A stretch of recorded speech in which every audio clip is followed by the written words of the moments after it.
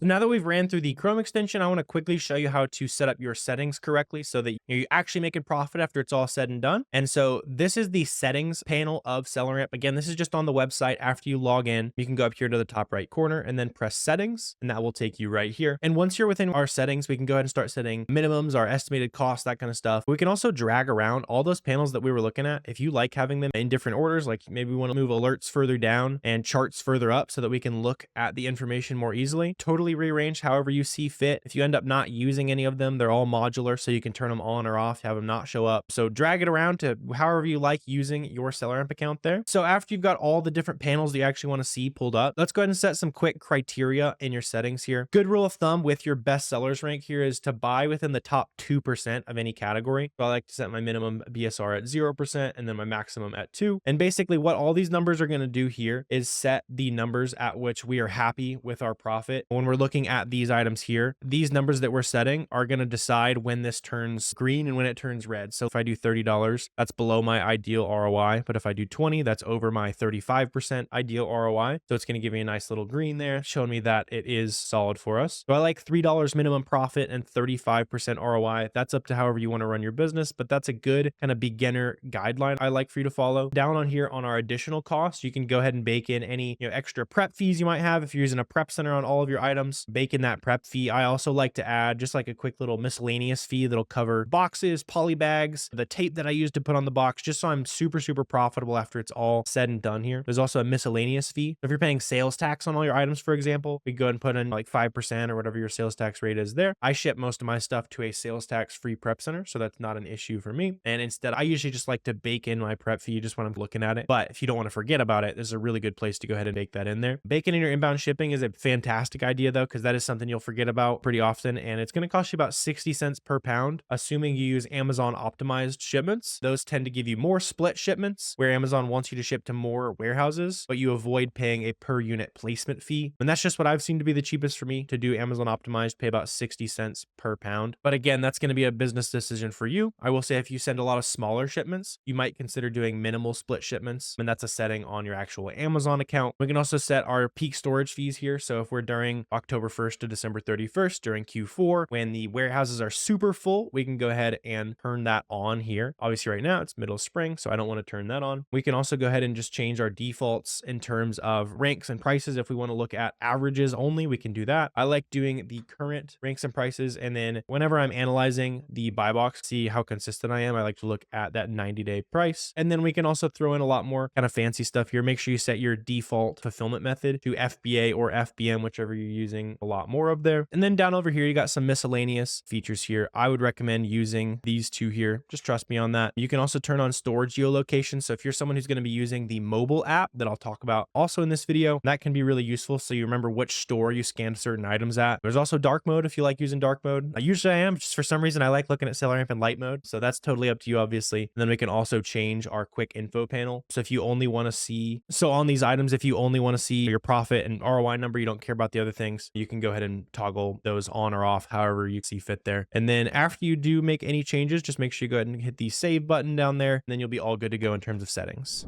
And so now we've talked about all the nitty gritty, we can get into the really fun stuff, which is product sourcing, which is obviously the most important part for your business. And that's where SellerAmp's really going to shine. And that's where we're going to be able to help you find a ton of winning products. So basically what you're looking for, especially as a new seller, keep it as simple as possible. Sell big name brand products that are already selling super well. Stuff like this, backpack right here that we were able to find on sale at Sierra. It's 30 bucks on sale right now. You can buy a whole bunch of them. And then that exact same bag on Amazon sells for $70. So we can quickly see if we are paying $30 for that item, on Amazon, we are going to be able to make about a $21 profit selling it. And so now that we have this information in mind, we can use this to find a lot more winning products, right? Based on the fact that this item was sourced from a random website, nothing fancy about it. We didn't have to call a supplier, make a new product, that kind of thing. It's reasonable that the other sellers on this listing are doing the exact same thing, and we can probably figure out where they're getting some of their other products from. And so as we're looking at this person's storefront, I know we talked about this a little bit earlier, but this is where we can really start making some money and learning new brands. So I've never seen a couple of these brands, and it seems like this seller really focuses on like the outdoor category. So storefront stalking is the easiest way to learn new brands and learn the products in those brands that might be worth selling. And so let's just go ahead and filter down. So this Opinel brand right here, never heard of it, but let me show you how we can use SellerAmp to potentially source it. So as we're mousing through these items, we can see a lot of information about these products. There's a little bit of data error or something like that going on there, but something like this, we can see the entire price history of the item. We can see the sales rank on the item. And this kind of helps us quickly eyeball whether or not it's worth jumping into an item, trying to see if we can find it profitably. For example, something like this, where the price has been shooting down over time, that orange line is showing us the price. We might want to avoid buying products like that, where the price is massively shooting down over time. But stuff like this, where the price is staying relatively stable, we can go ahead and hit the Google button here, and we can see what is a reasonable price for us to buy these items at, right? So these are like 12 bucks right there. We could have it right there for 11. And the nice part about this is this max cost option right here. This will show you the price that we're trying to buy it for or less to make our ideal profit. So as I'm Googling these items, I'm trying to find this particular knife on sale with a coupon, whatever I can do to get it for under $9. That is my goal here. This one right here is 15 bucks over here. We can see if this is the same item. Yeah, it looks pretty similar to me. We can see like something like this is 11. So this is where we start getting into the nitty gritty of product research. I have hours and hours of showing you like tactical information to find winning items. On this example, since we're close price wise, I probably start checking for a free coupon code on extension like Capital One Shopping here. So maybe we can get a 20% off code or 15% off code, something that makes this item profitable for us. And this is like the best way to learn the products that you would want to sell in certain brands without having to just automatically know what already sells, right? These sellers have already done the work of figuring out what we could sell on our store. Now we just have to be the ones to go out and actually find it. So again, we could just quickly start Googling a lot of these items, and the more items you Google, obviously the more items you're going to find. But what you're really trying to develop over time is the ability to just like eyeball these items here and know whether or not that max cost option is a reasonable price for you. And the only way you can figure that out is looking up as many items as possible, learning all the websites that sell a certain brand, finding the coupons there, and really just diving deep. So this part of the process is not easy. If anyone's telling you that selling on Amazon is easy, please run far away. Easy? No. Profitable? Worth it? Absolutely. That's kind of something that I want to be in, that type of business. Hopefully you do too. But this process of reverse sourcing, especially as a new seller, can be time consuming. A lot of new sellers throw in the towel, and that's why it's so profitable for us who stick around and keep selling on Amazon. So now you officially understand how to use SellerAmp for your Amazon business. If anything was confusing, again, drop a question down below. I'll go ahead and answer that for you right now. And since SellerAmp is the first half of the software that you need to understand before you can start really effectively finding products, let's go ahead and jump into the second half and talk about how to use Keepa.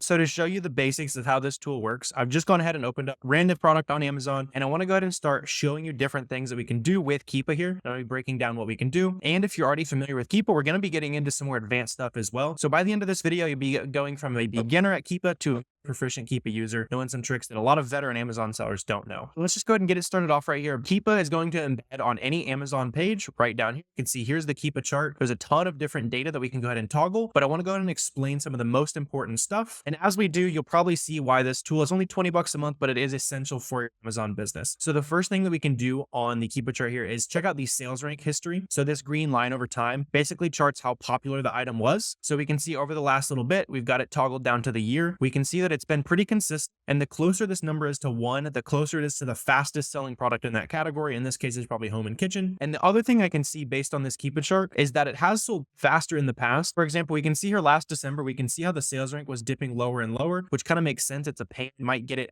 as a Christmas gift or something like that. And as we went further into the season, now it's a more standard sales rank. It's been very consistent recently, but we might see it start to dip again. And that could be something you can keep your eye on as we are getting closer to Christmas while I'm filming this video. So you can be on the lookout for patterns like that. The next thing that's really important on these charts here is the buy box line. This is showing me the buy box price over time. The buy box, by the way, is this big button up here. Anytime you have bought products on Amazon as a customer, you've probably been aware of this, but you probably weren't aware of what it's called. This is the buy box. This is where a huge percentage of sales on Amazon goes through. You got to win the buy box to be making sales on Amazon. And so this is charting the buy box over time. And the reason why this is valuable is we can see, is my item more expensive than it usually is? Is it cheaper than it usually is? And there's a lot of other data that we can infer based on how the buy box price is acting. So in this case, as I mouse along the buy box, I can see that back here in July, the item sold for 53 bucks. Recently, the item's been selling for about 50 bucks, but there's no real indicator that the price is going to keep dropping down. And we're going to look further into this chart and we'll be able to see how to predict the future based on what's going on here. But this is the buy box line. You can also zoom this out to as long as the item has ever existed on Amazon. In this case, this particular pen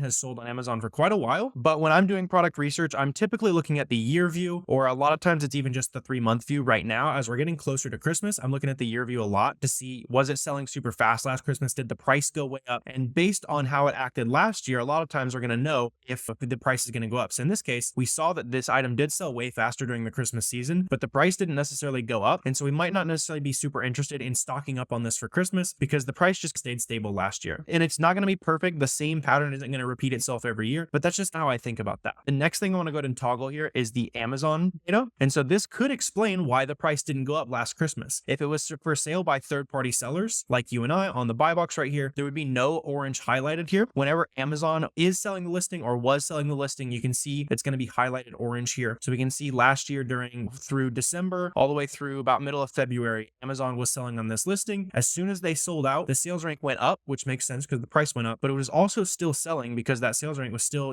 seeing some drops during this period, which shows me that people were still buying this item for $85, which is pretty cool. If you're able to come in here for whatever reason, everybody goes out of stock or something like that, we have proof that people are willing to $5 for this item. So the next thing I want to show you guys the difference between is the new price versus the buy box price. So what's interesting about Amazon is the lowest price isn't necessarily always going to be the one making sales. That's a super big misconception. In fact, you can make sales way above the least expensive options on these listings. As you can see right here, a seller has been on these recently for about $32.99. Imagine that this is a merchant fulfilled seller and they're charging shipping. Typically, you don't see this big of a difference between the new price being low and the buy box price where people are actually buying the item. So I bet this is like a merchant fulfilled seller. There's some shipping costs we're not thinking about or something like that. A lot of your items, pay attention to this new price and especially these FBA cones here. And I'm going to go ahead and turn off buy box to show you how this works. Basically, the FBA triangles right here, these are charting the FBA prices over time. And we can also toggle the FBM prices over time. So we can see here when we toggle that on, the FBA prices, that's when we're shipping it to Amazon's warehouse. They sent it to the customer for us. And the FBM options fulfilled by merchant, that's shipping it straight to the customer ourselves. They're pretty much equal in terms of what that final price is. So when that new price was lowered down there at $33 or so, really it's getting an addition from shipping. Hopefully that makes a little bit of sense.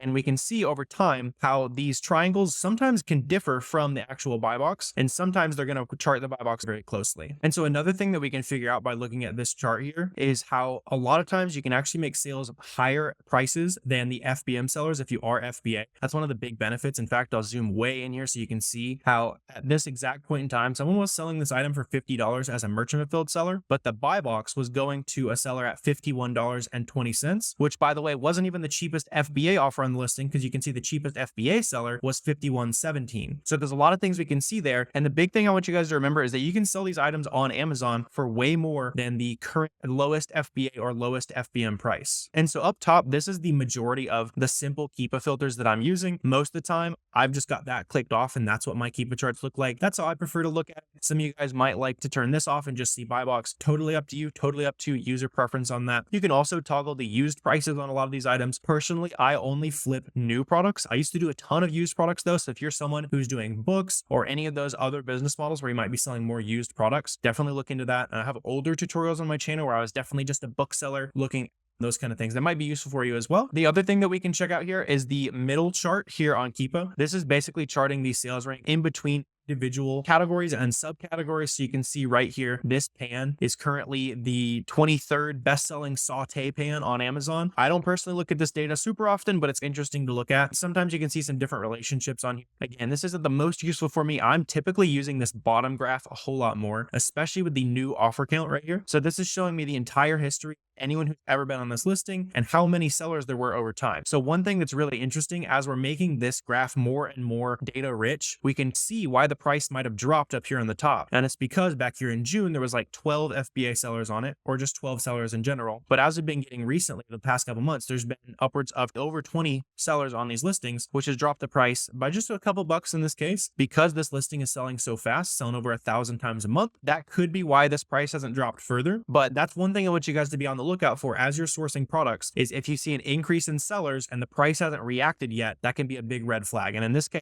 the main reason why the price has not dropped further is because this product is selling so fast. You're selling over 1,000 times a month. So that's one thing to look out for on the new offer count down here. And you can also toggle used if you're into selling used items. And then I'm also a big fan of using the review count graph down here. Sometimes these can get a little bit glitchy, especially with products that maybe had a variation or something like that. We'll get into that. Seeing sales between products that have variations is another big one. So like we can just zoom out here and we can see how fast that this item is actually gaining reviews, right? And the faster an item is gaining reviews, it's pretty reasonable to assume that it's actually gaining sales. So if you see a lot of action on that review count chart, you know that your product is selling. So in this case here, I'm moused over February. We can see that there was about 2,500 reviews on this listing. And now that we're in October, there's over 2,600 reviews. This is also especially useful over a smaller time horizon. So I've gone ahead and toggled the month time horizon here. And so we've gone from about 2,617 reviews to 2,631 reviews. And the review rate on Amazon is super, super low. It's a couple percentage points, sometimes even lower than 1%. And so if this item has gained 15 to 20 reviews over the last month, you multiply that by at least 50 to 100 based on the fact that a very small percentage of people are reviewing these items. Again, that's another justification that this item is definitely selling. And I like to use that on listings where I can't tell if the item's really selling.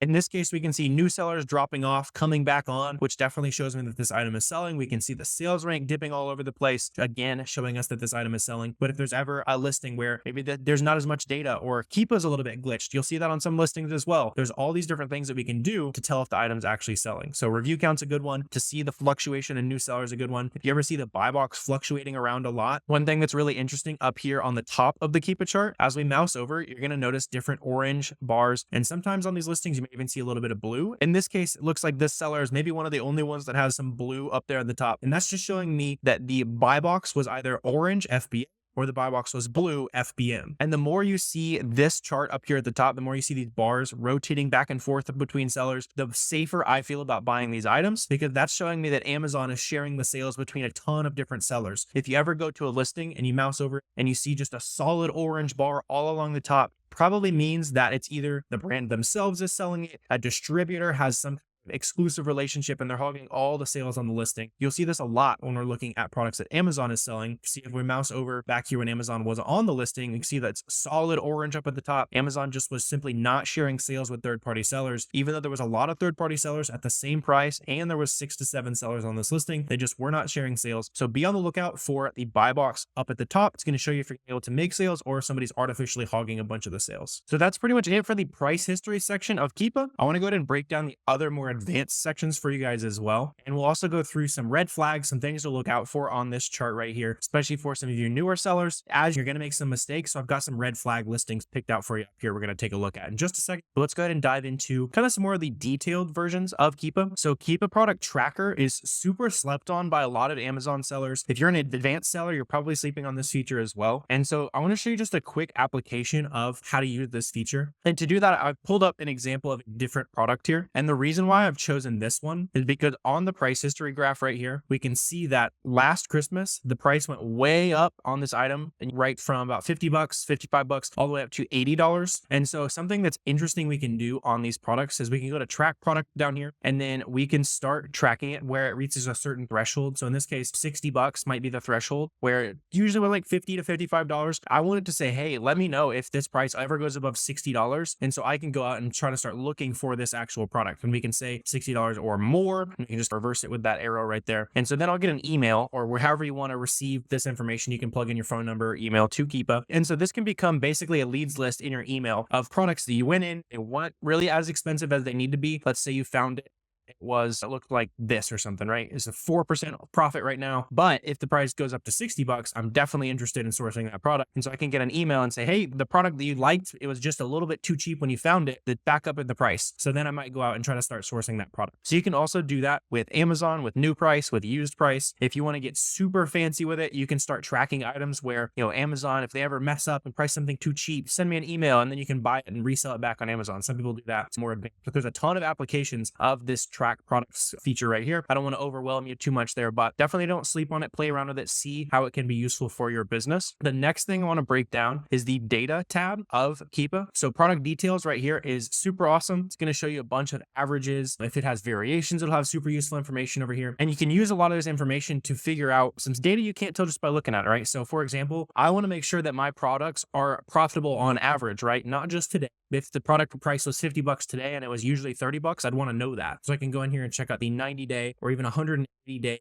average buy box price. And I can say, hey, I found this item for 20 bucks and on average it's 53 bucks. That looks pretty good. I've got a profit on average and I'm looking pretty good. You can also see a lot more data like how many days Amazon's out of stock. You can see the average prices by fulfillment methods. You can see the average number of new offers over the last period. So for example, what I'm noticing here is on average, there's about 19 or 20 sellers on this listing. Right now, there's only 16 sellers though. So this listing is a little bit less competitive than it usually is on average. So there's a lot of kind of insights you can get based on this chart right here. The data offers tab is also extremely useful. I'll typically use a combination of the offers tab combined with the price history and my seller estimates to figure out how much I really want to buy. So for example, I can go to data, offers, and then I always include historical so I can see anyone who used to sell this product. And we can start filtering by sold, so we can see who's sold the most of this in general, who's selling the most of this over the last 30 days. And in this case, we can see exactly how fast the seller is selling out of their inventory, which is very powerful. And you should definitely play around with the Keepa offers tab here. So for example, on the offers tab right here, if you're ever unsure if you can charge a certain price, if people are actually willing to pay that price. So right here, let's say $51.49. You're not sure if customers are actually willing to pay $51.49. So we can go in here and see September 23rd is when he changed his price. And September 23rd right there, he had about 250 in stock. And now about a week later, he's got about 185 in stock, right? And they haven't changed the price. They haven't done anything different besides lower their price. Initially, they were at about 80 bucks and now they just wanted to lower it back down. And then they started making really rapid sales. So you can see and justify right away what price people are actually willing to pay for this product and what price people are not willing to pay for this product. And it gets super, super powerful. You can zoom out to even the all-time view, 365 days. So if you're ever unsure, maybe the product used to sell, it hasn't sold a long time, you're not sure what people would be willing to pay for the product, the data offers tab is going to be super useful for you. The next tab I want to show you is the buy box statistics right here. Again, buy box is just this button right here. And it's basically charting over the last 30 days, 90 days, 365 days even, who is winning the buy box the most, right? So on a listing like this over the last 90 days, Park Slope Outlet right here, they are winning the buy box the most, followed by this seller right here.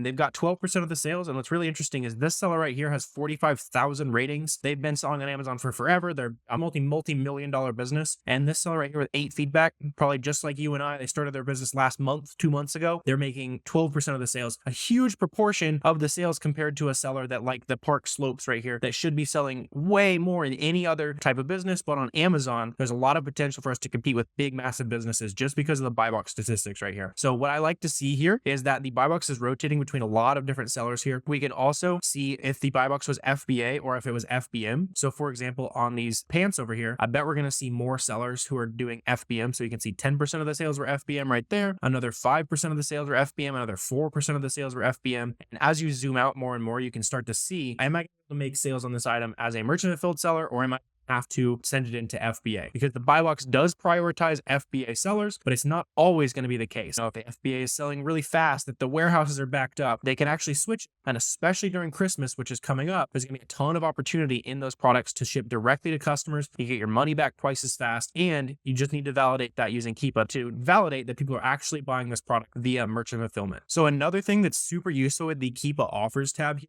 is if you ever want to figure out who the real Amazon sellers are, who is first to the party, if you want to reverse source some very strong sellers, so you're looking through what they're selling to figure out what you can sell on your store, hopefully understand what reverse sourcing is. It's probably the best way to find your first products if you have not already looked into that though, so I'll put you on that. But the reason why I bring that up is because we can filter this listing, for example, down to who was the very first seller on this listing. And so in this case, we can see that the first seller, whoever was on this listing, was 81 months ago. There's not a lot to go off of on this example here, but on newer listings, so if we go to data offers on like these pants, for example, I bet we're going to be able to go to first seen, and then we can see that it's not really that long.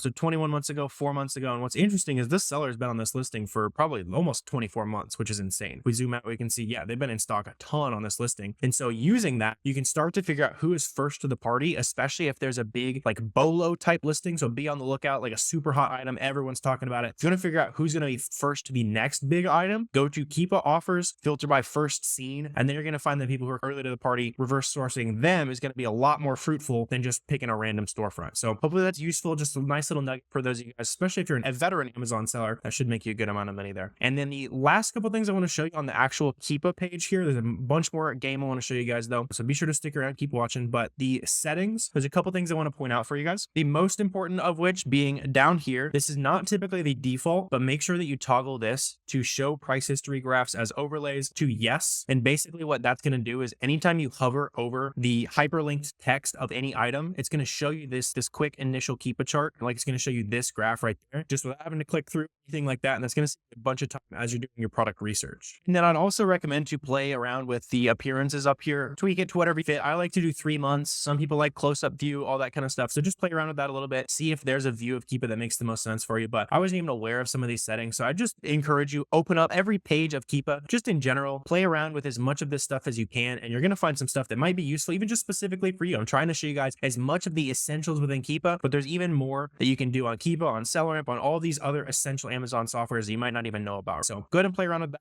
With that in mind, I want to start showing you guys some things to be on the lookout for, right? So I went ahead and pulled up this example listing here, these Vicks vaporizers. And so at the beginning of this video, I was saying that a lot of beginner Amazon sellers fail because they don't understand the basics, right? And so this is one of the things that I would consider the basics. As you're looking through these products, I want to show you some traps that I found, and then one example profitable product, and we'll break it down why it's profitable, why it's not too bad of a product to buy. So this one is a classic example. If you've ever bought a product and the price went down and the price tanked, and it's, man, I didn't make any money. I made 5% ROI. I lost $1 on my products. It's probably because you weren't aware of the competition, right? So in this example, we found this product profitably pretty recently at its current price, but with the current trajectory of this product, if you're thinking simple economics, right? So we can see down here on the bottom, and this is our new seller graph. So we can see here in September 9th, about a month and a half ago, we have about 2 sellers on this listing. And now, like I said, 6 weeks later, not even 6 weeks later, we have about 50 sellers on the listing, 46 sellers. So something's got to give, right? And we can see that the price is already dropping pretty quickly, but the more and more sellers hop on this listing, the more and more the price is going to go down. And so if you ever see a Keepa pattern like this, where even if you can buy it today for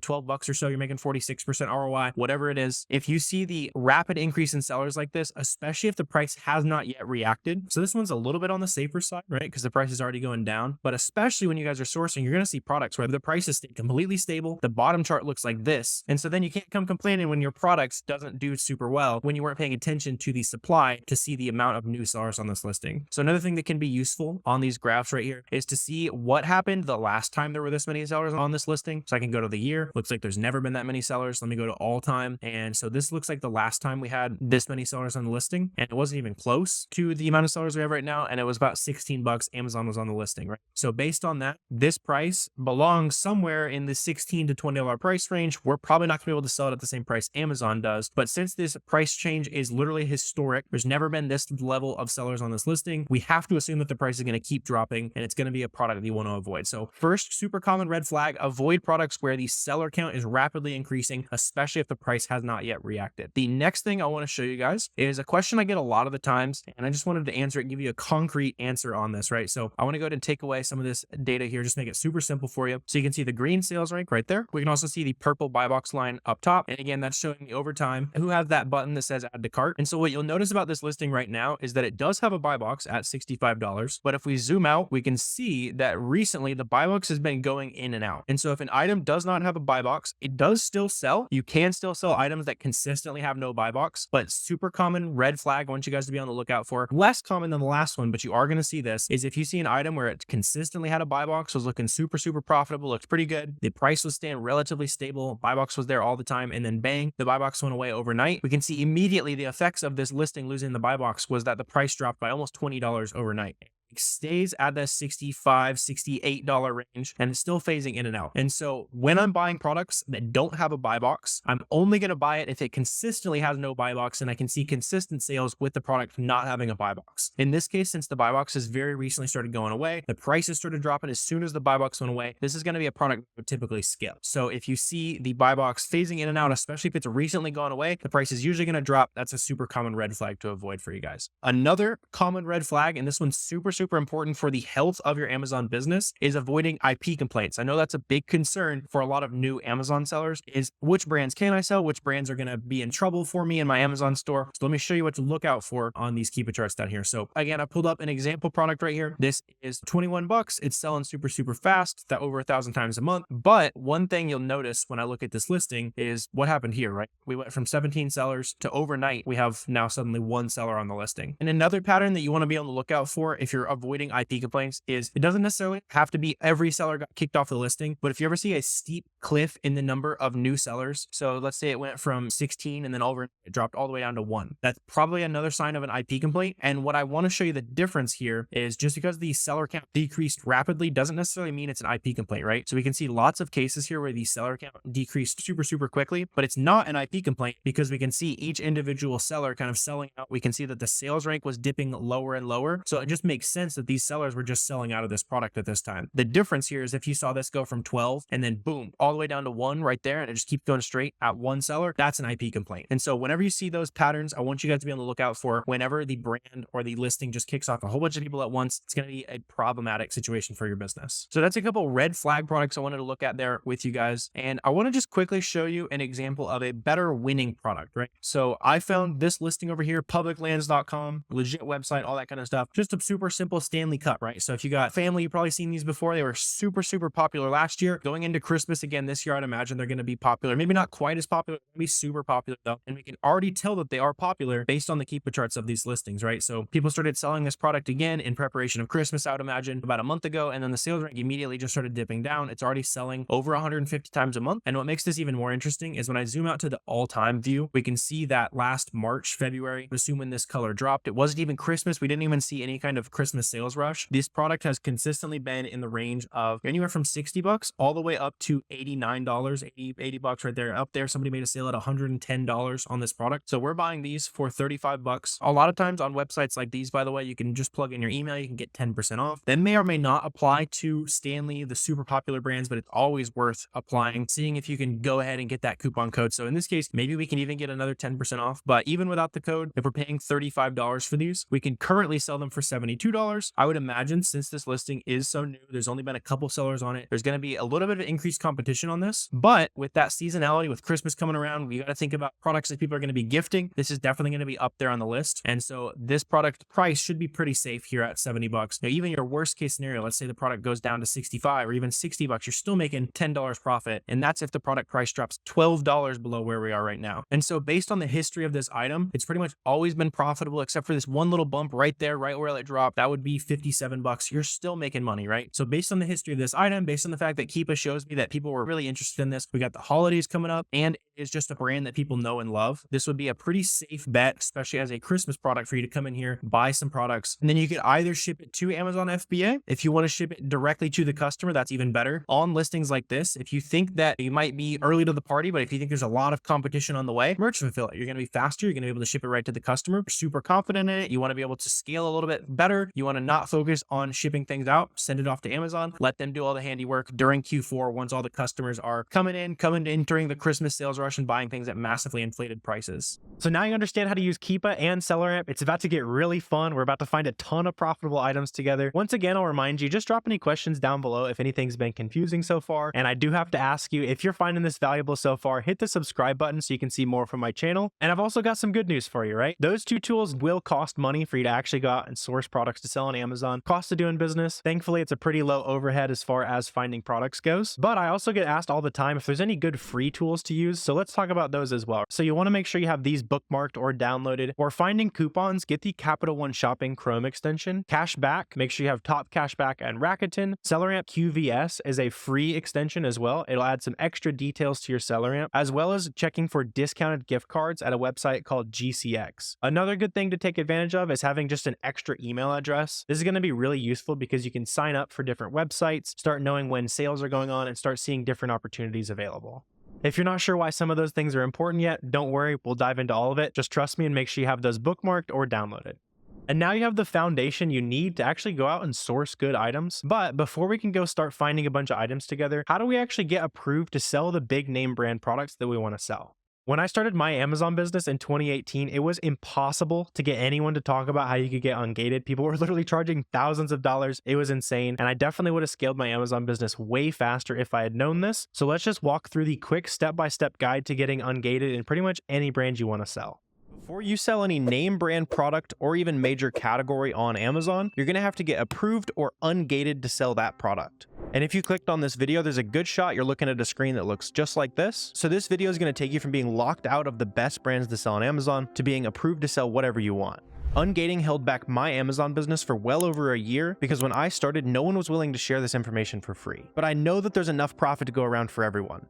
So let's just go ahead and jump into the step-by-step process here. The obvious step is to make sure that you do have an Amazon seller account. And when you try to list an item, it gives you this screen where it's asking you to provide invoices or even a letter authorizing you to sell this brand. Getting an invoice is by far the easiest way to do that. So what you want to do is go over to a wholesaler like Frontier Co-op. I'll also show you how you can get some auto-ungates and different suppliers, but Frontier Co-op Wholesale is the supplier that personally got me ungated in my very first brands. For example, Burt's Bees. If you want to sell Burt's Bees products, or if you want to sell makeup products, Burt's Bees is going to be under the health and household category, and it's also going to be Burt's Bees branded. So if you're a brand new Amazon seller, you're probably going to be gated in both of those things. So what you need to do is go to a wholesaler like Frontier Co-op. I found this example of an item. We can buy it for $1.82. And what Amazon is going to require is that we end up buying 10 units of this product. Because when we go check out this product on Amazon, I can see that there's several different listings for this item. So we would go ahead and pull up any of the listings that have that product on it. Go ahead and grab the ASIN from SellerAmp or just grab the ASIN from the URL up there. And then when you're on Seller Central, you're going to go click the sandwich menu in the top left. You're going to click Catalog, Add Products, and that'll take you to this screen right here where you would then paste that ASIN that you just grabbed from the Amazon page. Go ahead and click Search. Go ahead and select a condition. In this case, we want to sell new Burt's Bees products. And for me, I'm already ungated, so it's asking me to sell this product. But since you're probably gated, it's going to say Apply to Sell. So on this tab, you're going to select that you have a purchase invoice. You're going to select all these checkboxes here. And then when you're shopping at a wholesaler, Frontier Co-op, you're going to want to make sure that your invoice is formatted to have a couple specific things on it. This invoice will have some blurring on it. Obviously, it's my personal information, but the biggest thing that you need to make sure is on your invoice is number one, the order date. Number two, you need to have your shipping information or billing information, and that information needs to match what it says on your Amazon seller account, from the business name to the address,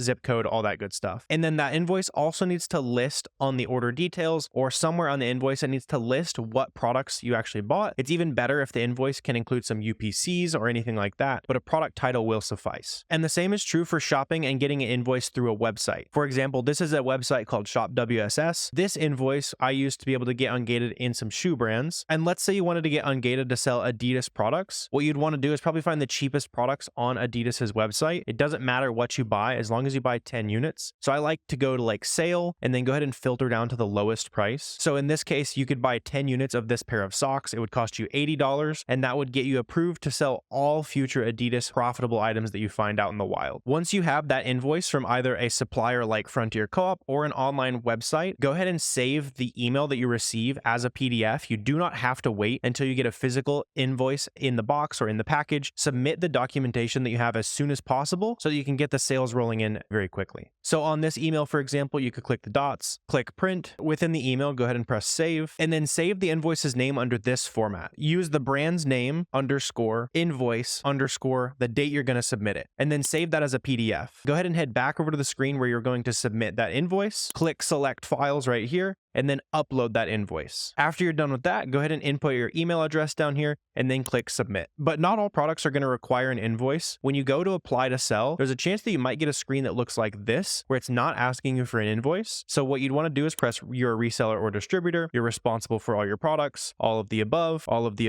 and then you're just agreeing that you're not going to sell counterfeit products. Again, go ahead and input your email address there, go ahead and press submit, and then you can see in this case, we automatically got approved to sell this brand. And you'd honestly be shocked how many brands are like this where you can get automatically approved to sell them. So I made you a list of over 1,800 brands, including the ASINs that you can try and go get ungated in those brands. And you'll be very surprised which major brands you can probably get auto-ungated using that process that I just showed you. If you want this list of over 1,800 ASINs and brands you can get ungated in, I'll leave the link down below. It's going to be inside of the Amazon Launchpad. Over here on our application where we had to submit documents and wait for Amazon to email us back, eventually you'll go ahead and get an email that looks like this. You can see this is when I got approved to sell Converse products on Amazon. You'll get an email that says, congrats, you got approved to sell it. Or you might get an email that says, we need more information. If you get an email like that's denying you to sell that brand, go ahead and retitle that invoice, change the date at the end of the PDF name, the formatting that we were talking about, and then go ahead and resubmit that invoice. And you can also attach any supplemental information that you might have, whether that be tracking numbers, additional invoices, anything you can do to prove to Amazon that you bought legitimate inventory from a legitimate website or supplier.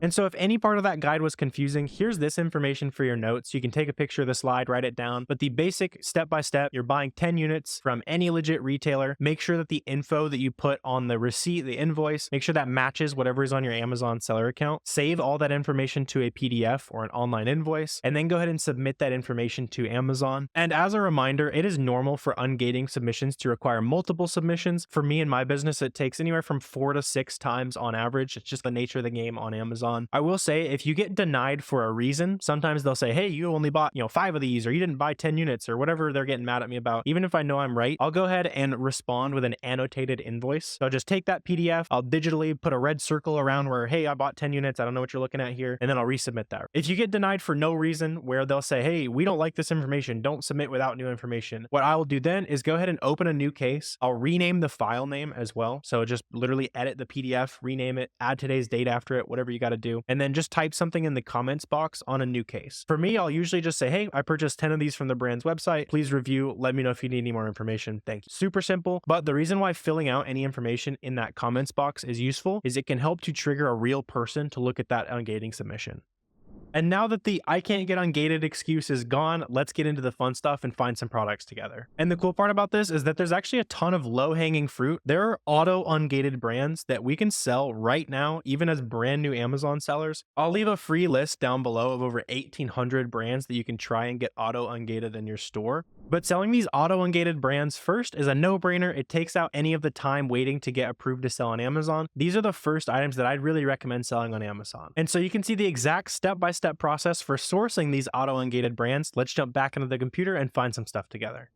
So to find some of these automatically ungated products, we just need a simple starting point. And for me, I like to start with brands like Athletic Works, Stafford, 32 Degrees. We're going to find some of these other automatically ungated products here today. Don't get too hung up on the starting point. We really just need any product in some of these brands that are automatically ungated that we're going to be looking at today. And then you can use that product to find as many profitable items as you want, because down here on SellerAmp, we can go down to the offers tab, and now we can see a ton of the other products that other sellers on this listing are also already listed basically. So since they've listed one of these automatically ungated brands, the chances that we're going to find another product in their storefront that's also automatically ungated is pretty high. And before we look into these storefronts, I just wanted to quickly show you how you can see if a brand is going to be automatically ungated for you. So for example, if I type in Athletic Works, which is an auto-ungated brand for most Amazon sellers, we can go right here. It'll say select a condition new. And then for you, if you haven't ever tried to ungate, it'll probably say apply to sell like this right down here does. But when you press apply to sell, instead of taking you to an ungating application like this one did, where it says, hey, you need to submit an invoice, we totally could submit this invoice and buy 10 units from Walmart, Target, wherever we need to. We can get ungated that way fairly easily. Just takes a couple extra steps, right? If we go on here to one of these auto ungated brands and say apply to sell, a lot of times it'll instantly approve us and it'll say, congratulations, you can sell this brand. And so if any of those brands do that, those are going to be some good starting points for you to get going right away on your business. So with that in mind, let's jump into some of these other storefronts here and we'll see if we can find some of these other auto ungated products, right? So I'm looking at these brands up here. Again, if you don't know what is and isn't auto ungated, you just start plugging these brands into Amazon Seller Central. If you do find some good products, don't let that stop you from buying it and then using that invoice to get ungated. I want to stress that it's not as complicated as a lot of people think it is, but it is good to just get the ball rolling with some of these auto ungates. So I know Carter's isn't an auto ungate. Red Wing could be. I know I've sold some of that and I don't remember having to submit an invoice there. So we can check this out. So let's see. So on these products, I'm looking at this max cost right here and asking myself if I think I can buy it for that max cost basically. So in this, I need to buy these for $5.20. It looks like a lot of the initial search results here are pulling at $8 or $7. Maybe we can find a coupon there, but just for the sake of the video, I'll probably keep rolling on here. So I'm going to open up another storefront, right? Because this seller was only selling a couple brands here. Again, see what you can and can't get automatically ungated to sell. And so a really good place to start when you're looking through here is just seeing what the top brands they sell are. So I know most of these top ones are not going to be automatically ungated. Goodfellow and Company is actually a Target brand. So a lot of these could be profitable. So I'll probably filter down to these and we can see if we can find some profit. So basically right here, I'm going to just see if I can buy any of these for the max cost. And since it's a Target brand, at the very least, it's going to be easy to ungate because we can just buy from Target and submit that. And this could actually be a decent example, right? So this is 17 bucks. See, it's got a good history of being pretty consistent on that pricing there as well. But yeah, let's just do a quick check here and let's see. So see all options, or I guess we need to see what size was this here. So it's like the short t-shirt right there. Go ahead and pop this open and see what size this one actually is. So this one is going to be the size medium. Just make sure we got the mediums in stock there. Mediums right there. Okay, cool. So these are available for shipping. These are 17 bucks right there. So yeah, since our max cost is 17 bucks, these are going to be a profitable item. You can see if this is an auto ungate for you. If not, like I said, it's going to be an easy ungate. Let's see. They've also got some Athletic Works, which I know is auto ungated. I think that's the item we came from though, so I probably won't dig too deep on that. Dr. Brown's, a lot of times like baby products and that kind of stuff will require an ungate. Just out of curiosity, we can see if these are going to be profitable. Those are pretty close. It looks like 6-pack. Gotta buy them for $9, 11 bucks there, that kind of thing. So yeah, if any of these sites have like a coupon code we could activate, we might be able to make some money. Usually I'll use like the Capital One Shopping Chrome extension. I'm not seeing too much of there. I'm getting sidetracked too. I'm having too much fun sourcing. Gotta stick to some of these auto ungate brands here. So let's see, what other brands do these sellers carry? So this guy carries Stafford, which I know is an auto ungated brand. Again, I'm just helping you guys out, pointing out some of these auto ungate brands. If you don't know, just plug them into Seller Central. Let's see. So this is 33 bucks. If we can get this for 15, we're making some money. Let's see this right here. If we get for 17, we're making some money. So I'm going to pop these open as well. Okay, cool. So we got some of these t-shirts listed for, was it 22 bucks? We needed them for 16 or something. We might actually be able to make some profit on these still though. I'll show you guys a quick profit hack on these if so. Something like these V-necks we could check out as well. Perfect. So let's check this out. So $19.12 right there. These are 30 $37 on Amazon. Okay, so 19.12. Let's make sure they're the same. Yeah, so V-necks right there. Perfect. Yeah, so $19.12. And then this is where we're going to be able to use something called discounted gift cards to make these profitable. So from JCPenney, I can go to cardbear.com, which is like a website that shows me a bunch of places that I can buy discounted gift cards. And I'll show you what that means here. So right here, this is our highest discount marketplace of the day. We can get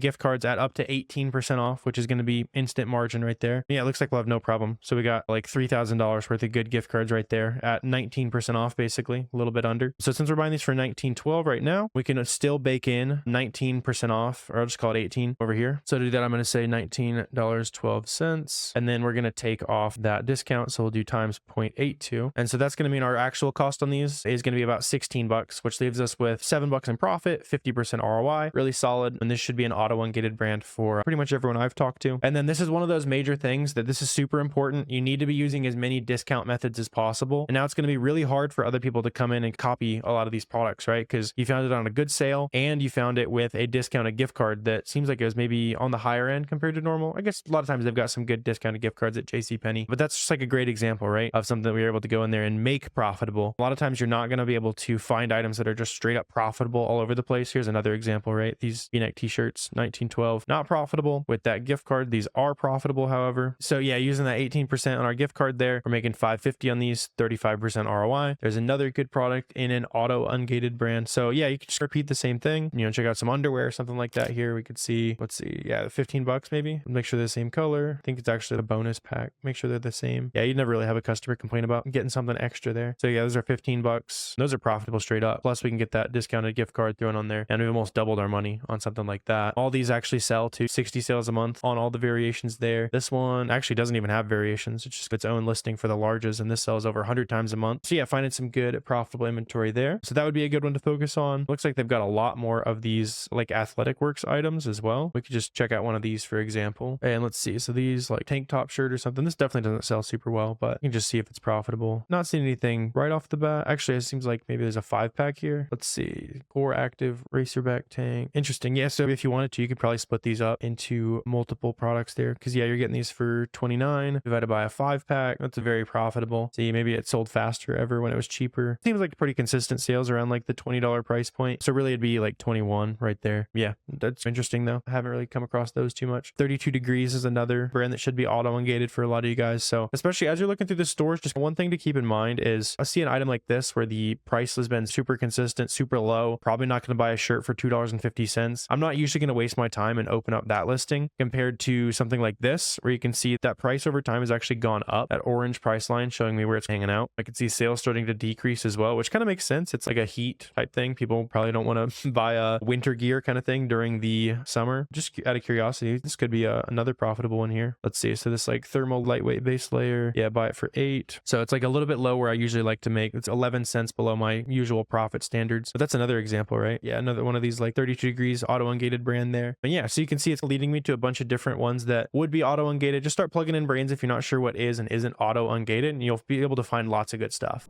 So now that we've done our first little bit of live sourcing together, once again, let me know if you have any questions about the process so far. But one other thing you want to keep in mind is you don't want to have to rely on auto-ungated brands forever, right? The nature of auto-ungated brands is that they have a low barrier to entry. So in the long run, you're going to be more profitable and you're going to find more success buying and selling things that are gated. Even though you might have to go through that process of getting ungated, let's go ahead and source some products that you can still get ungated in and has a little bit of a barrier to entry.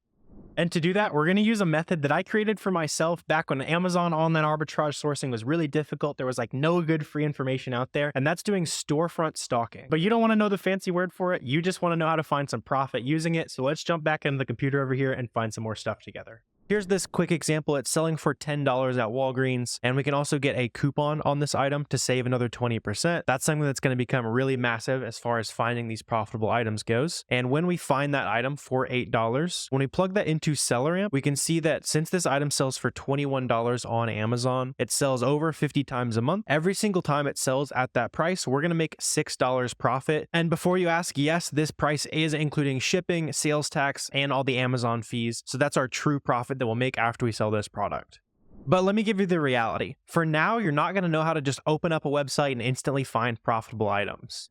So instead of clicking around on sites like this, what we can do instead is use this information when we have great sales, great coupons going on, and use that information in combination with the work that other people have already done. So let me explain what I mean by that. On this sale we got going on today, we know that there's a bunch of super cheap Nautica branded items. And then when I open up an Amazon listing of another third-party seller who's already making money selling these Nautica branded items, it's clear that when I scroll down here on SellerAmp and see who the other sellers are on this item, they've already done the research to figure out profitable items at a website that we know has cheap inventory today, right? So now we can draw a super simple line between the fact that this brand is cheap today. This Amazon seller has done a lot of work to find profitable items in this Nautica brand. By the way, I just randomly opened up a listing here. It doesn't really matter what product listing we open up, because what we're trying to really do is check out the storefront of one of these Amazon sellers who has already successfully sourced this product, right? So this is SellerAmp. This is the first paid product research tool that you'll need when it comes to selling on Amazon. And it looks like in this case, it seems like Nautica is their top brand, right? So they have over 170 products that they've already done the research on. And the chances that they've bought it on a really good sale from the brand website directly is going to be pretty high. So now I want to go ahead and just filter down specifically to this brand. And once I filter down to this, I'm going to be able to see lots of useful information about this item, right? So if you're brand new to Amazon, this might look a little bit confusing, but basically the problem that I'm trying to solve and the skill that you need to build as fast as possible is figuring out this max cost option right here. Which of these items can I buy for this max cost option after coupons, discounted gift cards, loyalty rewards programs, any possible way that we can make items cheaper? Which of these items do I think I can buy for this max cost option or less? And what this is showing me here is this is the maximum price that I can pay for an item for me to make my ideal profit, which in my case is about a 30% return on investment and a $3 minimum profit per sale. So with that in mind, and as a beginner Amazon seller, you're going to have to open up a lot of these products, right? So what that's going to look like is just going ahead and hitting this Google button right there. That's going to automatically take that product name and search it on Google for you. And so this is going to take us to that website we were just looking at, and hopefully we can find some profitable items here. And yeah, you can see, so we've got a nice coupon on this today, and it is $30, right? So this is literally the first item we're looking at here. And let me show you what I'm thinking about as I'm looking at this product. So this product is selling on Amazon right now for just over $43. And if I plug that in, I can see I'm paying $30 for this. I also have that 20% off coupon, so I can do times 0.80 if that's just like basic math there. So my total cost here is $24. I'm selling this for $43, and it sells over 100 times a month. The problem here is that the ROI isn't quite low enough for my standards, and so SellerAmp kind of has that highlighted in red, especially when it comes to items that have returns and any other kind of issues like that. It's important to make sure that I'm making enough profit to be worth the risk and all that good stuff. So on this, 15% ROI isn't quite worth it, but that does immediately show me, based on the fact that we looked at one item and we already could make some profit, it's just not quite enough profit. That tells me that it's a website sale that I should probably dig a lot deeper into. So I'm going to go a little bit faster. I just want to explain the basics here, and hopefully we can find a nice profitable item here in a couple items. And by the way, one other useful thing that I'm looking at as we're scrolling through here is this chart right here that SellerAmp embeds for us. This is basically showing me the price and how fast that this item is selling over time. And let's just go ahead and open up this item right here, because I am curious. They could be able to make some profit on this. And I also want to quickly explain how the Keepa chart, that's the second product research tool that you'll need, that's right down here. This is showing me what price it's been over every single second that this product has been listed on Amazon, who's making the sales, how fast it's selling. So for example, this green sales rank line, the closer it is to the #1 best-selling product in that category. So I can see for some reason in the middle of October, it started selling a little bit slower. Here recently, it started selling way faster, right? Which maybe it makes sense. It's like a long sleeve thing. It's as it gets colder, it makes sense that people would start buying more button-down shirts and all that good stuff. And then let's just go ahead and compare this back to the website again. So it seems like a lot of these are $30. Yeah, so these are running at $30 again. And then after that 20% coupon, we're going to be paying $24. So we're getting closer, right? We're at 20% ROI right there. We're making $5 profit. I also like to zoom in to that Keepa chart a little bit. And in this case, it does look like, so today the price is $46. Like I was saying, you can see exactly what prices people are paying for this over time. And I can see that there are several sales happening on this item at like 45, 46. Let's see. It's very short of that 30% return on investment that I like to look for. But again, we're getting really close to something. And this is where, especially when it comes to clothes and other items like that, this is where looking at similar opportunity is going to come into play. So for example, on the Keepa chart, I can go ahead and press variations right there. And then I also want to go ahead and sort by the current buy box price. So the current price that it's actually selling at. And I just want to sort basically high to low. And on this item, let me see what price we need to be selling these for. $50, maybe even 48 for it to meet our ideal profit standards. And this seems pretty promising because I see lots of different versions of this button up right here that is selling for more than $48. And so hopefully we can find profitable items item here. So let's go ahead and see. So a lot of these are striped tan, French blue. I just want to see if we have any of those colors over here on that listing as well. So evergreen, azure, plum. Okay, so not seeing that there. Let me see if sometimes it might also be on just like a different listing that pops up as well. So bright white here. Do we have some bright white? Okay, so I'm not seeing anything specifically called bright white, but I do see that on this website. So you see I have these navy right here. Really quick, useful thing to do is in here on the chart right here, you can basically filter down to whatever sizes you want. So I know that we have this navy color and I want to go ahead and filter down and see what's the most expensive version of that navy color. And in this case, it seems like the current buy box is at 46 bucks. So the most expensive version is that one that we went through. Hopefully that makes sense. You can see how that buy box price line has basically changed over time. I'm also curious, you can see like last December, it's probably maybe a holiday gift type item. The price was way higher too. So not be shocked if you can buy this and sell a good amount of them for a profit. Right now, it's like literally 0.2% lower than the typical ROI I like to look for. Honestly, I'd probably go ahead and pick up some of these right here. Maybe a conservative 10 right here, call it $7 a unit in profit. So right away there, even though the ROI is like just shy where I like to look for, I'm still going to go ahead and call that 70 bucks in profit. Let's just go ahead and see based on any of these other types of clothing here. We can see if there's any other opportunity going on. So I see there's more of these like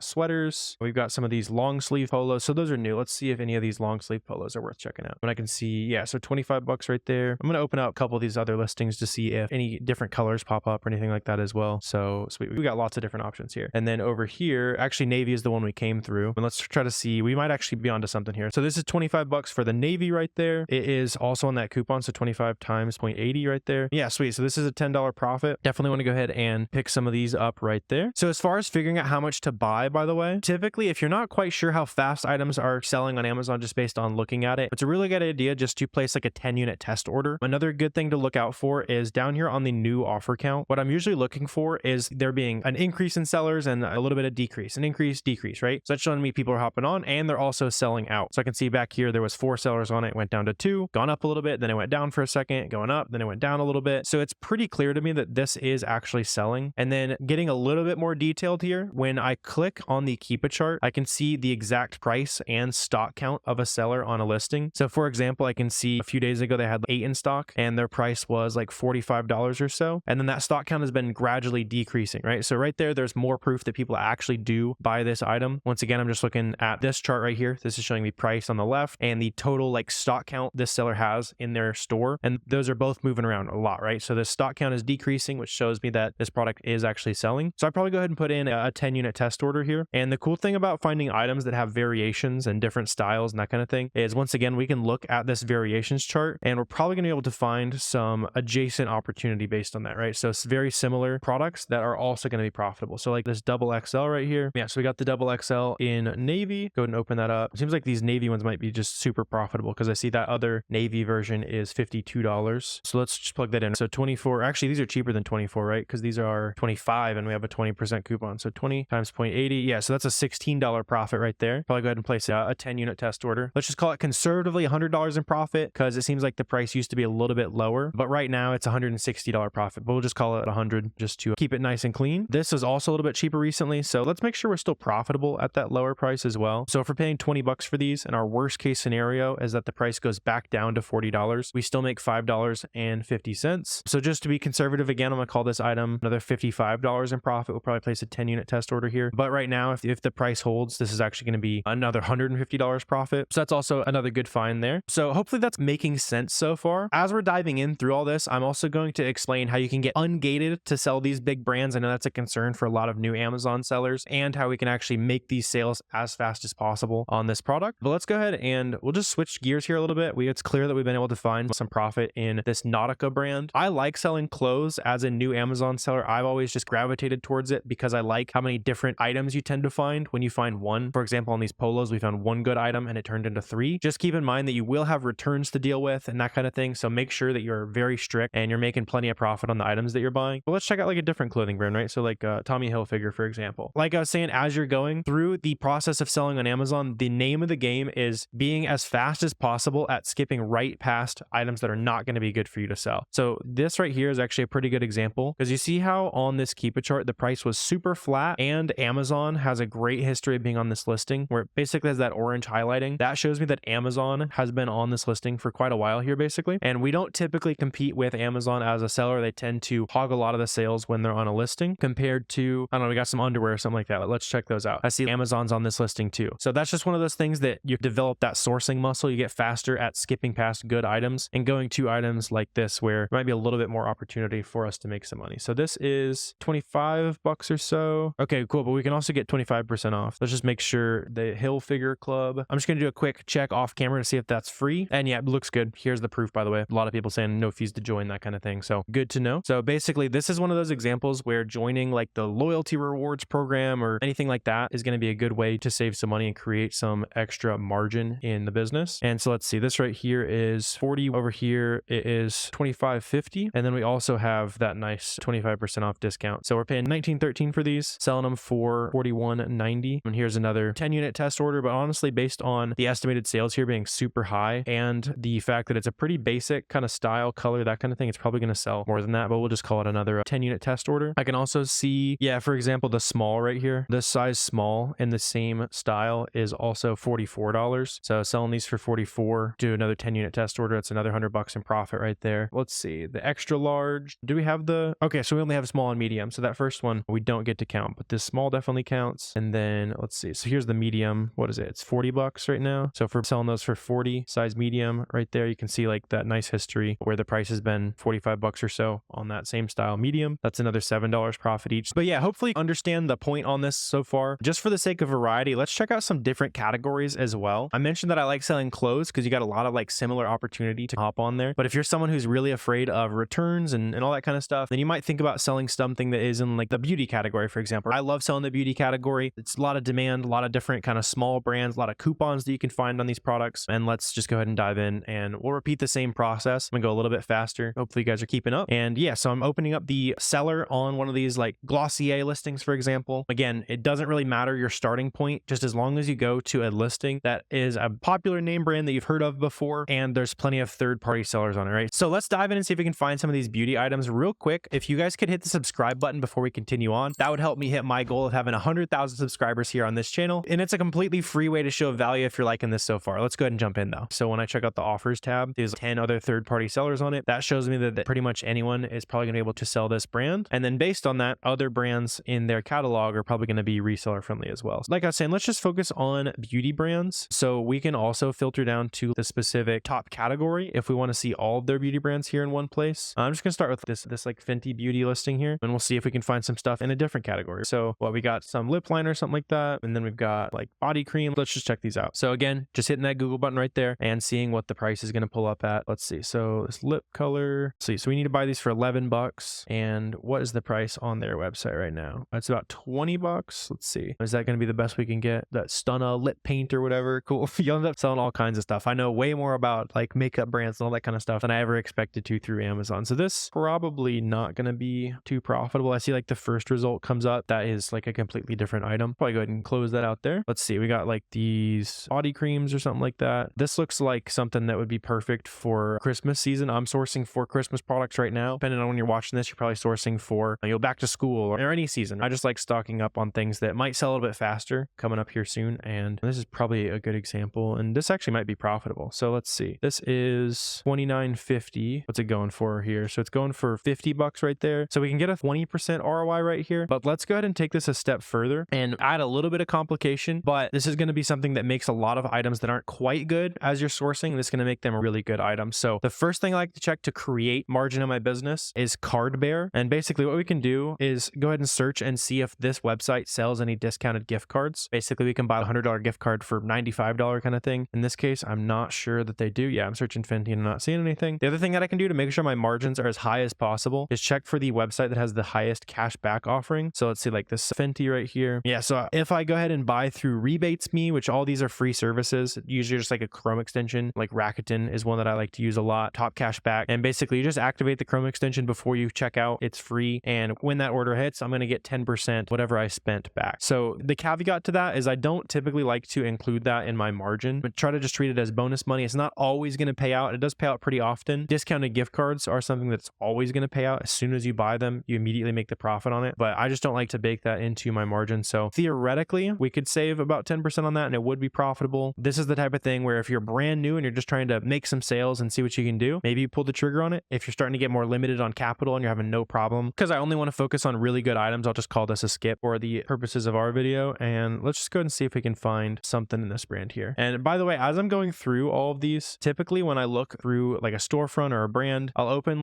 10 to 15 products. And if I'm not seeing anything like even close to profitable, then usually I keep moving on. This, for example, this right here was really close. So I'd probably go ahead and keep checking more into this sale that's going on basically. This could be a good reason why actually. Let's see. So we got these like instant filter, or I guess that's probably like the mini. And this is probably like the full version if I had to guess. I bet the mini, yeah, we got like a 1 ounce right there. Let's just go ahead and make sure. Actually, those are both pulling the same things up. So yeah, standard right there is 2160. So 2160. Let's see. It was a little bit more expensive recently. So this would be something, another really good idea. Another thing you want to take advantage of in SellerAmp specifically is go ahead and set up a custom Google Sheet. So you can configure these in your settings, that kind of thing. But a really good idea is to have a list of items that you're sourcing in the middle of summer and you see a good Christmas item. You don't want to forget about things, or especially in this case where it's almost profitable, it's just not quite worth pulling the trigger on. You can go ahead and hit almost good there. And then that's going to automatically send that information about that product to our Google Sheet basically. So a little bit more complicated, trying to show you guys a little bit of sauce here. And so you can see like this right here, we probably need like another 10% additional. And then yeah, I would go ahead and take this link right there, slap it in there. And then this is also really good if you're ever like running out of ideas, you're not sure where to source for the day. Super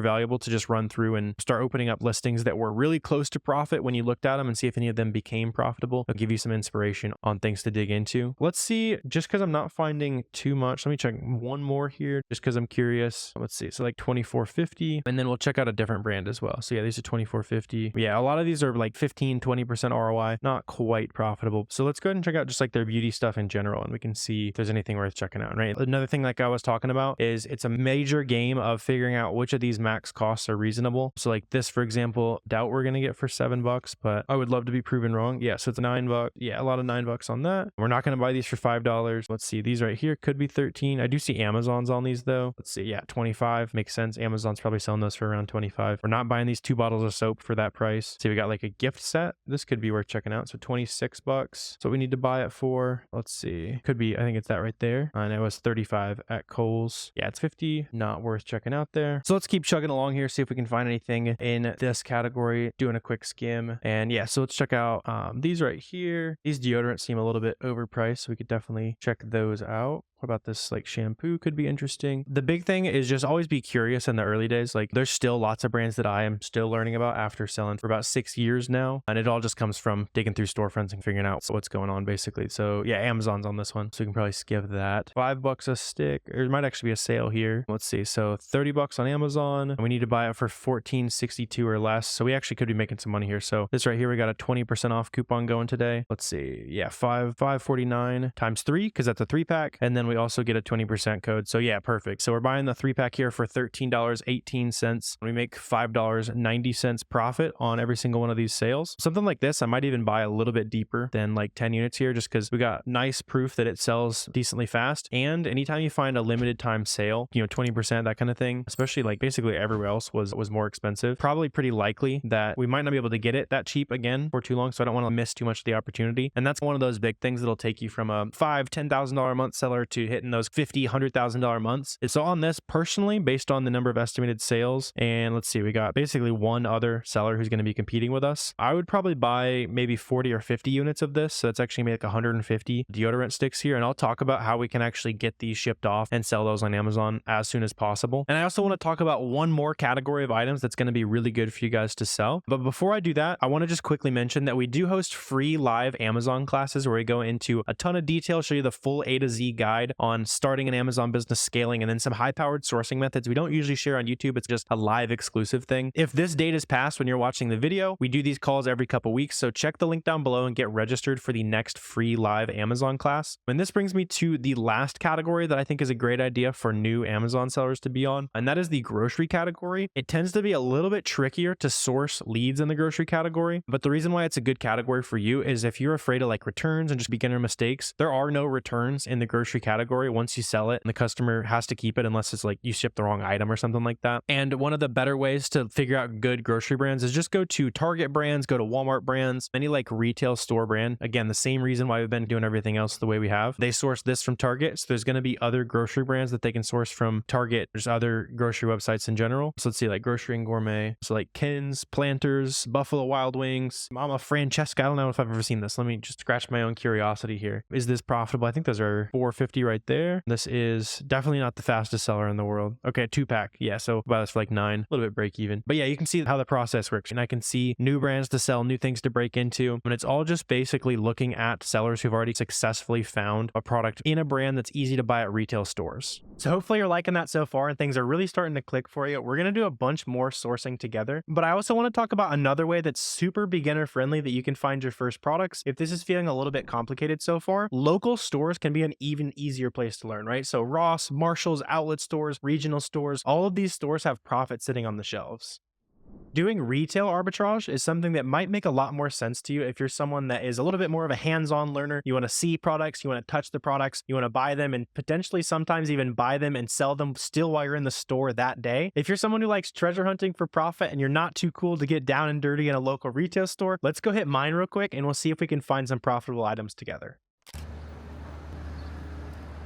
All right, so the first item I wanted to check out here was in the office supplies section. I whipped out the SellerAmp app here. It was on clearance for $7, and let's dive into the data here so we can see if it's a good item. So this is the data that SellerAmp showed me here. I want to talk a little bit about what we're looking for on these products. Obviously, we want to make a profit, right? So the first thing I'm always going to do is check the sale price that pulls up. In this case, these are actually selling for $30 right now, which I thought was crazy, but people pay some insane prices for stuff on Amazon, and then that clearance sticker had them for $7. One really important metric is the BSR on an item. So that 1,000 bestsellers rank basically means that this is the top 1,000 best-selling arts crafts item on Amazon basically. And then SellerAmp also tells me the estimated sales for this item. So in this case, all of the variations of this product sell over 2,000 times a month. Since there's only one on the shelf, I wish there was a lot more of these, but I don't think we're gonna have any problem selling this. So there's $14 profit.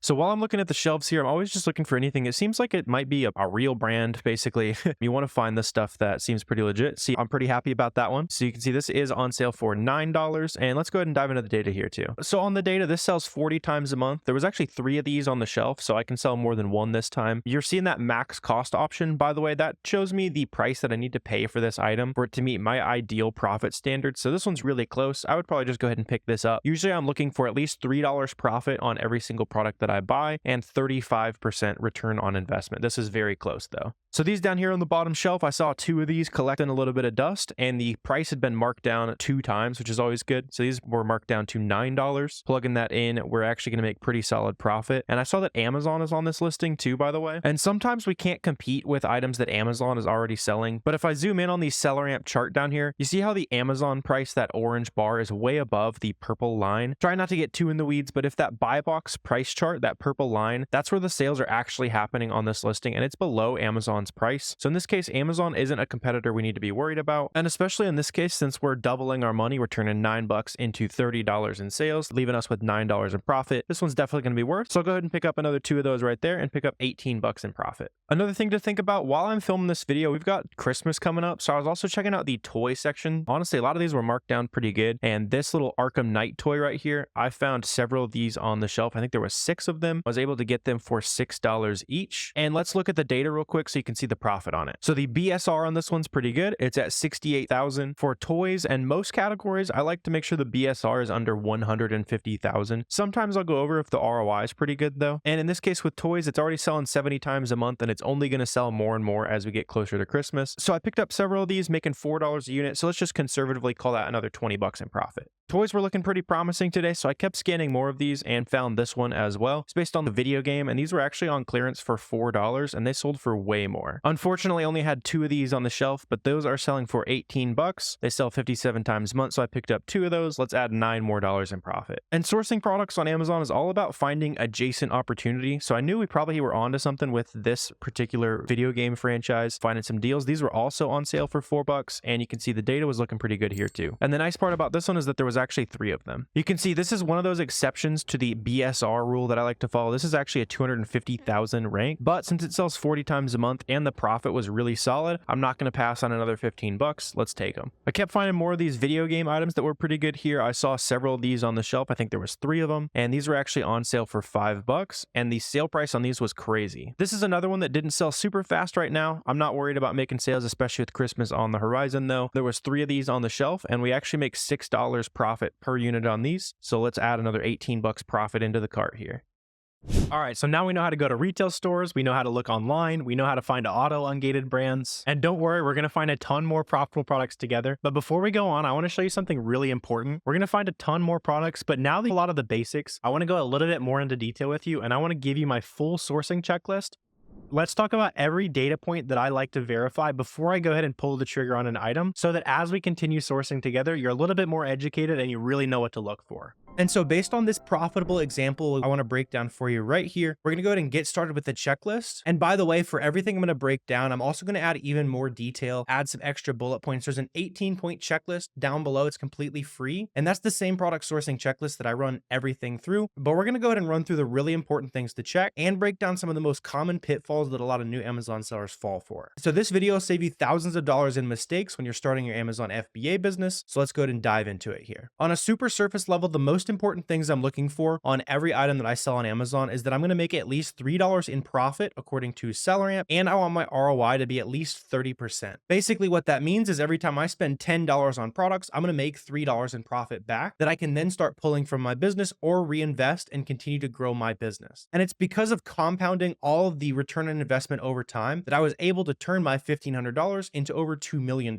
The other quick things we want to go ahead and break down here are going to be BSR. So this is best sellers rank. The closer this number is to 1, the closer it is to being the #1 best-selling item in that category. So for example, this is the 53,000th best-selling product in the health and household category, as we can see right up there. And SellerAmp will also estimate our sales. So on this listing right here, it's selling about 159 times per month. Typically, I want this estimated sales number to be at least 30 sales per month. And the higher that number is, the less strict we can be with a lot of the smaller things we're going to break down today. The lower it is, the more profit you want to look for, because as items sell slower, there's more time in between each sale happening on Amazon, and that time creates risk for the product's price to drop or for anything else to go wrong with the product. We need to always remember to price in the risk of having slow selling products. On this example, it sells over 100 times a month, but I have no problem buying an item that has a 35% return on investment, super solid profit per unit right here. And the other thing you really want to break down is making sure that the price is consistent, right? So just because the item is $55 today, and up here you can even see it says it's $53, the reason why we can pull $55 on this item is because when we are an FBA seller, we can zoom in down here to Keepa. This is the other paid product research tool that you'll need. Keepa, SellerAmp, that's all you need. Keep it super simple to start out. But Keepa is going to show us exactly what price this item has been over time. And for us as Amazon FBA sellers, we're going to be shipping these items into Amazon's warehouse, letting them take care of all the shipping, customer service, all that good stuff for us. And what this Keepa chart down here shows us is how consistent the price is over time. And it's also showing me right here that this FBA seller here, they're able to charge $56. This FBA seller again is able to charge about $58. And so there's a lot of proof on this graph right here that we're going to be able to sell this item for at least $55 as an FBA seller. And zooming our time horizon out a little bit here, the other thing we want to look for, and this is where a ton of new Amazon sellers mess up, is making sure that the profit is consistent over time on an item like this. So you can see over the last 3-month history of this item, the price has almost always been super profitable. See, looks like our worst case scenario is this item would be about $50. So let's see what happens. If it's $50, we're still making $6.40 profit. That's why it's really important to stick to an ROI threshold so that if anything goes wrong with your items, maybe it drops a little bit. In this case, we're still making 20% on our money. We're still making $6 profit. And that's our literal worst case scenario on an item like this. You can also go ahead and check the 30-day or even 90-day average prices on the SellerAmp Chrome extension here. So over the last 90 days, we can see that the average price has been $57. So that's even higher than I was estimating for you guys. If that is the case and we can sell a lot of stuff at $57, then we're going to end up making over $12 profit on this product. So this is a major gem for any of you guys who might be struggling to find items that stay profitable long-term, is to make sure that based on the average 30-day and 90-day price at your cost price, make sure that the ROI is at least 30%, or worst case scenario, it's 25% ROI. Because if you go into an item and the price is artificially inflated, there's a really good shot that on a lot of those items where let's say the average buy box price price was $40. If we go back down to the average buy box price, we definitely don't want to be selling an item like this. So it's super important to be sticking to items that are at least somewhat profitable on average over the last 30 and 90 days. So I'm going to show you some of the other nitty-gritty traps that a lot of new Amazon sellers fall for. But again, I want to quickly break down why this item is good. The BSR is under 200,000. That tends to be the highest that I like to look for. The estimated sales is over 30 sales per month. At our current cost price, we're making at least 30% ROI. And when we check out the average buy box prices, our profit is going to stay consistent and we have much less risk of this item not staying profitable in the long run. So that quick process right there will make you more profitable than most Amazon sellers. But I'm going to give you even more value and show you how to dig through some of the traps and figure out how much of these items that we'd actually want to be buying to sell in our store. So for that, I want to take us on to this next example item I've got right here. So we can buy these Converse shoes on sale for $53. We can see that they're selling right now on Amazon for $109, which would leave us with a pretty solid profit. But there's a big problem with this item, and it's one that a lot of new Amazon sellers might miss. So I want to break it down for you so you don't end up wasting a bunch of money buying products that don't sell. All we need to do to figure out if our items are actually going to sell quickly on Amazon is go down to the Data Offers tab of Keepa. I want to go ahead and click Include Historical Offers. And this is a very powerful tab. I wasn't using this for way too long in my Amazon business, but what it's going to show you is every seller who's ever been on this listing. It's going to show you the prices that they were charging and the stock count that they had over time. And so for example, on this item, we can see right now, this seller is at $109. We can also see that earlier this month, they had 16 of these products in stock. And we can also watch their stock count drop over time. And so if you can see the right data points on the Data Offers tab, this is going to guarantee you that your items will sell on Amazon. But this is where I want to break down some really important nuance. When we're looking at the Keepa Offers tab, a lot of people will just look at this graph and say, oh, wow, they had 25 in stock. The next day they had one. They must have sold 24 units overnight, right? The problem with thinking this way is that this item is an FBM offer. We can see this is the blue line that shows us as FBM. It'll also say, hey, this is a new third-party FBM down here on Keepa. And what that means is this seller can change their stock count over time. They can do whatever they want. And so these don't necessarily even need to be real sales. To figure out if this item is actually selling, I'll go ahead and filter down to Prime Offers right here because it's way harder to trick people on the Offers tab using the Prime data. And when I filter down to Prime data right here, we can see that there's only ever been 2 Prime sellers. The best that we've ever seen is one person maybe made 1 sale. Seems like they maybe made 3 sales back here. And I don't know about you, but I'm not in the business of selling items that have only sold 4 times over the last months. And we can also take this a step further, right? The Offers tab is not the end all be all. Sometimes it might be a little off. And so I like to get a second opinion by checking the Variations tab of Keepa. So to do that, I'm going to grab the ASIN from SellerAmp here. I'm going to go over to ASIN, and then I'm going to paste that ASIN, and that's going to filter down all of the variations. We can see we take that away. We're going to have a ton of different options there. But if we filter back down to just this one single variation, we can see that this item only has 2 ratings over the entire history of this product. And we can even zoom out there. So like over the last entire year of this product, no one has rated this product, which means that there's a very slim chance that this item is even selling. And so I get this question all the time from beginners. If your item has variations, so this is a great example, pair of shoes, tons of different sizes, tons of different colors, this estimated sales number is actually split between all of the variations on this listing. And so it's really important to check both the Data Offers tab and the Keepa Variations tab. And using that information, we're able to determine pretty easily that this item has not seen too many sales recently. And I'd be pretty surprised if you buy this item and it ends up selling. And just as a reminder, if you want to see all this in writing so that it makes a little bit more sense for you, it's completely free. Go ahead and click that link down below. But now that we know how to tell when an item looks like it's selling, but it's not actually selling, let's look at another super common trap, right? So I want to pull up this example of a product, super weird product. This is proof that people will buy literally anything on Amazon, right? It's some creepy doll toy, but that's fine, right? It doesn't really matter what we're selling on Amazon. All that matters is that the data looks good, right? So we were able to find this product on sale for $10. And let's say we were looking at this item back in March, right? So back in March, this item was selling for $22. If we punch all that in, it's probably going to be decently profitable, right? So 49% ROI, all that good stuff. But you can see a big problem as we increased over time here is as more and more sellers hopped on this listing, the price had no choice but to drop, right? So going back to super simple middle school economics, if the supply on an item is raising, so we can see down here on Keepa, this is the new offer count. This is charting how many new sellers are on this listing. And over the course of a month, it basically went from 20 sellers to 47 sellers, right? So we over doubled the amount of supply that we have. And the sales rank on this item more or less stayed the same. It dropped a little bit, right? So there's a little bit of a reason why the price might stay the same. If the demand is also going up with supply, again, middle school economics, that's going to mean mean that the new price on the item might be able to stay somewhat stable. But the more that you see the new seller count rising, the more likely it is to tank. And so whenever you're sourcing a product, keep in mind that if you see a rapidly increasing seller count like this, typically the only thing that's going to end up happening to that item is the price drops, right? So I've got another quick example of that for you. We can see this item right here. We can actually buy it at Menards for 30 bucks. We can sell it on Amazon right now for $54. And right now this item is actually profitable, right? So we can sell it for $54. But the problem is that the demand has not changed, right? So this green sales rank line is showing me that over time, the sales rank is not dipping down, right? We would want to see it going closer and closer to 1 if there's more and more sellers hopping on, right? So this last item, the price was saved a little bit, right? We saw that demand shoot closer and closer to 1 as the supply went up right there. There's still a really good shot that this item keeps going down in price, but it's definitely going to keep going down in price on an item like this where the demand has more or less stayed the same. We can basically draw an imaginary line through all of this green sales rank data right here, but the supply on this item is rapidly shooting up, right? So this new offer count has gone from 2 sellers to 14 sellers. So we have 7 times as many sellers on this item over the last 6 weeks or so. So if you ever see patterns on Keepa that look like this, it's a really good indicator that that price might drop over time. And so you really want to be careful buying items that look like this, especially what I was talking about earlier. The more the item sells, the riskier you can get, right? An item that only sells 41 times per month, there's almost an entire day in between each sale, an entire day where one of these 14 sellers can decide, hey, I haven't been selling too many of these. I want to lower my price. And then somebody else is going to say, hey, he lowered his price. I want to follow his price down. Otherwise, everybody's going to get stuck with their inventory. And so on items that sell slow, you need to be even greedier when you're looking into these items. So since it is 7x'd in supply and the price honestly hasn't changed too much, it's dropped by $10 or so here, we're almost guaranteed that the price is going to continue to drop as these sellers get frustrated with the fact that it's not selling very fast and their profits are going to continue to decrease here. So if you saw on this item it's selling 4,000 times a month, it's probably okay, right? If there's 4,000 sales a month, an extra 12 sellers on the listing, there's a lot of sales that are going to be split between those 12 sellers still. And this item is also another good example of something that I check on every single item before we pull the trigger, and that's making sure that the brand themselves has never sold this item. So we can see down here on Keepa, we can see that Lux Thermostats, which is the same as the brand, right? So Lux right there, Lux Thermostats actually sold this item. And the reason why you typically don't want to sell items that the brand themselves are selling is that it's well within a brand's right on Amazon to kick you off a listing if they don't want you to be there. If you created a product and got it listed on Amazon and did all the work talking to suppliers, you'd probably want to hog all those sales on Amazon too, right? And so it's our job as arbitrage sellers to slip in on the hundreds of thousands of listings where the brands themselves are not interested in selling the product. Because if you do end up trying to compete with the brand, you might get an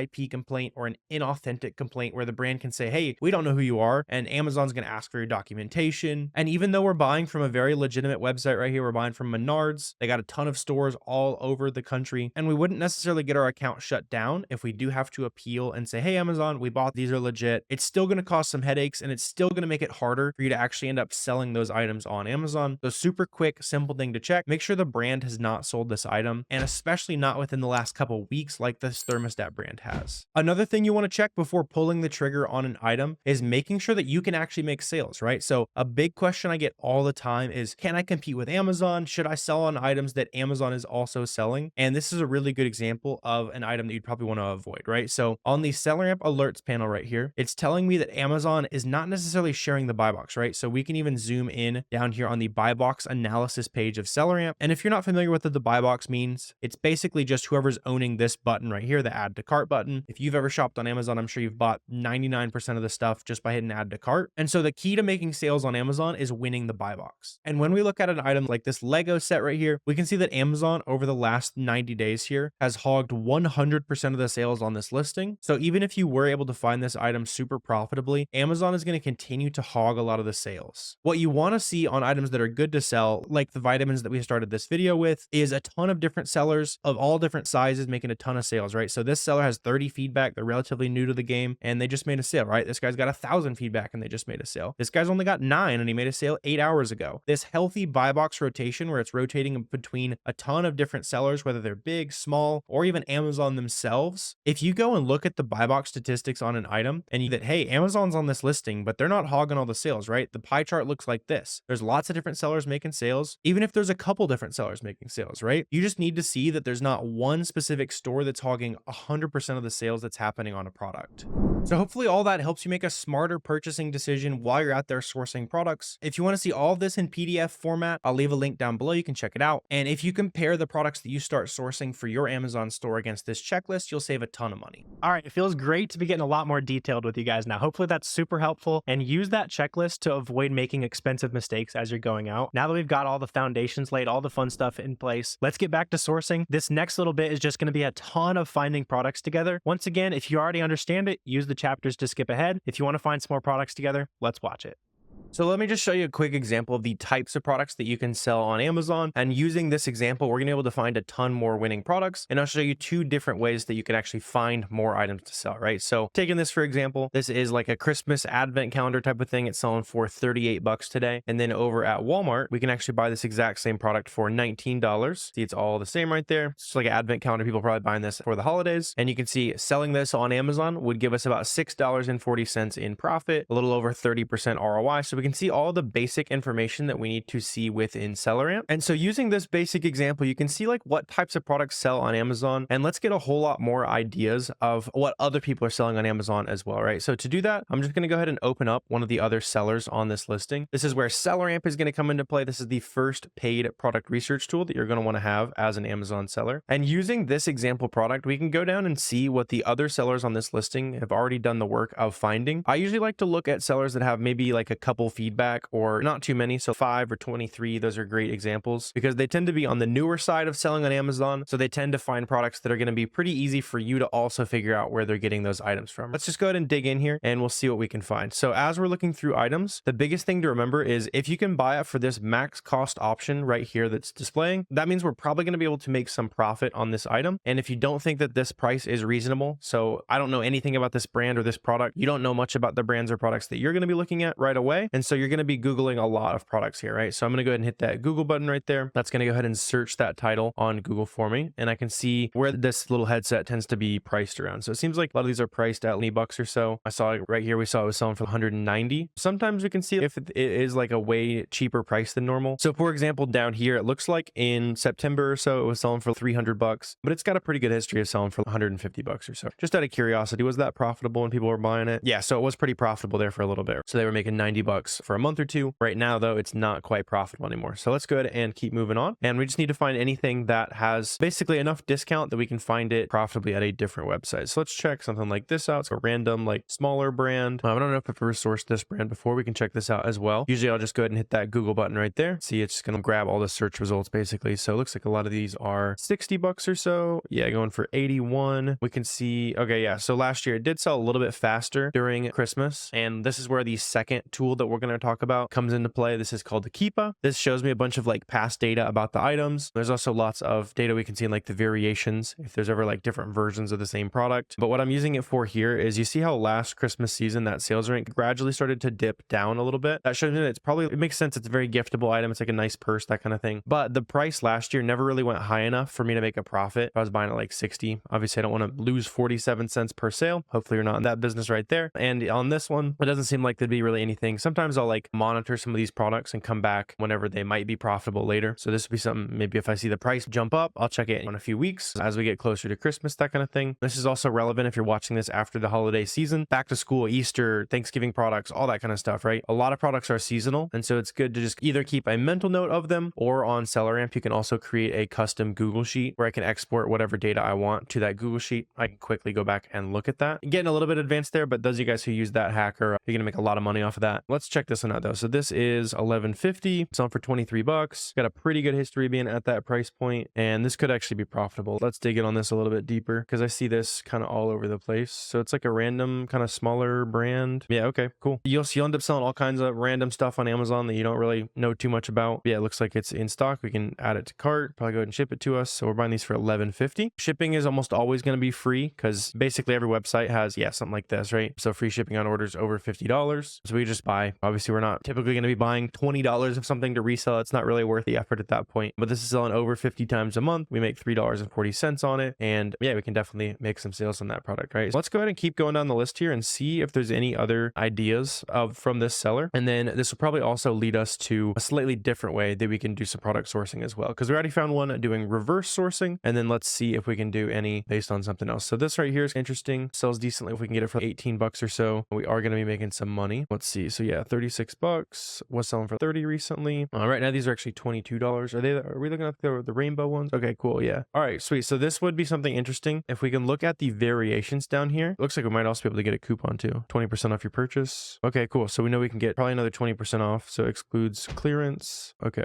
Yeah, I'm not sure if they're calling that clearance or not. Usually there's a big kind of obnoxious sign when they're calling it clearance. So probably get an extra 20% on these as well. But let's go ahead and just quickly check, and you can see on the variations tab, I can basically filter by whatever I want. So for example, I usually like to filter by the highest price. So I can see like the size 11 right here. Do we have the size 11? Yeah, so those are in stock at our source. We can sell these for 49 bucks. And yeah, we're buying these for 22 on the size 11s right here. So those look pretty decent. They've also got 22 ratings. So they have actually sold at some point. Usually I like to see those ratings increasing somewhat recently. So something like this, you can see those sales nicely spiking up recently. See, if we sell these for 40, are we making money? It's like a little bit tight, especially on shoes. You want to make sure your margins are really healthy on that. So this right here, probably test order 5 units or so of those. I would assume that they would sell. And there you go. It's probably 50 bucks or so in profit. There's another one right here. The 5 toddler. Make sure, yes, those right there, the 5s. We could sell those as well because those are going for 45, buying for 22. Make another $10 a unit on that. So just probably test order another 5. And then, yeah, we'll call that another 50 bucks in profit there. So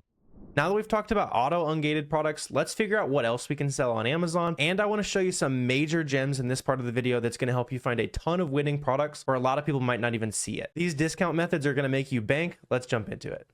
Okay, interesting. So this also makes me think that there could be, yeah, so there's a big sale going on this website right here. Whenever I see a big kind of flashing sale going on, that tells me that I can dig a little bit deeper and probably find a lot of profit in that specific brand. Where I went wrong in the early days of sourcing products is I would just like randomly scroll through these storefronts and you'll find whatever. And sometimes you find some stuff, sometimes you just don't really know what you're looking for. But now that we've found a good item on a sale, we know that there's going to be more good items on that same sale. And we can combine that with what we've already looked at to do some brand specific reverse sourcing. Instead of just like scrolling through here and clicking things open and saying, I don't know, can I buy that for 20 bucks? Our effort's going to be way better spent specifically looking at a place that we know is really cheap today. So to take full advantage of that, all we need to do is just go ahead and open up basically any listing with a third-party seller on it on a specific brand that you know is pretty cheap. So like this Carter's brand today, we can start from these shoes we're looking at. Here's just like another kind of random listing that I had pulled up here. See, it's going to be good to find other third-party sellers on it because Amazon's not on it. We can see there's not really any history of having Amazon showing up on this Keepa chart. We can also see that there's lots of third-party sellers. People have been on this listing for quite a while. And based on that, we're going to be able to find probably some more good items here. So let's go ahead and dig in on one of these storefronts here and we'll see what we can find. Usually, I'm not the biggest fan of looking at stores with this money feedback unless I know specifically where I can source it from. So today we got a great sale. I'll also be showing you guys how to get even more discounts on some of these items, the stuff that will help you make money where a lot of other people won't, but I'll show you that as it comes up naturally. We're doing the exact same process, but now we know exactly where we're going to be able to find a lot of these items. So this right here, like this hooded jacket of some kind. Okay, sweet. So not seeing anything off the initial results. One thing that is really useful is if you right click and then search image with Google Lens, I can just go ahead and yeah, it'll go ahead and search by the actual picture of the item rather than just the title. And so since I'm not really seeing it on our source website, probably discontinued or something like that if I had to guess. Yeah, see, it says out of stock online. I bet they discontinued this one. Yeah. So I think they said that was at like $6. And that also, notice this says clearance and that other one we did not say clearance. So we could probably get these shoes we were looking at earlier at 20% off with that coupon code that was popping up when we opened the website too. So there's probably even better. Get a little bit of a sidetrack there, but one of those things that probably make you some money there. So this right here, probably a discontinued color or something like that. Let's go ahead and keep hunting on through here. So this right here, pretty good BSR. I went ahead and skipped past these right here because the best sellers rank is so high. The estimated sales are like 10 or so. And I'm just not super interested in that. Usually I'm in the top 150,000 as far as BSR goes, maybe a little bit higher if it's an item that I expect to start selling faster soon. If it's like a Christmas type product this time of year, I might go under that a little bit, but still typically it's 150 to 200 on the sales rank there. And let's see, so I'm seeing a lot of these for 20 bucks. That's like a holiday type thing, so I'm curious on that as well. Sourcing is all just about like ended up down some interesting rabbit trails, looking at places that you just wouldn't expect there to be profitable inventory, but as long as you got a good sale and kind of some good prices to compare back to, you can usually make some money on that. So let's see, something like these. these. I'm going to skip this because you see how the price was usually like $25 on that. There's also been 2 ratings on it, so it's not been the fastest seller. This right here, this like newborn thing. Let's see. So what color was it? So oh yeah, we've actually, this might be what we're looking for. The pink. Yeah, so pink newborn. Those are going for 38. It doesn't say clearance anywhere on here, so that 20% code we're going to be able to apply. So yeah, let's see. This here 20. Let's just assume we can only buy them for 20 just to be super safe. So not quite good without that code. If we do have that code though, we can buy them for 16 and then we make $8 profit. And by the way, just so you can see how that works, because this is an option on a ton of websites. This right here, we can get 20% when you sign up with your email, that kind of thing. To make a bunch of email addresses so you can infinitely loop coupon codes and all that, just go ahead and say like your email address is warner@gmail.com or whatever. Punch that in once. That'll send that email coupon code to your email. And then anytime you need to make another one, just do a plus and then smash the keyboard or whatever. And then it'll keep sending to whatever is before that plus sign. That's just how Gmail works. And so if you're wondering, you got to make a million email addresses. No, you just use this. You just use like an email redirect like this. See, there's a new email address. There's a new email address. You can just do that infinitely. And we would be able to apply those to make some extra profit on this basically. So yeah, we're buying these for 16 and sell the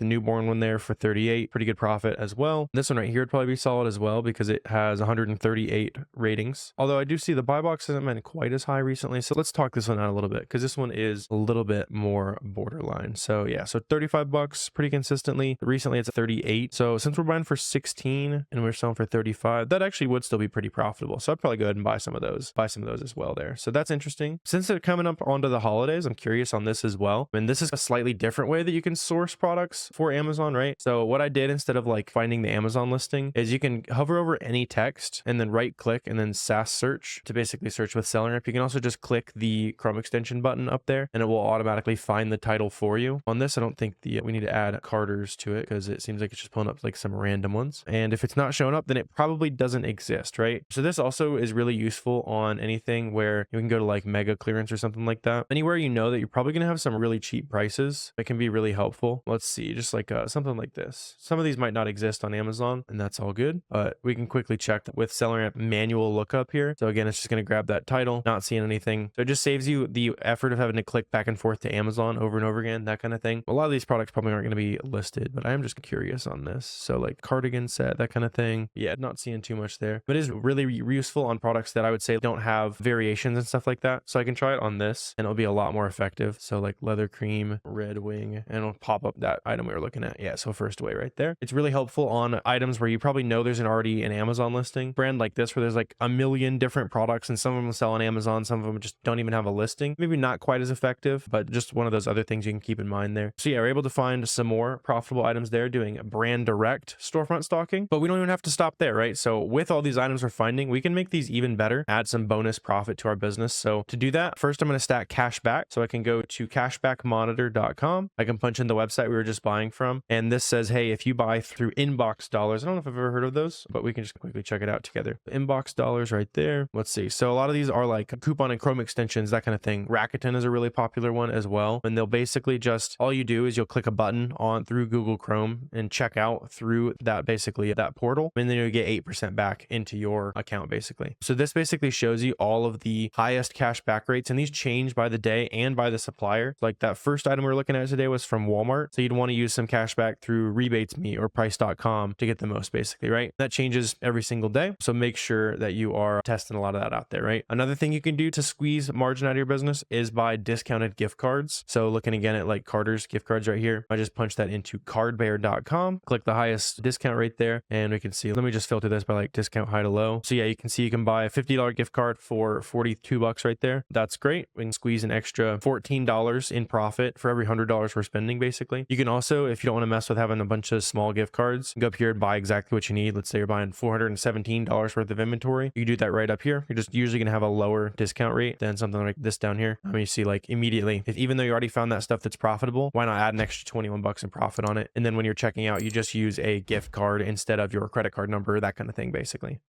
And let's just go ahead and dive in, right? We're going to find a ton of products based on the idea that the other sellers on this listing have already done the research to find winning items. And using SellerAmp, we can quickly filter down to the best items that they're selling. Let's dive in. So on this, I'm just clicking like the first offer on the list here. Usually I like to open sellers who have somewhere between a couple feedback to maybe 100, 150. That's just because that tends to be the sweet spot where they tend to know how to source. There's going to be some good products that I can figure out where they're getting it from, but they're not doing wholesale or not doing any like advanced sourcing where it's going to be more difficult for you guys as beginners to find winning items there. So when I open this storefront, I can see all of their favorite brands. And for me, I like to go brand by brand, especially some of their favorite brands, and see what the potential really looks like. Let's just go down the list here. Bath and Body Works isn't something I've looked at too much before, but that doesn't matter. All we need to remember is that we're buying good data. It doesn't necessarily matter what product we're looking at. And so as we're going through here, we're looking to find these items for this max cost price that SellerAmp is showing me. This is basically, hey, if you can find this item for $7, if you can find this item for $3, you're going to be making your ideal profit. And for me, that's usually making about $3 on every item or 30% ROI. Usually both of those are going to be true. And so let's dive in. So on some of these here, I went ahead and hit the Google button. That automatically searches the internet for this product. And then I can quickly see how reasonable it is that I may or may not be able to get it for the price that is this max cost, right? So this, for example, seems like it is way more expensive on Bath and Body Works here than it needs to be. We want it for $7. This is like $27. So this tells me that there might be some kind of limited time coupon or clearance or something like that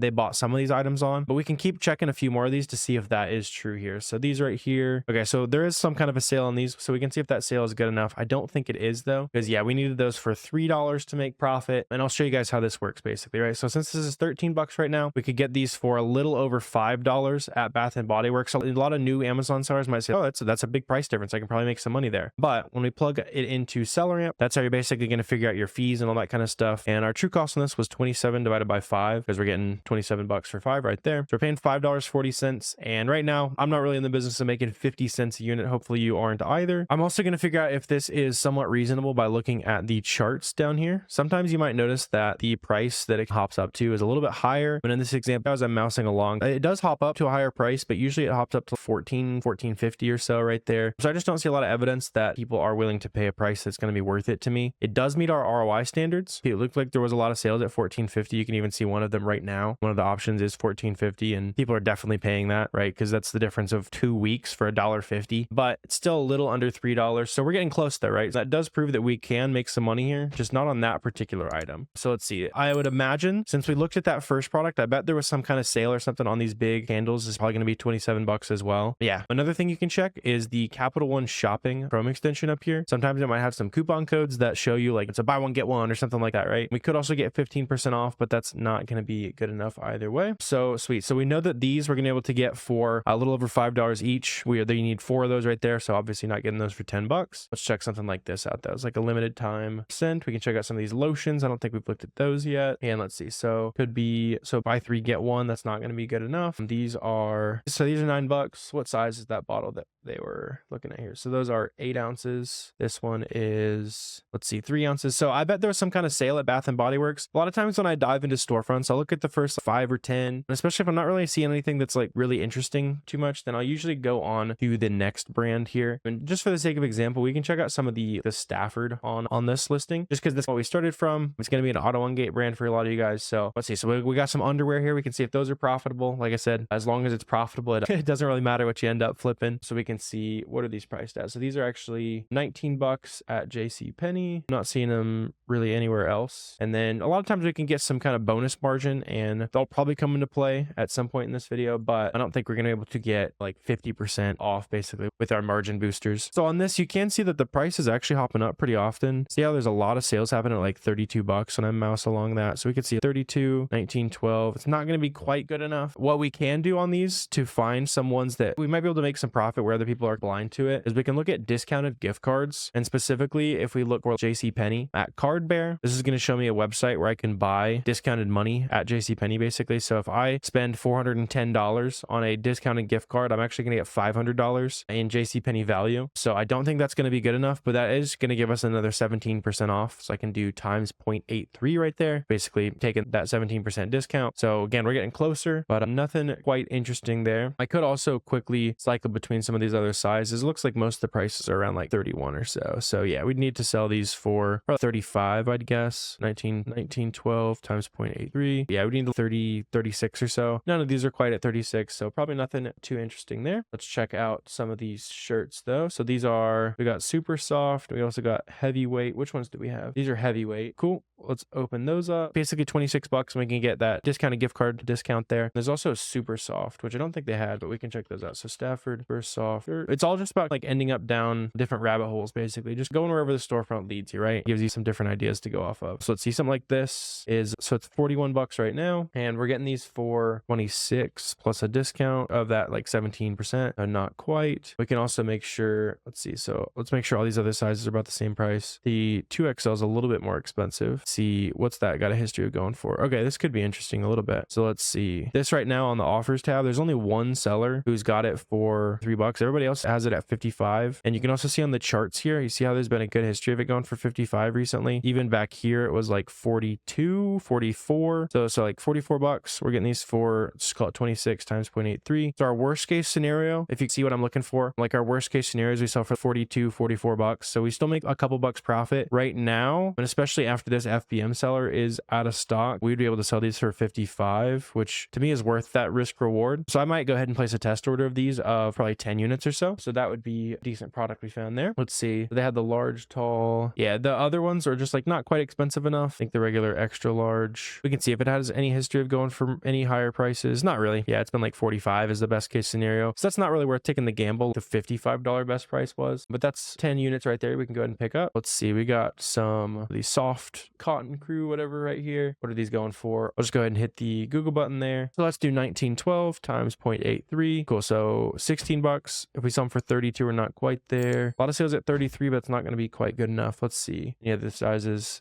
popping up in price for us. Yeah, I'm seeing a lot of 33. Doesn't look like it. So yeah, just an interesting little rabbit hole there. These, so the heavyweights weren't quite expensive enough, right? So $15 max cost. We had them for what, like a little over 20. So no profit there. We can check out these boxers though, since we already found a profitable lead on this brand. And let's see. So these, our max cost is about 16 bucks. Okay, these are 1912. So with that discount, we might be making some money here. So 1912 times 0.83. So sweet. So the largest, we make our ideal profit and our ideal ROI. Let's see if any of the other sizes. So I'll probably pick up 10 or so of those. These are 29 bucks. So not going to be good enough. See, these are 32 though. See that right there. So yeah, just remember what our cost was here. So our cost was 16. Got a good history going for 33. Average buy box is like 33.12. ROI is a little bit low on those. I would probably pass personally. Go ahead and check on the size smalls right here. And yeah, so these are $5 profit, 30 ROI. So yeah, these are interesting. Basically always at that price too. You see that like basically a straight line of it being that price. Probably pop another 10 unit order on those as well. So we got 3 profitable products we can buy so far. Well, let's just go ahead and check out and see if there's maybe like a cosmetics brand or something like that we can look for. Another thing that's useful as we're sourcing is pay attention to the charts that show up over here. There's a lot that you can learn. So for example, I can see that Amazon is on this one. It's got like a bunch of orange highlighting behind it. That's basically if Amazon's on it, it will do that. But I can also see that the orange buy box line, that FBA line that's hopping around underneath, that is underneath Amazon's price. So even though Amazon's on this listing, we can still make some sales if we're able to find it cheap enough. A good hack to keep in mind there. So let's see, like lip gloss. Wait, so it could be that right there. Yeah, those are 24. So must be some kind of a sale or something we're looking at here. Okay, cool. So there was 10% cash back there. That's not going to be quite good enough. I also don't really see too many sales going on. A good way to gauge if a site's going to be worth checking out, if you just open up the homepage, like click the icon, and anytime, like especially during like Black Friday sales, early Black Friday sales, all that kind of stuff, they're going to be bragging about it on the homepage. Probably a better place to be sourcing that day. So like this, for example, right? So there could be some good stuff at Ulta. They're doing early Black Friday. This, I'm not really seeing really anything. So they're probably saving their sale. Not really seeing any major super good coupons on Capital One Shopping either. So I would be surprised if we find anything there, but that's just how I'm gauging what brand's worth digging deeper into, which ones I will probably, skip past a little bit quicker. Let's see. This could be interesting. Let's check out like a couple of these and then we'll move on if we're not finding much here. The game that you learn from sourcing is when to move on, when to keep digging, that kind of thing. So I think this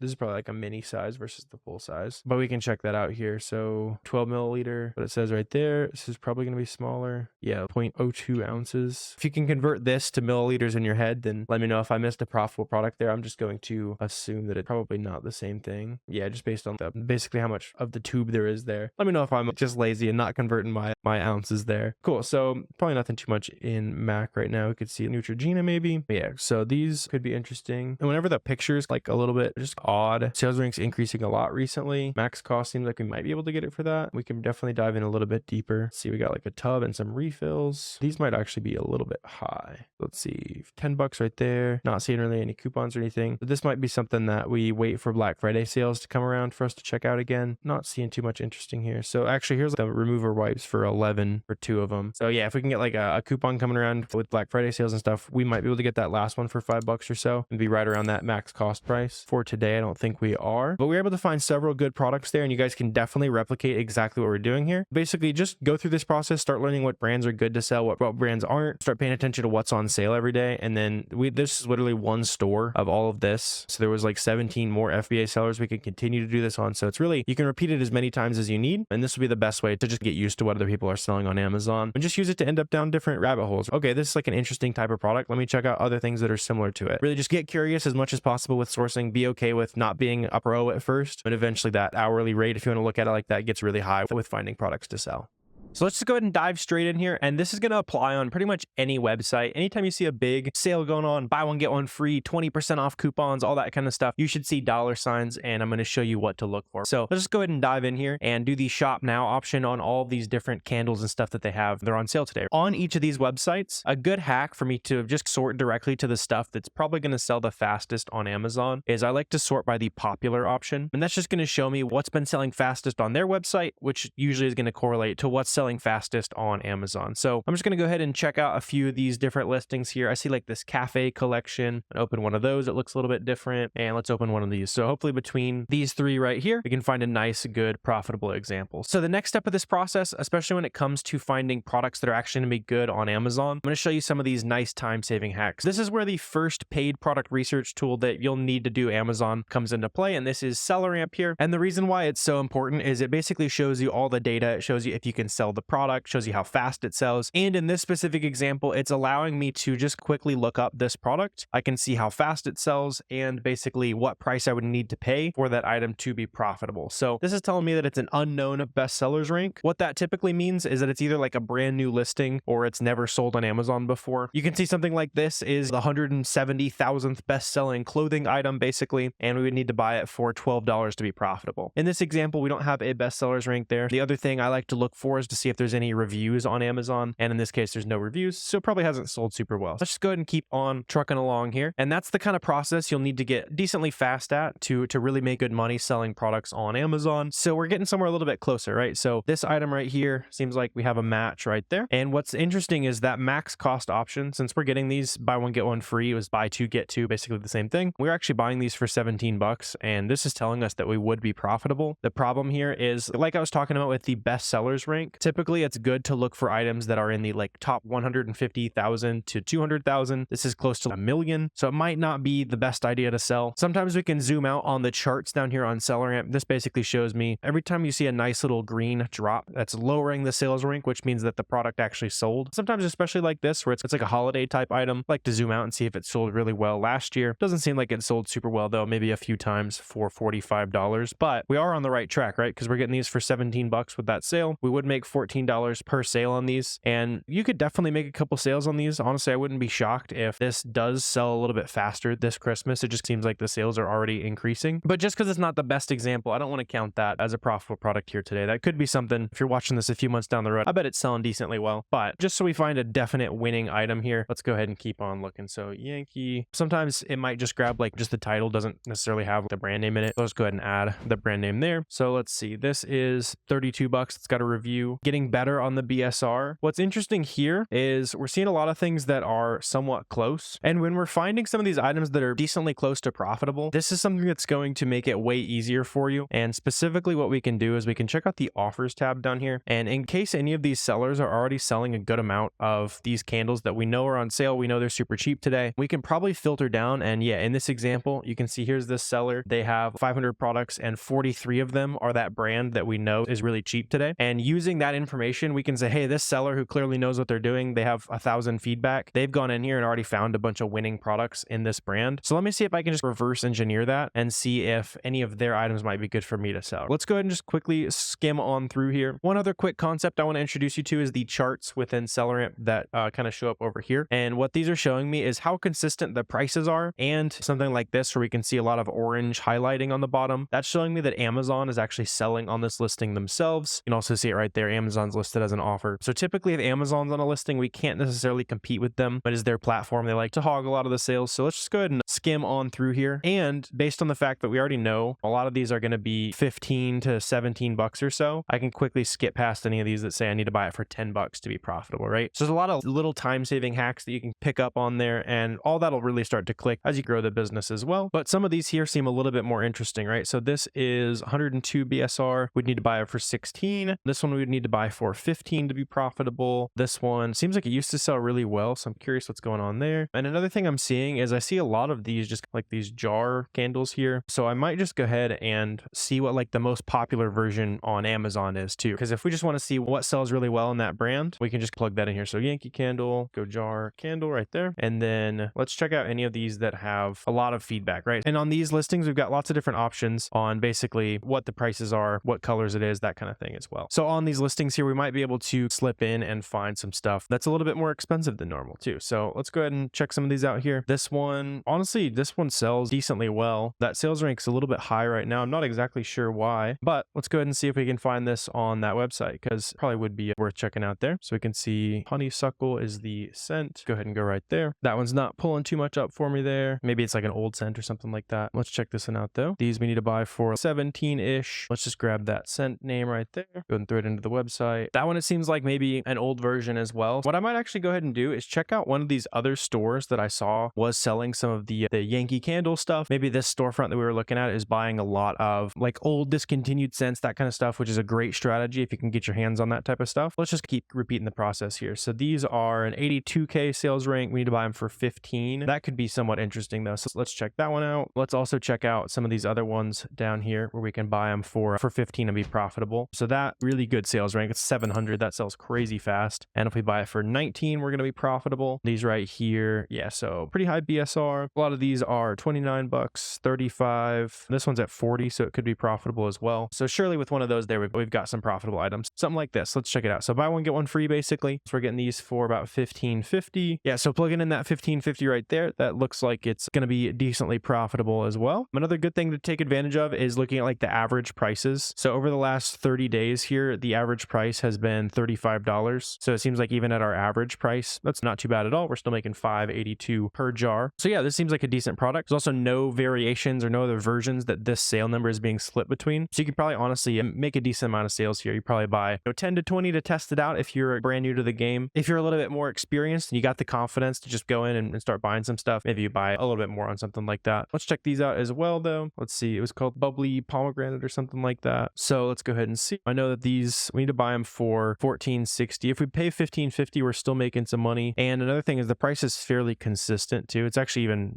higher in the past. Usually it's like 34 bucks or so, which would be pretty decent. Let's just go ahead and real quick check and see if we can get that one though. So let's just grab like pomegranate. I wonder if their like searches are broken or something. Somebody come fix this website so we can dig more profit. That one's somewhat close. Not quite though. Let's see, tangerine and vanilla though. Okay, so sweet. We could be making some money again here. These are, let's see. Yeah, so 31, buy one, get one free. So yeah, we're getting those for $15.50 right there. Average 30-day price is a little bit lower. Right now, it is definitely profitable. Long run's a little bit lower. So this one's a little bit riskier than that last one was. On this item, we can go ahead and scroll down a little bit and check out the charts as well. So let's see, usually it's 39 bucks, 32 bucks. Here it was 39 bucks pretty recently. So yeah, how many sellers do we have on this too? So we've got 5 other competitors and none of them are FBA sellers either. So a good way to squeeze some more sales on these listings right here is if you come in and you do FBA, where we basically ship to Amazon. When you ship those items off to Amazon, they're typically going to prioritize those FBA sellers a little bit more. Costs about 60 cents a pound to ship off to Amazon as well. So we could definitely come in here and charge a price premium. Basically, Amazon would have no problem giving us sales at higher prices than people who are FBM because it tends to be a slower shipping speed. So this one's not too bad there as well. So that is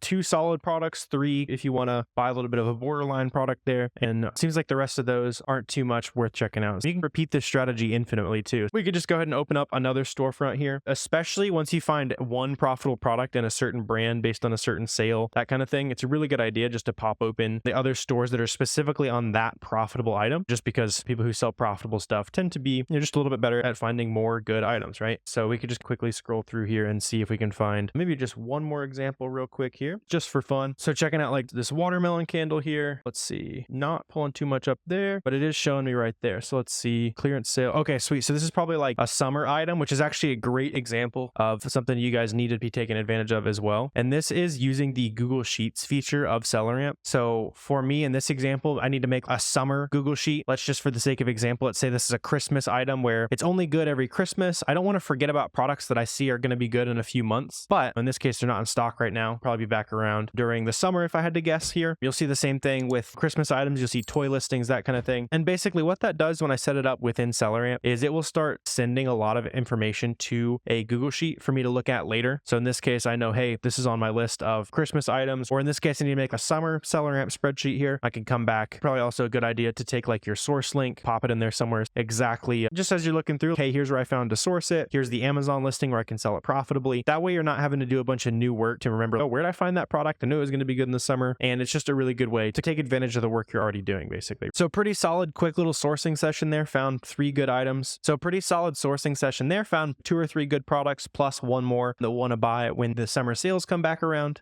So as you're probably understanding now, there's an extremely simple and very important principle when it comes to selling products on Amazon. The best products are made profitable, not found profitable. You're not going to find a ton of products sitting at walmart.com for 10 bucks, selling for 30 on Amazon, at least not ones that stay consistently profitable. What you need to be looking for, and what we've already been using a lot of, are discount methods to create our margin, right? So this is everything from sales, coupons, loyalty rewards. So think like Ulta points, stuff like that, right? Email discounts, cashback, getting tax exempt with your state, shipping to a sales tax free state. So if you're in one of those sales tax free states, you're at a big advantage. Or you can get a prep center in a sales tax free state. More detail on that if that's confusing right now. You can literally ask customer service for discounts for sometimes. You can use high cashback credit cards, which we've still got more information to come on that. And you can also FBM the products for speed, right? We'll talk more about FBM versus FBA, but just know right now that if speed and making money faster is a priority, then FBM is your friend. But understanding that the best products are made profitable, not found, is the key to finding long-term success on Amazon. Once you understand that, product sourcing gets easier, your best products stay profitable longer. And since this is such an important topic, let's jump back into the computer here and I'm going to show you in more detail how to fully take advantage of all these discount methods. You need to take notes on this section.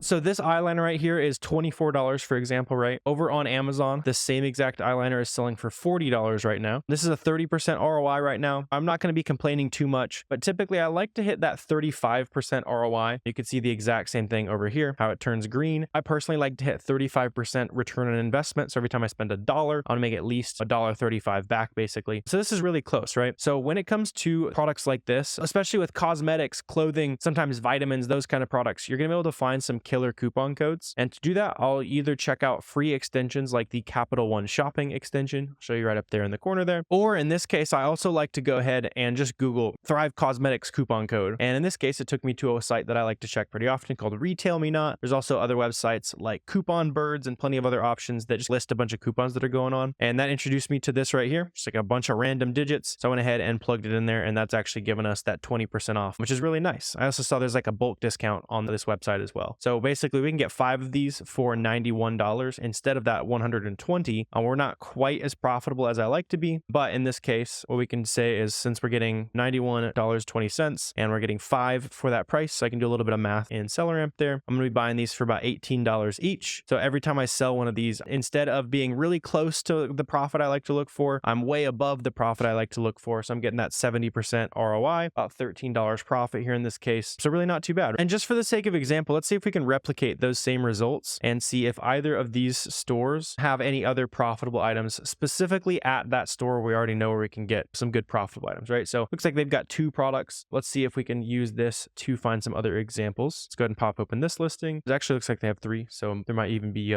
more potential. So these are $31 here. This one is 30 right there. Sweet. So let's see. So Serena right there actually is at that profitable pricing point for us. So $41. We're buying those for $18.24. So $18.24 right there. So there's another profitable item. Amazon is all about finding adjacent opportunity based on some limited time opportunity, right? So limited time coupon, limited time sale. We use that idea to see what are the other sellers who found this limited opportunity. What are they selling? And in this case, it led me to another example of just like a different color that's on that listing right there. And we could do the same thing, repeat that process relatively infinitely. Here's another storefront. They only have 18 feedback. We could see, seems like that might be the only one. See, it shows you the brands that they like to sell a lot of right there. there. So I like to zero in on the brands that are specifically on sale today. And we were able to find one more product that a lot of other people might end up skipping, especially since for this $41 price point, you need that coupon code for it to be super profitable, right? So it's decent at that 24 where we're getting it, but it's really good at that post coupon pricing that we're able to get. So sales and coupons, those are the biggest things that you want to take advantage of. But there's also some fancier ways that you can start to carve out some margin. And it really comes into play with stuff like this, right? The heat gear, that kind of thing, just like a long sleeve shirt. And when it comes to sourcing on certain websites, a lot of websites will offer down at the bottom, if you scroll down, you'll see something like this where it says sign up and save. A lot of websites, if you just go in here and say your name is mark@gmail.com, that's your email address, go ahead and sign up. They'll send you a 10% off coupon right away. So it's not quite as easy to get that coupon as just this one over here where we literally just copied it. We're just gonna be able to use that over and over. With these coupon codes right here, you'll need to use what's called a catch-all. And basically what that does is anytime you punch in an email, you want it to redirect back to this email address that you actually have. Let's say you find this product profitably on Amazon. You need that 10% coupon for it to be good for you to be able to actually make money on it. And so for that catch-all coupon code to work, what we can do is we can just go ahead and add a plus after your email address, type whatever you want. I usually just spam the keyboard after my email address there. And then that's still going to send that email to mark@gmail.com. It's just how Gmail works. It will ignore anything after the plus, basically. We can infinitely generate those 10% off coupon codes. So that goes for pretty much any website. Whenever you see those big boxes that pop up, says, hey, get 20% off here, 25% off here. And it's, man, I would have to make a million different email accounts. No, you don't. You can just use that awesome catch-all trick right there. And you'll be able to create those coupon codes and really have a big difference in your business on that kind of stuff. Another one that's a lot more creative that I love to take advantage of is stuff like rewards programs. So let's say you're diving through the Ulta clearance. There's a great Ulta sale going on. And by default, whenever you spend money on sites like Ulta, or just anytime you see a rewards program, a rebate program, anything like that. For example, I know Menards, they are a website and you can get an 11% rebate on any products that you're buying, right? So it's similar to a rewards program where you're just going to get a certain percentage of every dollar you spend back. At Ulta, you're basically going to get points per dollar you spend. You can spend those points on more free inventory, basically. You can start to include that in your margin, right? So a lot of times sites like Menards is going to be 11% off on that mail-in rebate here, right? Ulta is a little bit lower percentage-wise, but it's still the same kind of effect goes in. Another really good one, I'm going through the lightning round here of tons of ways to get discounts. And by the way, there's 5 or 6 more that I'm not even going to have time to talk about in today's video. I'll leave a link down below for a free PDF of the 12 discount methods that I use in my $1 million Amazon store. So you definitely want to check that out if you're serious about this stuff. But that takes me on to another thing that I love to take advantage of, which is gift cards, right? So going back to that example, we're finding a product at Ulta, right? We can go to Card Bear, and basically at Card Bear, it's going to show us a lot of different websites where we can buy discounted gift cards. So I want to show you what this looks like. Just go ahead and hop into this website here. It's be called Raise. Now it's called GCX, whatever you want to call it there, but still going to be able to add some extra margin to your business, right? Because what we can do is we can go in and we can buy a $500 gift card. For example, today we can buy that for $440.25. There's even 15 of them. So if you find a ton of profitable items, you can go in here and immediately you make $60 just from buying that discounted gift card. Another thing that I like specifically about this website is, let's say I find $237 worth of something profitable. I can just go in here and create that gift card manually. It'll just go ahead and send that to me. And then when I go check out, I can just use that gift card. I've automatically made $12. And I like being able to plug in specific numbers here because you're not always going to want to have a $10 on this gift card and $80 left on this gift card and all that kind of stuff. Obviously here, probably worth it to have that extra 7% discount basically. And so hopefully you're starting to see, after gift cards and loyalty rewards programs and coupons, all this stuff that most Amazon sellers just aren't thinking about. They're thinking that they're just going to be able to compare price A to price B, be profitable, and scale from there. Unfortunately, a lot of times it's not that easy. And if it is that easy, you want to be the seller who's going in and taking advantage of all these extra discounts so that you're the most profitable seller on the listing, right? So those are a lot of my favorites. And then we've also got cash back, which is a really good one to take advantage of. So going back to that example we started the video off with, if you want to buy those underwear profitably and you want to know which cash back service should I go through to get the most cash back on this order, right? For example, Top Cash Back is one of my favorites. When I go and place that order, I'm going to do so through Top Cash Back here. Make a free account, basically just click a button that says, hey, I'm buying through this through Top Cash Back today. And it seems like they're going to send you 4%, maybe 6%. I'm not exactly sure what that asterisk means here. But when you spend $500 on profitable products there, you're immediately going to get another 4% of that back. So cashback, by the way, is one of those things that's not always 100% of the time going to hit. Sometimes it just doesn't track for whatever reason. Sometimes they cut off the cashback. Not exactly sure why. I don't like to include this in my margin. So as you're going out here and doing your profit calculations, that kind of stuff, I really would not say, hey, I'm getting 4% cash back. Let me do 0.96, just because it's not always super consistent. However, stuff like these gift cards cards. As soon as you buy that, that is going to be profitable. So for example, on these shirts that we found, we found these on Google for $20.40. I typically wouldn't really include that cash back. We found those at JCPenney though. So what I can do is I can go over here to Card Bear and I could say, hey, I'm getting 12% back on all these gift cards today. So that's perfect. I can definitely include that in my margin. And since that product was close to profitable, I think right now that what was the price? It was like $41. Yeah. But since we're introducing the concept of discounted gift cards here, I can say, hey, I'm getting 12% off on those discounted gift cards. I do times 0.88 because 88% of the full price. Now it's pretty solid, right? If it goes up to that price that I really want, I'm making $10 profit per unit. So a lot of this stuff you can take advantage of here. And especially if you use every single one of these and check out some of those other ones that I'll leave in the free PDF down below for you, you're going to be finding tons of profitable items where a lot of other people are just getting frustrated and they're continuing to skip over good profitable products.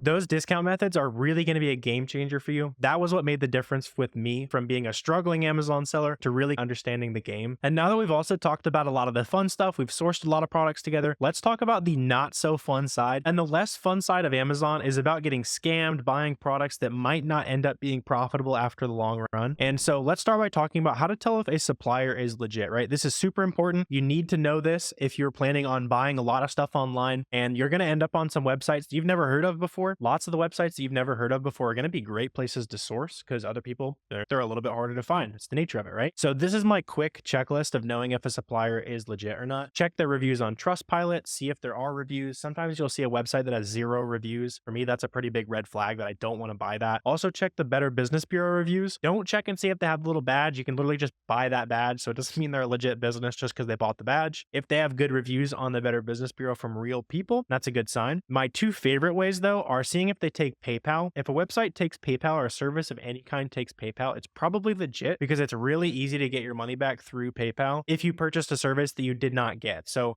if you're a scam website and you're not actually shipping the products that you're telling people you are, you're not going to offer PayPal because they're just going to get their money back. And then another one that's really cool is seeing if there are cashback services linked. So if you go on the website and it has Rakuten linked or Top Cashback linked, basically those cashback providers have already vetted that website to say whether or not that you can trust the website. And the fact that a big cashback company has vetted it means that it's probably a legit website if it is linked. But on top of buying from a website that might just be a straight up scam, buying the wrong products can also be a major trap, right? You can end up losing money. You can get your Amazon account in trouble. Account health is super important when it comes to selling on Amazon. Got a lot more detail on that if you're worried about account health coming later. But there's a lot of products, brands, some specific problems that you should be aware of before you start buying items on Amazon. Let's jump back into the computer here and I'll show you several examples of red flag products that can either cost you a bunch of money or get your Amazon account in serious trouble. But let's go ahead and jump into the first mistake that I see a lot of new Amazon sellers make. And it's on an example like this, right? So let's say you found this product for 20 bucks, sells decently, it sells for $52 online. Great. It looks like you're making money, right? But there's a big problem with this item. And this cost me a ton of money. I was just, oh, it's profitable today. Let me buy it. But nothing's going to go wrong, right? But what's really important to look at is down here on SellerAmp, I really like to make sure that my products are profitable. Maybe not ideal, most profitable in the world if I want to take a little bit of a risk, but I want to make sure they're profitable somewhat at the average prices on an item. So for example, you can see today, even though the price is like 47 bucks or so, we're making really good money. On average, the price is only $18. So if you've ever done like, stock trading or anything like that, where you're looking at like risk reward, our upside here is that we make decent money. We're making $15 a unit or so here. But our downside is that we lose almost $10 a unit. It seems like it might not be the worst trade in the world, but there's just way too many good items out there where that average price might be 10% ROI, 20% ROI. In fact, generally when I'm looking at products, I'm looking for a 25% ROI at the 90-day average buy box. So if you're taking notes, that's a good little like random metric to keep in mind if you want to make sure that your profit is consistent. Because when you check out the charts feature down here on SellerAmp, you're going to see that it's very historically sold for around 16, 17 bucks. Very recently went up to 52. This is a very dramatic example. You're not going to see too many products like that, but you will see a lot of products where that average price is not nearly the profit you want to be looking for. And it's just not really a consistent long-term pricing, basically. At the very least, when you're sourcing products, just make sure that price line has a little bit of consistency to it. You don't want to buy the item today, price goes back down to 17 bucks where it usually was in the past, and you're never making money on something like that. So make sure pricing's consistent. That's one of the biggest traps that I see a lot of new Amazon sellers fall for is, ooh, the profit's great right now, I gotta buy it, right? But just take a little bit of that extra step there and make sure you're not losing money. The next thing I want to talk about, if you didn't already know, you're not allowed to sell just anything on Amazon, right? Some of these companies will sell the brands themselves, or they'll work directly with people to basically have an exclusive exclusive relationship, that kind of thing. And we can use Keepa to figure out which products are like that. So for example, here's an item right now that it's got 2 sellers on it. Back here a few days ago, it had 6 sellers. And you see how pretty much all at once, all these sellers all disappeared off this listing. What that shows me is that there was probably an IP complaint on this item where the brand said, hey, we don't know who these 4 sellers are. We didn't authorize you to sell our products. And that's well within their right. So it's up to us as the Amazon sellers to make sure that we're selling stuff that the brand owners aren't policing and that we're obviously buying from big major retailers, big major distributors, so that if there were any time where a brand said, hey, where are you getting this? We don't know who you are. You can at the very least submit your documentation that says, hey, we bought it at walmart.com. It's obviously legit. If you don't want to sell on it, no big deal. But you don't want your account health to be in jeopardy, right? Because you don't want that brand to be able to come in there, kick you off, say, hey, you're selling fake stuff on Amazon. Amazon gets on your case and then you can get in a world of hurt. And then also if we zoom out to the year here, you can see that happened previously as well. See, it went like 3 people got kicked off here all at once. You'll see right there where it was like 25 and then like a couple hours later it was down to 20. So you'll see examples like that on Amazon. If you ever see like a lot of people just rapidly selling out, that's not necessarily an IP complaint. It's when it happens all at once, right? So back here, it doesn't seem like they were IP complaining. It was like 57 sellers. You can see how naturally one by one, people just sell out, people stock back in, that kind of stuff. But when you see that big cliff, several people getting kicked off all at once, that's probably a good sign that you want to avoid at that brand. And by the way, if you're ever unsure, I just think it's a really good idea. If you've never sourced a brand before, sometimes SellerAmp will have an IP alert there. It'll let you know that brand has maybe IP complained in the past. Seems like maybe a relatively new brand to IP complaining. Another thing you can check here is called Seller Journal Greenlight. So in this case, that glow wasn't showing up there, but if you see brands like Kong that are notorious IP complainers, if you've never sold a certain brand before, literally a free website, just go check it and make sure that brand is not gonna, come after you basically. And then another reason why you wouldn't want to sell a specific product is, take an example like this Lego Star Wars set right here. Not only do you want to avoid competing on listings where the brand is policing it, that kind of thing, we also need to avoid competing on listings where Amazon is hogging a ton of the sales. So you can check out the buy box analysis on SellerAmp here. And for example, competing with Amazon is a pretty classic example of when you probably won't be able to make too many sales on an item. It's their marketplace. They tend to dominate the sales and that kind of stuff. So for example, you can see here in the last 90 days, Amazon has 94% of the sales on this product. Not super healthy. If you compare that to that example we started the video with, you see how there's lots of small third-party sellers. Seems like this seller's doing a pretty good job of staying in stock and that kind of stuff, but there's plenty of other sellers who are making sales. Definitely looks different than this right here where Amazon is basically dominating a lot of the sales here. And by the way, if you don't already have access to all this data, make sure you go ahead and check out a free trial of SellerAmp down below. That's going to basically help you source all your products, look at all these little data points that we're basically being able to disqualify products, and it's just a no-brainer if you are an Amazon seller. So make sure you check out a free trial down below. And then let's go ahead and talk about the next types of products that you would not want to sell on Amazon. This is pretty similar. I just want to show you 3 cases of items that I'd pretty much just avoid. So Amazon's on it, police, there's lots of people getting kicked off. And if you ever see the brand name as a seller, you can see this Naturello or however they say it there, the product title, and then it's also the name of the seller on this listing. Those are going to be classic examples of products where they generally are only going to have one seller on it and it's going to be them, right? They want to dominate all the sales. So you can see, it seems like they're on this listing like 3 times. And this poor new seller right here, he's probably going to get an IP complaint, unfortunately, because they weren't watching a video like this, right? So you want to avoid products where the brand themselves are selling that product. And by the way, all this stuff is super important to make sure you're actually making profit long-term. If you're relatively new to Amazon, at the end of this video, I'll leave a link to a master sourcing guide. So not only just avoid these products, I'll also show you how to actually find good winning products and break some down with you live. But let's go ahead and keep chugging along through the list here. And that's where I want to show you something that isn't as much of a, don't buy this product, you're going to get in trouble, that kind of thing. But if you listen to this, your margins will be a lot higher as an Amazon seller, right? So take, for example, like this pair of shoes here. This is a brand that most of you guys should be able to sell, all that kind of stuff. Not a dangerous brand. The brand doesn't sell it, doesn't meet any of those other kind of criteria. But when it comes to selling products that are in high return categories, so for me personally, that's going to be stuff like electronics, shoes, clothes, anything where people might have to try it on or something can break easily, make sure you price that into the profit that you're looking for. So for example, we found these for 35 bucks. We can make a 31%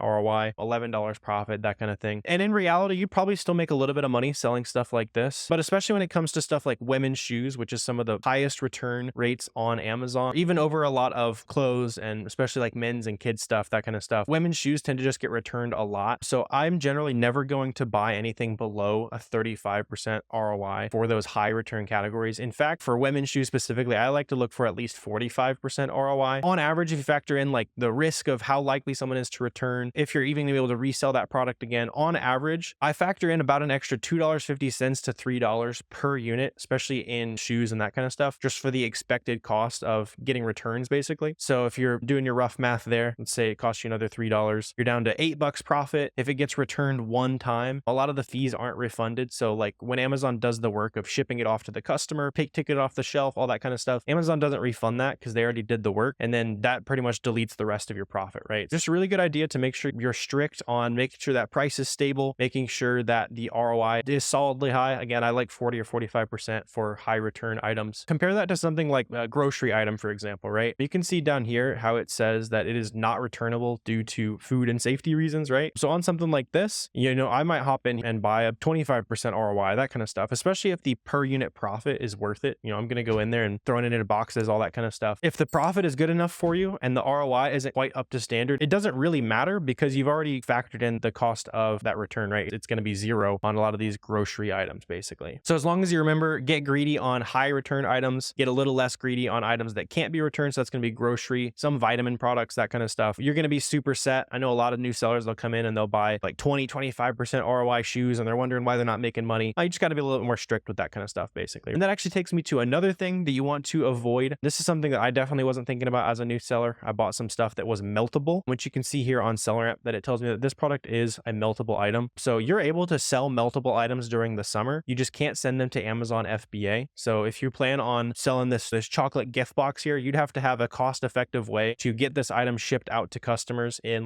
probably throw an ice pack in there, an insulated bag, all that kind of stuff. And so those costs are going to add up pretty quick. And especially if you plan on doing only FBA, that kind of stuff, just make sure that your products are not meltable. And that's only during the summer months. But outside of the summer months, you can see here, April 15th to October 15th, you cannot send to Amazon FBA if it's a meltable item. Outside of that, you can send to FBA all you want. In fact, insider tip, everyone has to sell out of all their like meltables and stuff in April. April 15th was the date, right? So if you just want some like chocolates or meltable vitamins or something like that for the personal, it's always cheapest like the week before April 15th. Fun fact for you. And that's because all the Amazon sellers are lowering prices to sell out rather than having to ship it back to their house and all that kind of stuff. So think about that in the spring. I wouldn't be buying too many meltables if you plan on FBMing them. And then if you're wanting to prep for an awesome start to the holiday season, maybe you start buying some meltables in early October, have a big shipment of them ready to go out on October 15th. You'll see every year the prices tend to be the highest for meltable items within the first couple days. And a lot of people make bank being the FBA sellers on those first couple days of the season there. And if you really want to cash in on something like that where the prices are way higher, you want to make those sales as fast as possible, that's where you use Boxem to create those 2D barcodes. And using Boxem 2D barcodes literally just looks like this right here, goes on the FBA label. Boxem does it for you automatically, able to get faster check-in times, and you'll beat everybody else to the punch and make a bunch of extra profit, basically. And that takes me to another item that you'll have to be a little bit careful if you're considering shipping to Amazon FBA, which is going to be hazmat items. So that's going to be stuff like aerosol cans, perfumes, that kind of stuff. You can see something like this is going to be hazmat. If you're logged into your Amazon Seller Central on any other tab, it'll tell you if that item is hazmat on the alerts panel of SellerAmp here. And not that you can't sell these items via FBA, you just have to have special approval to sell hazmat items via FBA, which by the way, you can get on the wait list on Seller Central. You just go up to the top, search like dangerous goods. It'll walk you through how to get on the wait list there. And then if you do it, go ahead and list any of those items FBM, make some FBM sales where you're shipping directly to the customer on those hazmat items. It'll generally cheat you up the wait list for FBA. It's another kind of hack for you guys to take advantage of there. But especially if you're a beginner, just be careful buying items that are hazmat. Again, just make sure you're logged into Amazon Seller Central, and the alerts panel here on SellerAmp will make it easy for you. All right, awesome. Now you know what to avoid when it comes to sourcing products on Amazon as well. And let's have a little bit of fun with it. One thing that I definitely didn't have to take advantage of in the early days of my Amazon business was taking advantage of AI, right? In today's world, things are getting even easier to source products using AI. So I want to break down a couple applications of using AI for finding products. We're going to break down some specific prompts that you can use because AI can be a real game changer for your Amazon business, especially if you're starting to run out of ideas or you're not even sure where to start to begin with. Let's jump into the computer.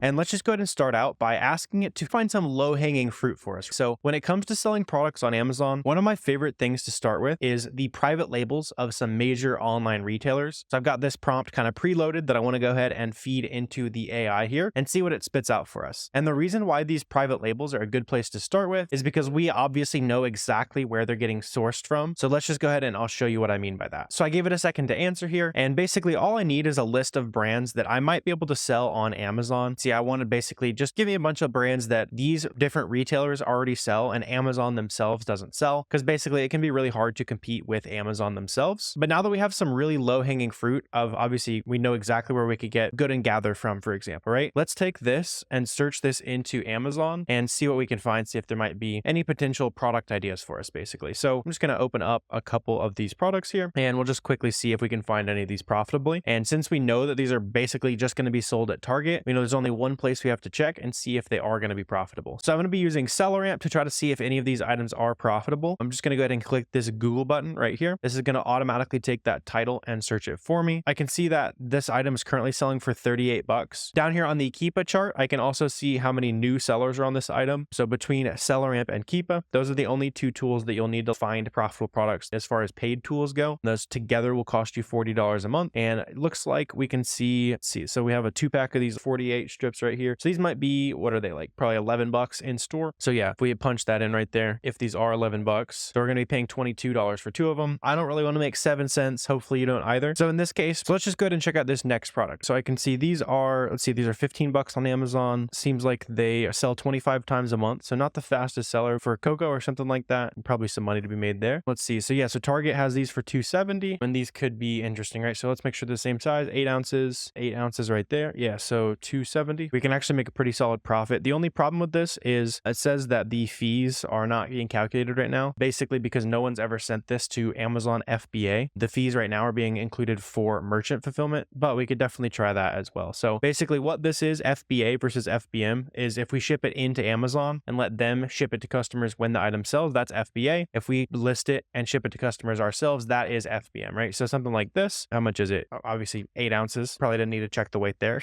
That's going to cost you probably $7 or so for that shipping label, maybe $8. Yeah, so if it's $7 right there, that is going to be a $4 profit, which is a very solid ROI. So you can see right away, there's just like a quick example of kind of AI feeding us a kind of a brand idea at least, and then we're able to dig a little bit deeper on that. Let's just see, just out of curiosity, since we found something that was interesting, we can see if we can find another one here in just a second. Pumpkin, that kind of thing could be good. While I'm recording this, we're going into the holidays, and so there's probably a lot of people interested in that type of stuff. Let me check like two more items here, and we can see what are these, like some bags of coffee here. We need to buy these for $4 a bag or so. That'd probably be pretty cheap. Yeah, those are $7. Basically what I'm looking at here is this max cost option on SellerAmp. That's showing me the price that I need to pay at or under to make my ideal profit, which is about 30% return on investment. Let's see about these right here. So we need to buy these for $3.80. I think that'd be a pretty good deal, but maybe we can find that. Let's see. So $5.80 right there. Let's see. We can also see if the price ever goes crazy. Let's see, last year the price went a little bit higher. This year the price has been around 14 bucks or so. But yeah, we're buying them for like $5.80. Let's see, $5.80 right there. You see how on the Keepa that price has been pretty consistently hopping up to $14. You'll see this on a lot of items, and then you can just set your price and make sure that you only make those higher priced sales. And that does meet my ideal ROI. It's only $2 profit a unit. Let me know if that's something that you're interested in or not. But right away, there's a couple of just ideas we can explore, right? So no excuses in terms of, what brands can I sell, that kind of stuff. And let's expand on that a little bit further, because obviously buying these products from, the retail stores, this kind of thing, it's pretty easy for other sellers to figure out what you're doing, and your profits might not last super long time. And so let's take this idea and say, hey, of these products, I know that all these sellers are smart enough to source these products profitably. What are some other brands that these sellers sell, right? So what are some other brands that I can expand on and use their ideas to find other similar products that I might be able to use a coupon on, find a sale, that kind of thing. So that it's a little bit harder in the long term for people to basically copy my product ideas. So using that idea that the other sellers probably have some good ideas, some other brands that we can sell to, let's go ahead and ask ChatGPT a slightly different question here, right? So give me a list of brands that are commonly sold by a lot of other third-party sellers, and they're also selling these good and gather products. And then again, we still want to exclude that Amazon is a seller, and let's see what we can see. And so based on that answer and a little bit more talking with ChatGPT here, I was able to see some specific examples that they were basically mentioning. So like Nature's Path, Annie's Homegrown, Back to Nature. I'm not sure if I've really seen these before, and I want to just dig in and see if these might be actual reseller friendly brands. And based on that, if we can find some more profitable items based on these ideas. And so based on that, let's just go ahead and pop open a random Back to Nature product, and we'll see how reseller friendly this is. Let's just start with this one, see if we can find some profit on this, because I noticed that this is 15 bucks. Our max cost is $5. Let's see. It looks like a lot of these are like $7 or so. Let's see. Is it the 11 ounce? That's like actually a slightly bigger one. So let's see, $6.20 right there. So this could be good if we ever notice like a grocery coupon or something like that. That could be worth adding to a list. For this though, I'm more just using this as a starting point. So it suggested a few brands that are probably reseller friendly. I noticed that there's a lot of listings where there's several Amazon FBA sellers on here, lots of different people making some sales, that kind of thing. And let's just go ahead and dig in and see if any of these sellers have any basically other products that we can also source for ourselves. So let's go ahead and see. So if you ever notice that the brand that we came from is right here, you can filter down to that specific brand if you really want to focus on that. For this, I'm just curious what these different sellers are selling here. And so let's just dive in and see if we can find anything, right? So I noticed that the Amazon is on these. We need to buy them for 18 bucks for 12. And we're just going to start going down the list and seeing if, based on the fact that they're on a nice reseller friendly brand, if they've had some good product ideas before, basically. So let's see. So we need to buy these for $1 a bar. I'm seeing these usually $2 a bar. Maybe you have to have a really good account with the brand themselves or something for that to be profitable. This right here, we could make it profitable if we find it for $2. Don't know how realistic that is. Yeah, so those are usually like $8 or so. And a lot of times, like I was talking about, this max cost button will be really useful to know if it might be a reasonable thing to find at that price or, kind of unreasonable. Something like this. Maybe we can find this for $7.30. So let's see. So yeah, these are pretty close at least. What flavor were we looking at? So we're looking at the Earl Grey. Cool. So there's actually the brand's website. I think they had it for $10 there. And I'm at least interested in these because the price is somewhat close. And a lot of times we're able to create that margin with coupons and stuff like that. See, we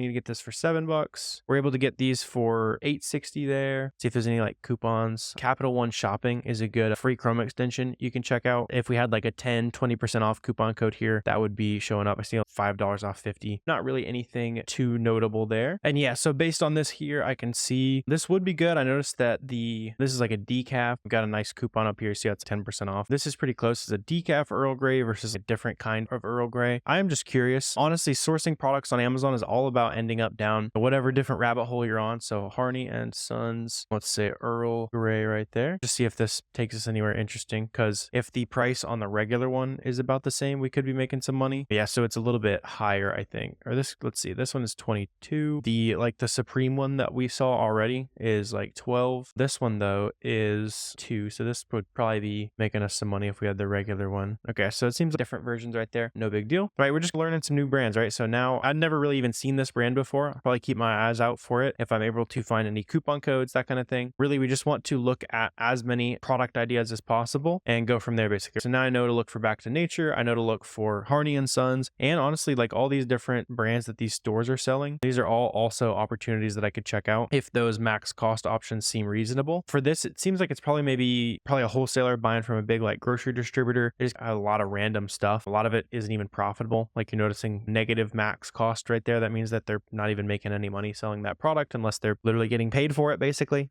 which that'd be a good distributor to find for sure. But yeah, so we got some new brand ideas at least to check out of that. Let's see. So there was also the Annie's Homegrown. Don't know if you've ever checked those out. You can just see if these are actually worth selling. Oh, I've seen these at the store before. Yeah. So another good way to figure out quickly if a brand is worth reselling is looking at the SellerAmp QVS extension, which is completely free. I'll give it a sec to load in here so we can see a lot of the data. And basically what this is showing me here on these listings is who's on it, how many offers, which kind of helps me figure out if it's reasonable for me to find a profit or not. So I see Amazon is on a good amount of these listings. Usually I'm not even going to waste too much time popping open listings that Amazon's already on. This one's interesting because it's some graham crackers for $27 right there. And I'm only competing with other FBM sellers, some other small third-party sellers. Multi-packs like that are a really good thing to be on the lookout for because it's usually being sold by third-party sellers that you can compete with. So yeah, these are $19 for 2. Those are interesting though. Let's see if there's anything worth checking out there. This must be pretty heavy, right? Yeah, it must be pretty heavy. It was probably profitable back here and the price dropped a good amount. So I'm not going to do much digging there. This one has been pretty consistent for a while though. Let's see if we can find anything. Yeah, so these are like $5 each. So you actually can buy it for 10 and sell it for 20. Just out the way with Amazon fees work and that kind of stuff, it's £3. It's not really going to be too profitable either. I can, however, still use this idea to find lots more similar products. I'm just trying to see. Usually I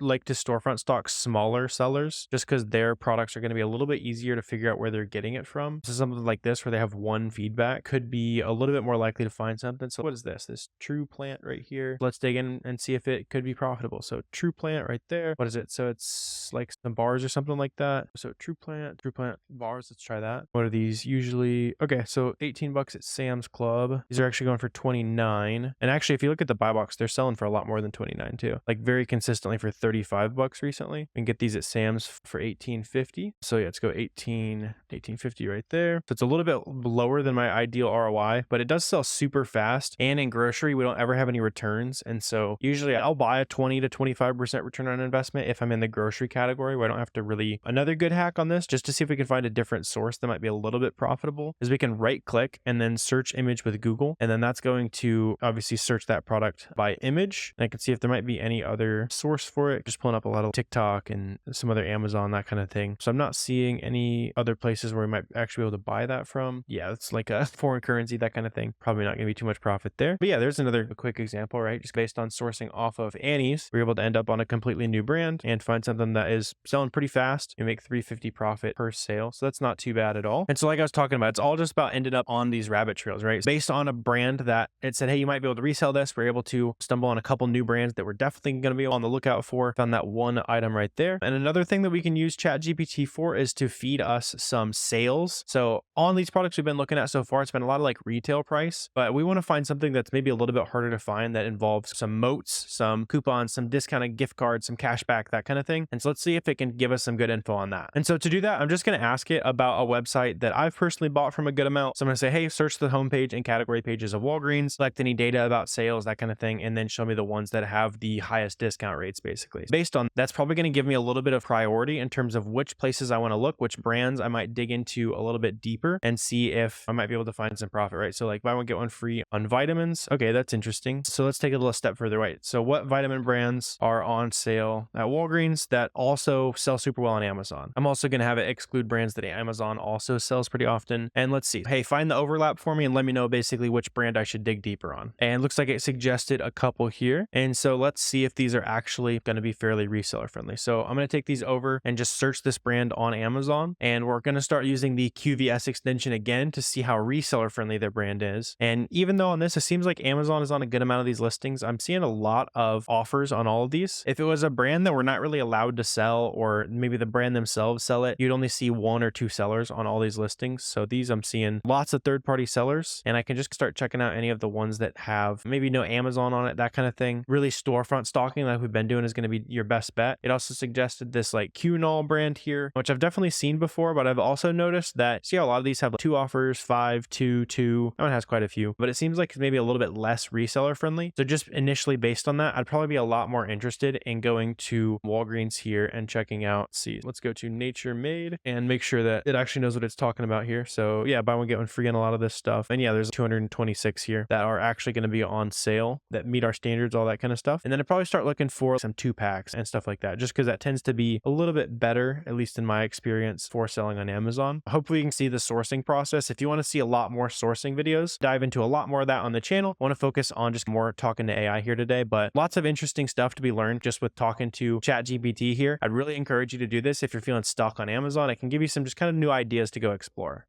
All right, so at this point, you have everything you need to know about sourcing products. You don't really need to watch any other videos about sourcing products online. And I'm really hoping that this is you right now. So if you've seen this guy on Instagram, he's like throwing basketballs at windmills and all kinds of stuff. Hopefully you understand it now. So if this is you now and you're feeling a lot more confident, let me know down in the comments. If it's not you and you still have any specific questions, drop those down below in the comments section as well. And I wouldn't be an official YouTuber, whatever you want to call it, before we go on, if I didn't ask you to go ahead and just hit that subscribe button down below before we go on. If you're still here, you're finding a bunch of value, and while you're down there in the comment section asking some questions, it should be pretty easy. But now we've talked about all the fun stuff behind actually sourcing profitable items. We've got some profitable products in our hand. What actually comes next in the process, right? And this is where we can start getting into the fun side of FBM versus FBA, figuring out how to make these sales as fast as possible. And let's start by talking about FBM versus FBA, right? So FBM, fulfilled by merchant, that's basically when we ship products direct to the customer. And one of the biggest benefits of this is it allows us to test the items faster. So when you're buying those products,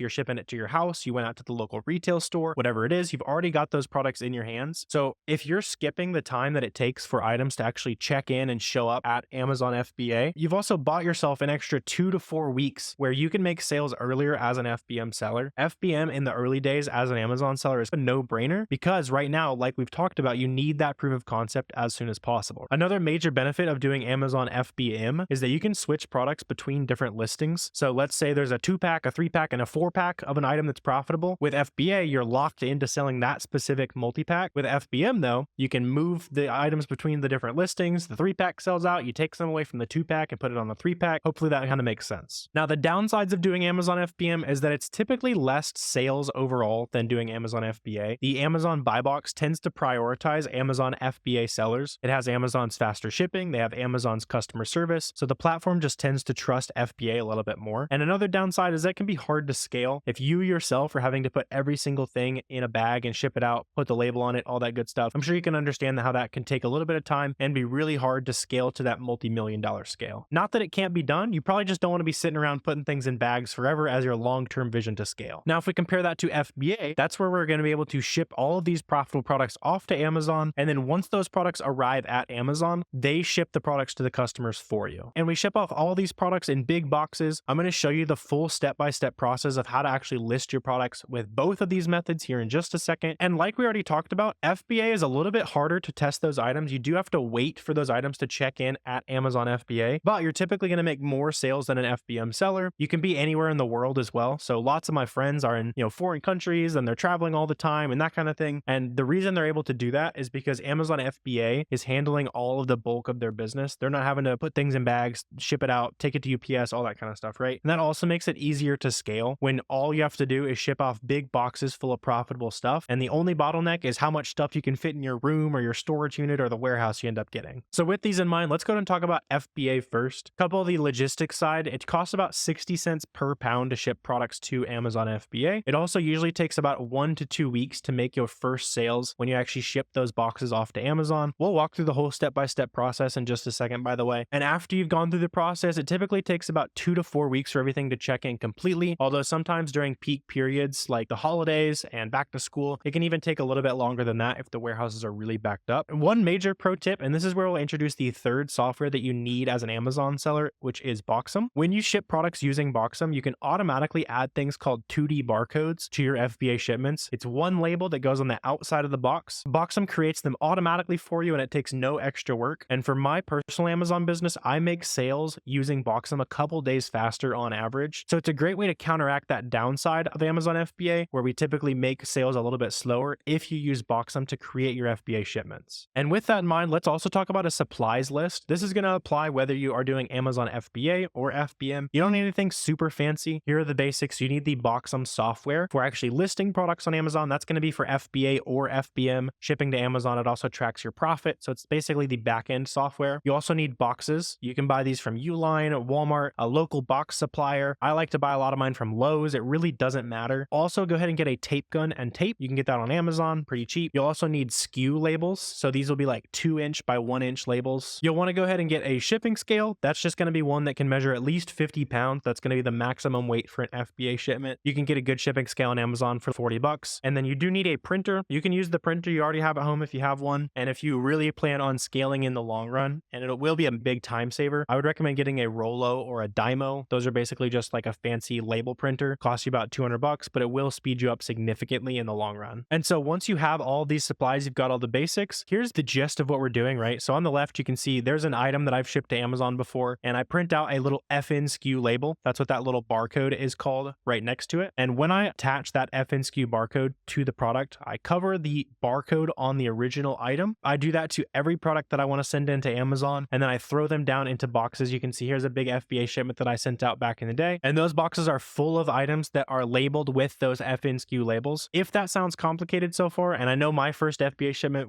felt a little bit complicated, that's why Boxum exists. So let's go ahead and jump into a full step-by-step guide on actually making a shipment.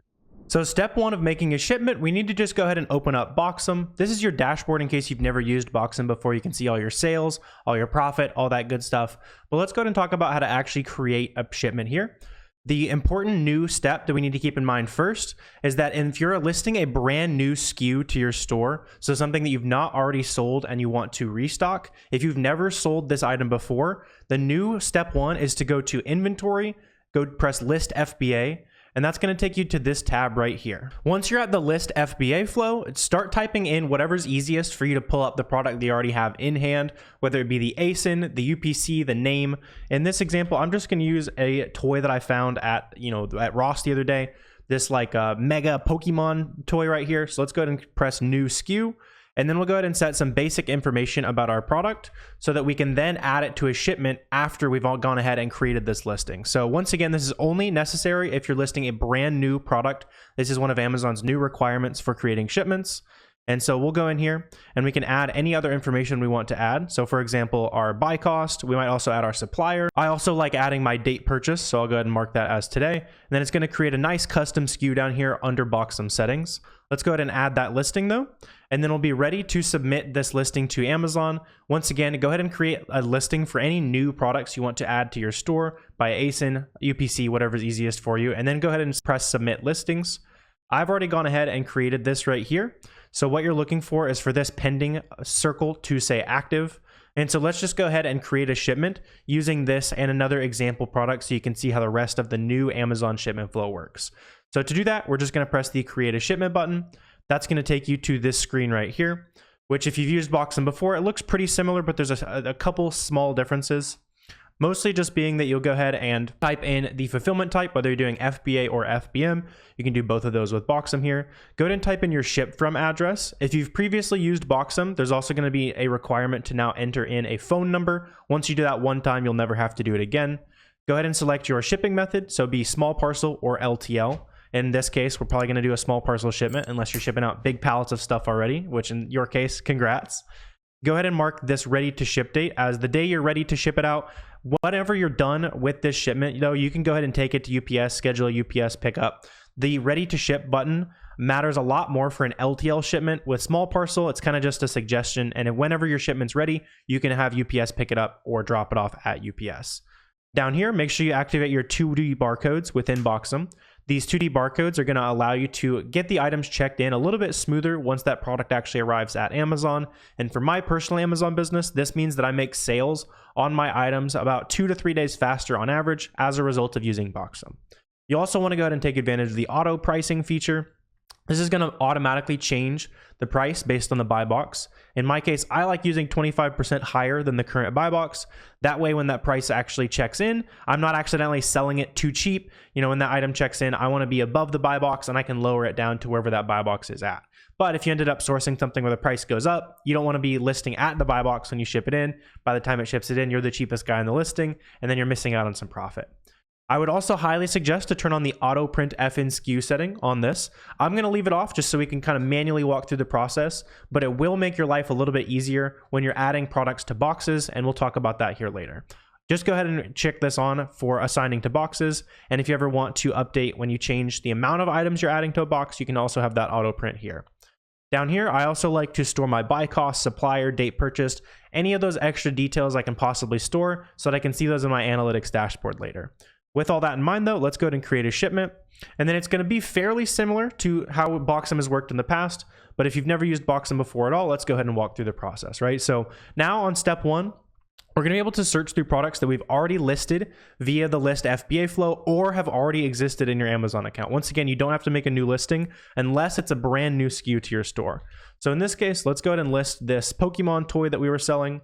Let's go ahead and add this SKU right here. And then we'll go ahead and start filling out the required details about this item. So in this case, I'm going to put in, the price I want it to be at. I found this at my local store for $39.99.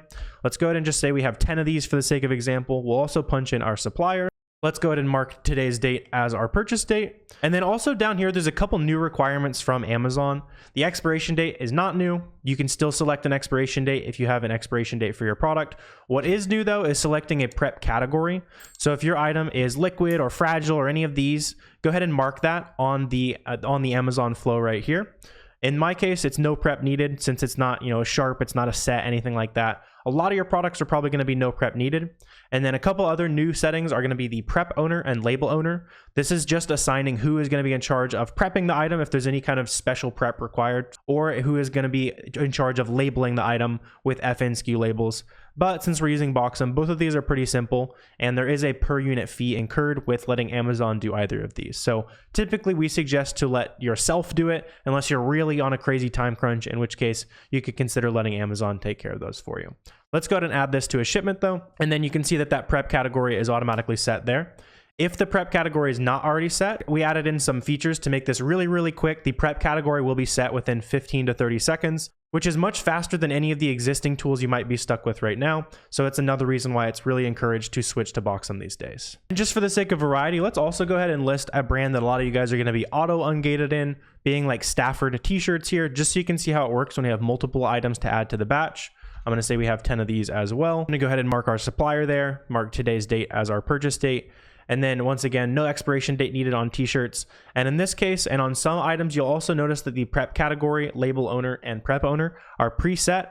Just make sure that you follow whatever the instructions are here. In this case, generally, it's going to be Amazon provided, seller. And for example, in prep category, Amazon provided kind of presets and does a lot of that work for us. So let's go ahead and add this to the shipment.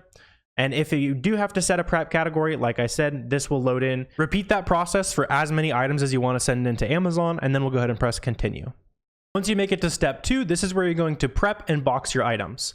In this case, we're going to go ahead and create a box, and then we're going to be able to assign products to go inside of this box. It's also in the pack group information, it's going to show me what prep instructions are required. So in the case of this toy, all I have to do is put an FN SKU label on the item. I'll show you how that works in just a second. And in this example, since it is like t-shirts, something that might get really dirty on the conveyor belts at Amazon, it's also asking us to seal it in a poly bag, but we can see all the requirements here. Let's go ahead and assign these all to our box though. So we'll go ahead and say we have 10 of these in box 1. You can also take advantage of the bulk assign feature if you want to automatically create a new box. So we can say bulk assign 10 to 1 box, and then we can save and print that.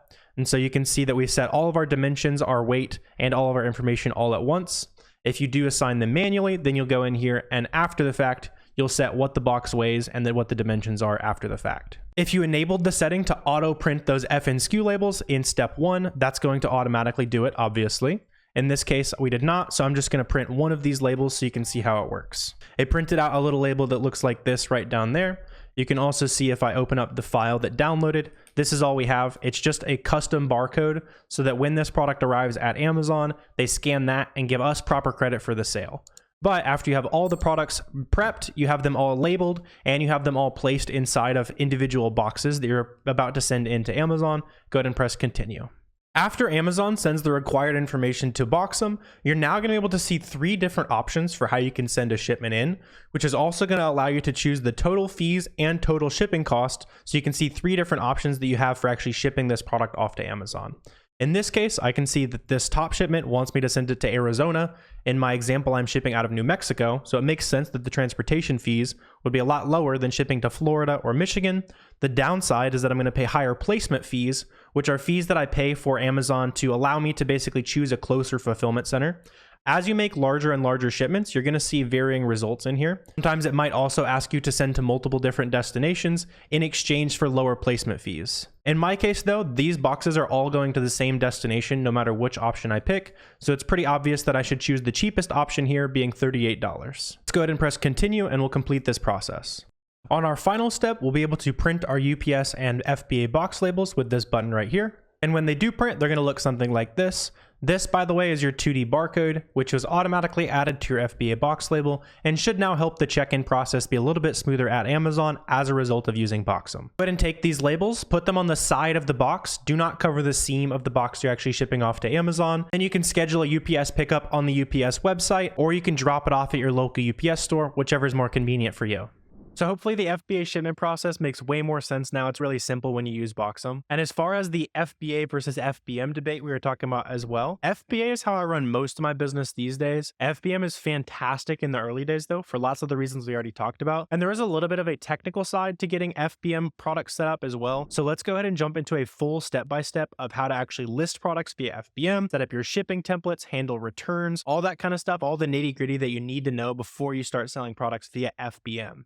And basically what this is going to do here is decide how fast that we can get the products out to customers and the prices we're going to charge to customers for different speeds. And so we're going to go in here. This is just under your shipping template in the top bar of Amazon Seller. If you're not sure where to get to navigate to any of these screens I'm talking about, just go ahead and search shipping settings up in the top. And then you're just going to be looking under the shipping templates tab right here. It should be pretty easy to find. And then once we go down here, I'm going to go ahead and go to the migrated template. This is set as my default right now. So you're probably going to want to edit your default as your first first shipping template. Then we're going to go ahead and press edit template. So up here at the top, if you want to give your templates different names, you can definitely do that. I'm just going to leave it on the default here. Another thing up here at the top that I would recommend for those of you guys who are willing to hustle and you're willing to actually make it happen is to set your handling time settings to same day handling. And this is going to commit you to being able to ship your products out the same day that the product sells. I believe the cutoff is before 2 p.m. So you're not going to be expected to ship your products out at 11:58 if they order at 11:50. But same day handling time is a great way to win sales over FBA sellers. We're talking about the difference, how FBA sellers are going to make more sales than FBM. This is one great way to make Amazon like your listing a little bit more if you're willing to go and put in a little bit of hustle. This is something you're definitely going to want to throw on during the heat of Q4 when you're shipping products out every single day. You've got orders coming in. You might as well have it on same day handling and get a little boost to your sales. So the next thing I want to show you down here is setting regions within your shipping settings. So right here, you can see I've got a big region with a bunch of these states thrown in. If you want to change which states are actually included in certain settings, you can go in here, click edit, and it's going to give you a big drop down box. And so my settings right here are set for me shipping out of the center of the country. You can see I was shipping out of Arkansas for the majority of the merchant fulfillment that I've done. And so you're going to want to go into your shipping template and set it to states that you can actually reach. So right here, I've told Amazon that within 2 to 4 days, plus my handling time, I can get a package to a customer in any one of these states. So this should be pretty reasonable for those of you guys shipping out of the middle of the country. If you're not sure how far away is reasonable, a good resource I want to show you guys here is the Pirate Ship Zone Map. And you can go ahead and pick where you are. So let's say you're shipping out of Southern California. You can see about how many days away each one of these states are. So you're probably going to want to set some of those states as a slower shipping speed. So for me, shipping out of the dead center of the country, these were the areas that were red for me when I go ahead and click that map. So I set it to 5 to 8 days. Everything else though was 2 to 4 days. So you might have less states included in your 2 to 4 day shipping time compared to me if you're shipping out of one of the coasts. Hopefully that makes sense. You can also go in here and change your shipping fee per order or per pound. I would really recommend setting free shipping on for your standard shipping. So if they're ordering by 11 a.m., this is kind of the standard shipping that they're going to get. You can see I do have extra charges on here for some states. So like Hawaii and Alaska, I want to make a little bit of extra money if I'm going to ship to any of these kind of harder to reach destinations. I need a lot of time and we want to make sure we're getting a good boost on that per order sale. But for the most part, you want to have your cheapest shipping option as free shipping. It's psychological. It's going to boost your sales and you can just raise the price of your item to counteract whatever you were going to pay in shipping. So depending on where you are in the country, you can go ahead and pause this video. You can copy this, tweak it around depending on where you are in the country. The next thing I want to show you here is expedited shipping. So this is going to be super useful during Q4 when people are needing their products super quickly. I like to go in here and set, again, those states that were pretty far away for me to reach, those states that were kind of on the red side, this zone 8 on the map down here. I set those as my 2 to 4 day transit time. And then everything else we said we can reach in 1 to 3 days. But there is going to be an additional $11 per order, an extra $1 a pound, and then up here $13 an order and $2 a pound to ship to those further away states. I know some people get a lot more aggressive with this. You guys can let me know in the comments how your templates differ from this if you're already crushing it with merchant fulfillment. And then down here on the 2-day delivery, you want to make sure this 2-day delivery down here is pretty expensive. So we've got it set to $17 an order, $10 a pound. And we actually have had a couple orders be placed with this shipping speed down here, which seems insane for somebody to pay, $20+ for shipping, but they need it in a pinch. They're trying to get presents under the tree for Christmas. We have to be able to go in here, charge for that to get the products out to the customers super quickly. So after you save all of those settings, when you go and actually list those products, when you go back over to the product we just listed, you can just go ahead and select that migrated template or whatever you end up naming your default template. So hopefully that helps you get your settings all set up within the shipping template. So we're going to break down packaging up these orders, how to know when you have orders, and the actual supplies I'd recommend you guys grab. So the main thing you want to look for when you're searching for products to merchant fulfill is going to be looking out for the buy box statistics here. So I went ahead and pulled out this as an example of something that you're not going to be able to merchant fulfill. And the reason for that is when we go in here to data, buy box statistics, we can see here that 99% of the sales on this listing over the last 30 days, we can zoom out to 90 days. We can even see the whole history. The last year of this item, 92% of those sales have gone to Amazon. And on the FBA column down here, you can see that even when it didn't go to Amazon, it mostly went to other FBA sellers. So if you jump into the data buy box statistics on Keepa, this tool is $20 a month, along with SellerAmp. Those are like the 2 essential tools that you need to sell on Amazon. If the buy box statistics is telling you that FBA sellers are consistently holding it, that's going to be something you need to avoid. Another way you can do this is on the price history graph. As you're mousing over it, on the top, it's going to show you who has the buy box. So when you see a ton of orange like this, or if we go into a listing and see a bunch of FBA orange, we know to avoid it. Anytime we see this blue right there, we can see a little speck of blue where merchant fulfilled sellers were actually making sales on this listing. So when you compare that to a listing like these shoes right here, as we're mousing over the Keepa chart, we can see a ton of blue, almost not any FBA at all. We see a little bit right there. I saw a little bit of orange, a couple dots up there at the top. That's when third-party FBA sellers are on this listing. But for the majority of the sales on this listing, it's pretty much all blue. And we can reinforce that by going data, buy box statistics, and then over the last 30 days, it looks like 25% of the sales went to this seller right here who was not an FBA seller. And we actually have to go all the way down to this guy who had 4% of the sales with an FBA listing to see anyone who was FBA making sales on this listing. So as we're going into the season where you might want to start doing more merchant fulfillment, look out for the buy box statistics on these listings here and see if the buy box was rotating a lot to FBM sellers. If it's being hogged by FBA sellers, you probably want to avoid that product. And one quick sourcing tip I'll mention for you guys, if you're trying to actually go and source new products that you can sell as an FBM seller, something that's going to be super valuable is SellerAmp reverse sourcing. If you already sell on Amazon, I'm sure you're very familiar with, you've probably found a ton of products with this already, but just in case you're not, the basic gist is that we're just going into a listing like this. We already know that the merchant fulfilled sellers are loving this listing, and so it's reasonable that some of the other products that they're selling are also going to be good for merchant fulfillment, right? So I went ahead and went to the SellerAmp offers tab down here, and I opened up this storefront right here. And so when we're looking through this guy's storefront now, we can see the actual Keepa chart. We can see the products that he's actually selling over here. So in this case, it looks like he's just selling a bunch of Nike shoes, all that kind of stuff. And so if you say, let's say we find a Nike.com sale or a Jordan sale, I've seen a lot of Jordans over here as well. You can actually just compare the products in this guy's storefront to the sales that you're already finding, and maybe you can find a little bit of overlap where we might be able to find some profitable products. And if you specifically start from a product that you know people are doing merchant fulfillment on, like this product right here, you're going to be a lot more likely to find those products of the sellers who are going super deep into merchant fulfillment and they're not having any trouble making sales on a lot of these listings. So definitely take advantage of reverse sourcing to find those products. I'll leave a link up here for an actual sourcing video. I want to keep this mostly focused on shipping products out, kind of just all things FBM for you guys. If you need to learn how to source, again, I'll drop that up there. But let's go ahead and actually talk about what happens after you've sourced an item, you've listed it FBM, and then you've made a sale. So we should have all the knowledge that you need to get there. And I actually have a pending order on my Seller Central account over here that I want to show you guys as an example, right? So we can see here on Seller Central, it's saying actions. We have one order to ship. You might also see a slightly different layout of Seller Central. If you're seeing this in the future, it probably looks different. They're always tweaking this. So just look for a little badge. Sometimes it'll show up as one of these tiles that says that you have an order to ship. And you should also get an email when you have an order to ship. It should be pretty hard to miss when something did actually sell. But we're just going to go in here and we're going to go ahead and press ship your orders. So that's going to take us to the manage orders tab. And then we're going to go over here and select buy shipping. So that's going to take you to a page that looks like this. And now we're going to go ahead and start entering in the actual information for shipping these products. So under packaging here, we're going to go ahead and add some dimensions. So you're going to go ahead and have some boxes, some poly bags, all that kind of stuff on hand. I'll show you the specific supplies here in a minute, but this is just a random book that we sold. So I'm going to go ahead and punch in the length of our item here. It's going to be 12 inches. The width is going to be 9 inches and then 2 inches for our height. This is a pretty simple item to ship. Just like I said, it's just a pretty simple book. So we've got our dimensions in there, and this is going to be the dimensions of the box that you end up putting in or the poly bag that you ended up putting it in, not the item itself. So this is going to be communicated with whoever we end up buying the shipping through. So right here, we also have the weight of the product. This is just a smaller book. So we're going to go with 1 pound here. And then once we plug in that information, it's going to go ahead and start giving us our options in terms of how we can ship this product out. So you can see we have a ton of different options. You could do priority overnight. You'd really be overachieving if you did that. You're not going to make any money. It's going to filter this though by the cheapest option. So for me, USPS bound printed matter is going to be the cheapest. For most of you guys who are watching this video, you're probably going to be doing some arbitrage, some wholesale type products. So that's going to be a lot of USPS parcel select, a lot of UPS ground, really just the cheapest option that is going to get the item to the customer on time. You're going to go ahead and go up here to print label orientation. Just change this to however your printer is oriented. If you have a label printer, it's going to look like that. If you have a regular printer, it's going to be these half sheet labels like that. Again, I'll show you the specifics on what you need there. And then it's also a good idea to declare a value, especially if your item is expensive. This is going to increase the price of your shipping, but it's going to add extra insurance. I like to do it if the item is worth more than $100. So I wouldn't do it on this book. I don't want to increase the price of my shipping. And then once we do that, we're just going to go ahead and press buy shipping down here in the bottom right corner. And that's going to give us our PDF to print out as our label. So that's going to be the majority of how you're going to ship your products. I just want to show you a quick trick here that took me way too long. I was manually inputting the dimensions and weights and everything for each product, even if it was the exact same thing, for way too long. So if you're starting to get a bunch of merchant fulfilled orders, which awesome if you are, go ahead and go in here and just start clicking this checkbox right here. It's going to show you all the orders. It's going to select all the orders that have come in recently. You can also just click different options, and then you can go ahead and buy your shipping in bulk. So on this screen right here, I still only have that one order. If you had 10 orders, 25 orders, they'd all show up right here. And the nice thing about this is that if you have a certain ASIN or SKU, it's going to store the weight and packaging information from the last time you shipped that SKU out. So in this case, case, I've never shipped out this SKU. So again, it's still defaulting to wanting me to enter in new information. I can still do that here. It's going to guess which shipping service I want to use based on the one that gets it to the customer on time and is the cheapest. And so once you start getting a ton of merchant fulfilled orders, you can just go in here, get that done for all of them. It's going to give you a big list. It's going to show you what each one of them charged you. And you can just pick that label and orientation by shipping and you'll be good to go. It's going to print out all those labels all at once. So if you start getting a bunch of orders, use this bulk feature here. It took me way too long. I was doing like 50 or 100 merchant fulfilled orders a day a year or two ago, and I did not know about that. So don't make that mistake I did.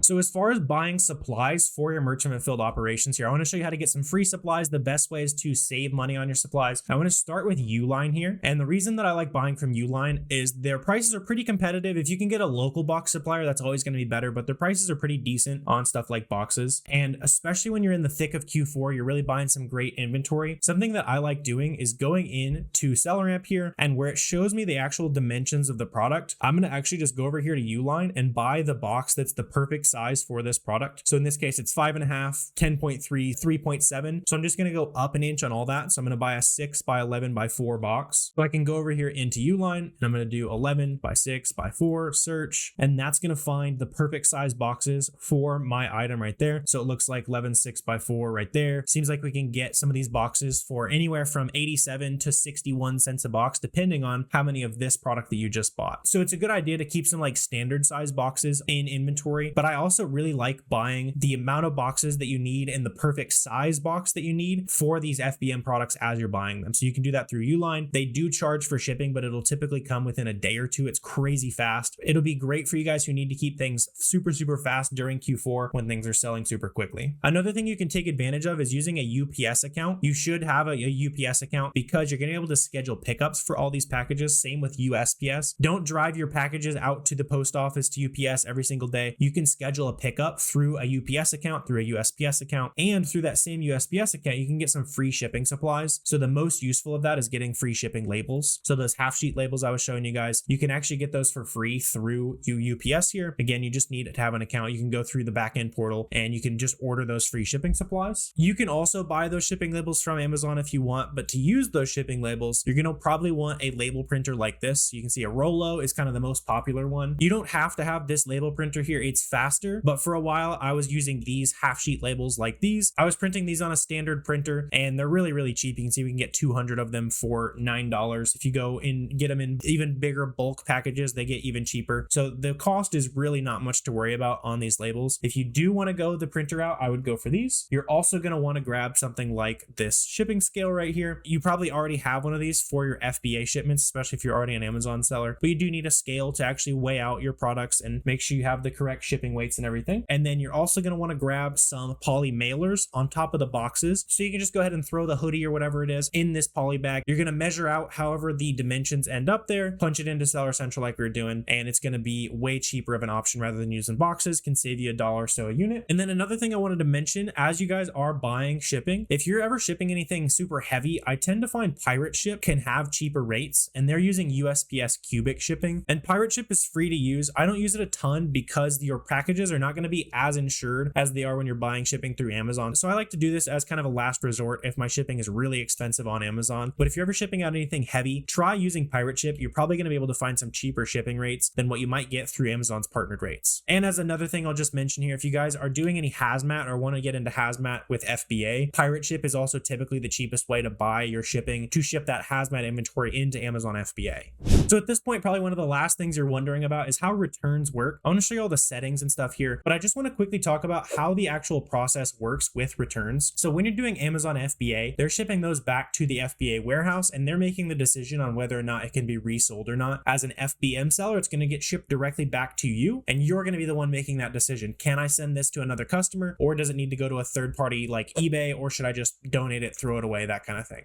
All right, you've reached an awesome point in the free course now. Give yourselves a pat on the back. You know how to source products, you know how to list products, you know how to make those sales as fast as possible. And now we can start to get into even more of the fun technical side, help you scale for the long run. Because on a foundational level, the three things that you actually need to start an Amazon business are Keepa, SellerAmp, and Boxum, along with the Amazon seller account, of course. But one more thing that you'll want to introduce after you make your first $1,000 to $2,000 in sales is something called a repricer. When it comes to winning the buy box on Amazon and making all these sales, it typically typically goes to whoever is currently matching the buy box. And so naturally prices change over time, of course, right? So there's actually software you can use to match or even stay slightly above the buy box price so you can keep making lots of sales. And software like BeCool can really help you automate this process. This software is something that automatically changes prices for you based on some preset rules, and it's pretty affordable to just go ahead and grab after you've started making some sales. I like getting a repricer after you have 10 to 15 products, or you just catch yourself checking prices too often. And with that in mind, if you set up your repricer the wrong way, you can cost yourself a ton of money, but if you set it up the right way, you can end up squeezing margin. You can make way more margin than a seller who's even manually repricing everything themselves. And so let's go ahead and jump into the computer here, and I'll show you how to fully set up some of these repricing rules that will be really smart for your Amazon business.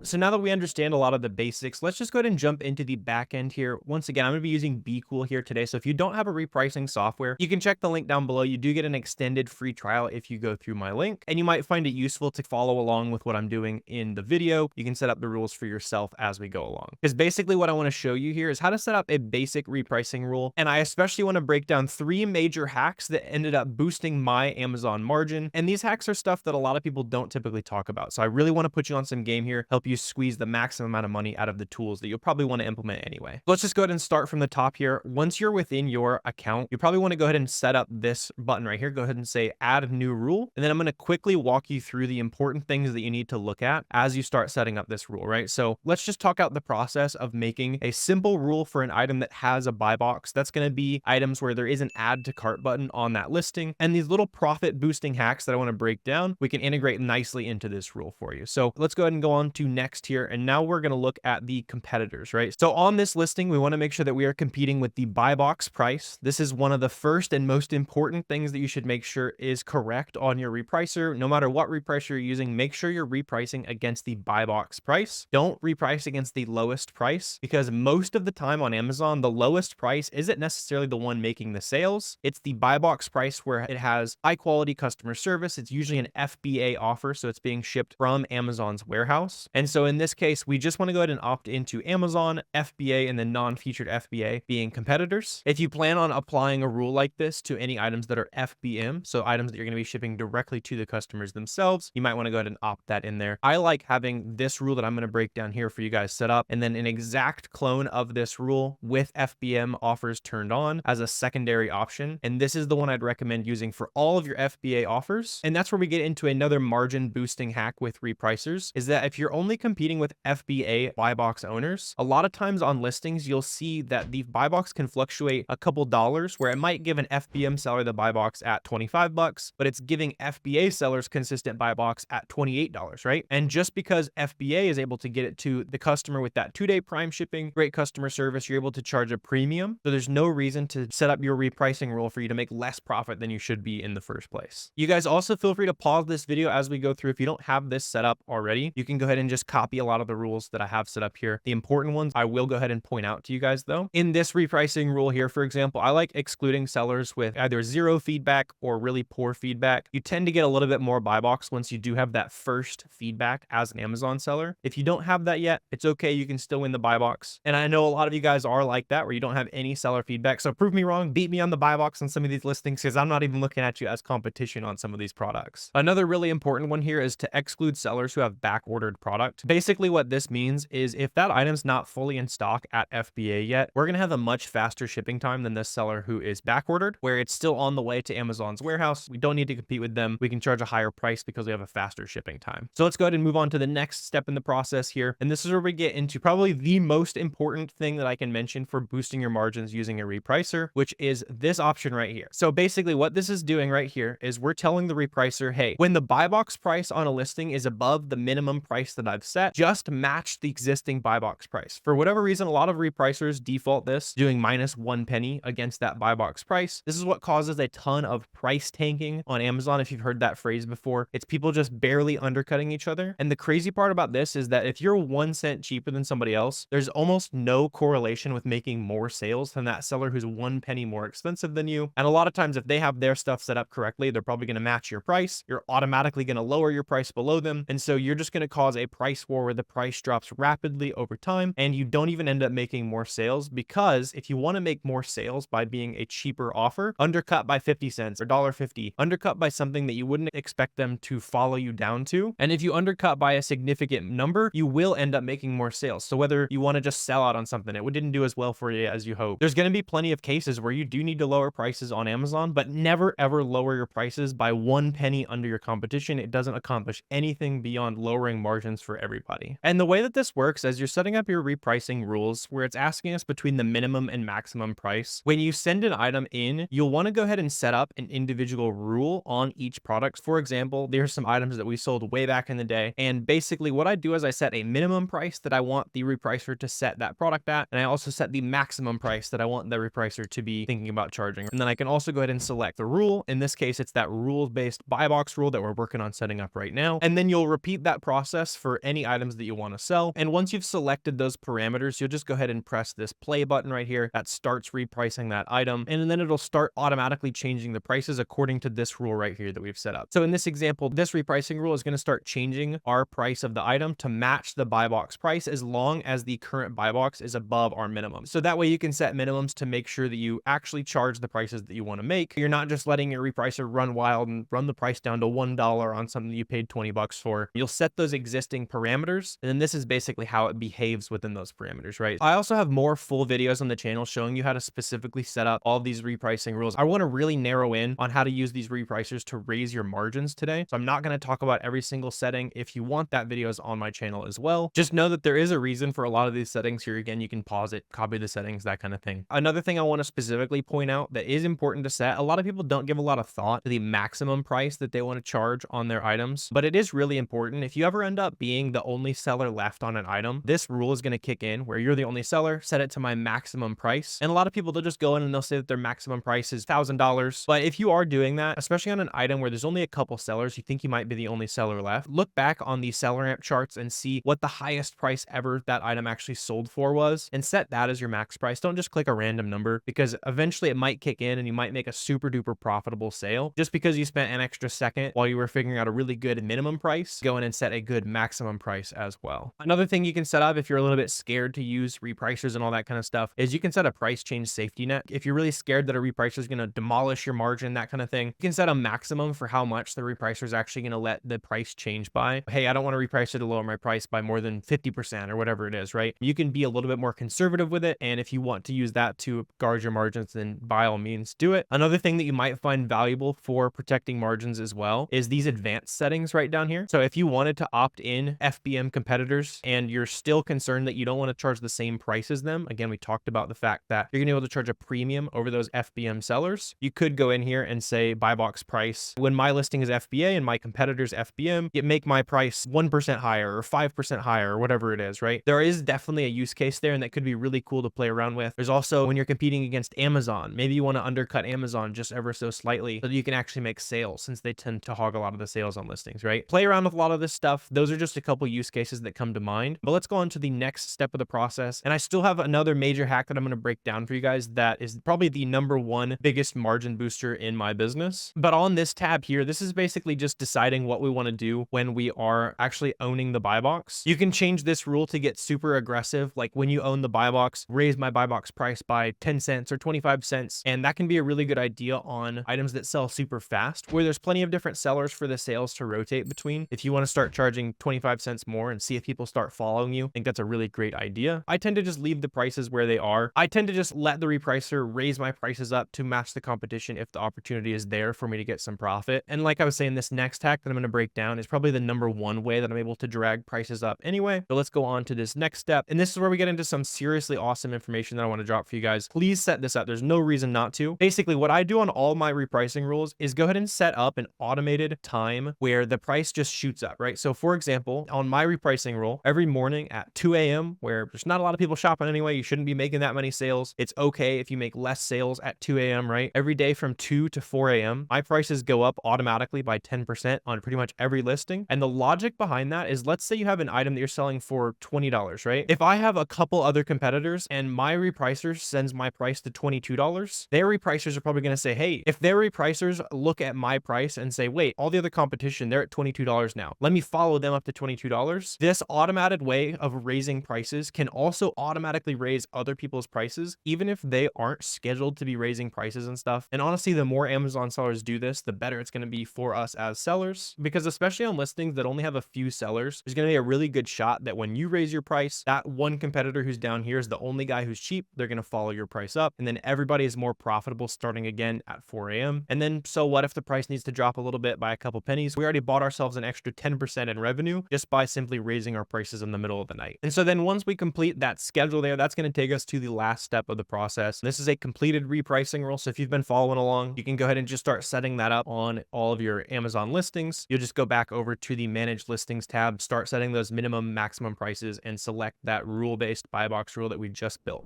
But hopefully you picked up some gems that helps boost your margin and avoid all the price tanking that can happen when you do use a repricing software. You've got everything nice and set up for you now. And again, if you do want to go ahead and get started using BeCool, the link is down below for you to get an extended free trial there.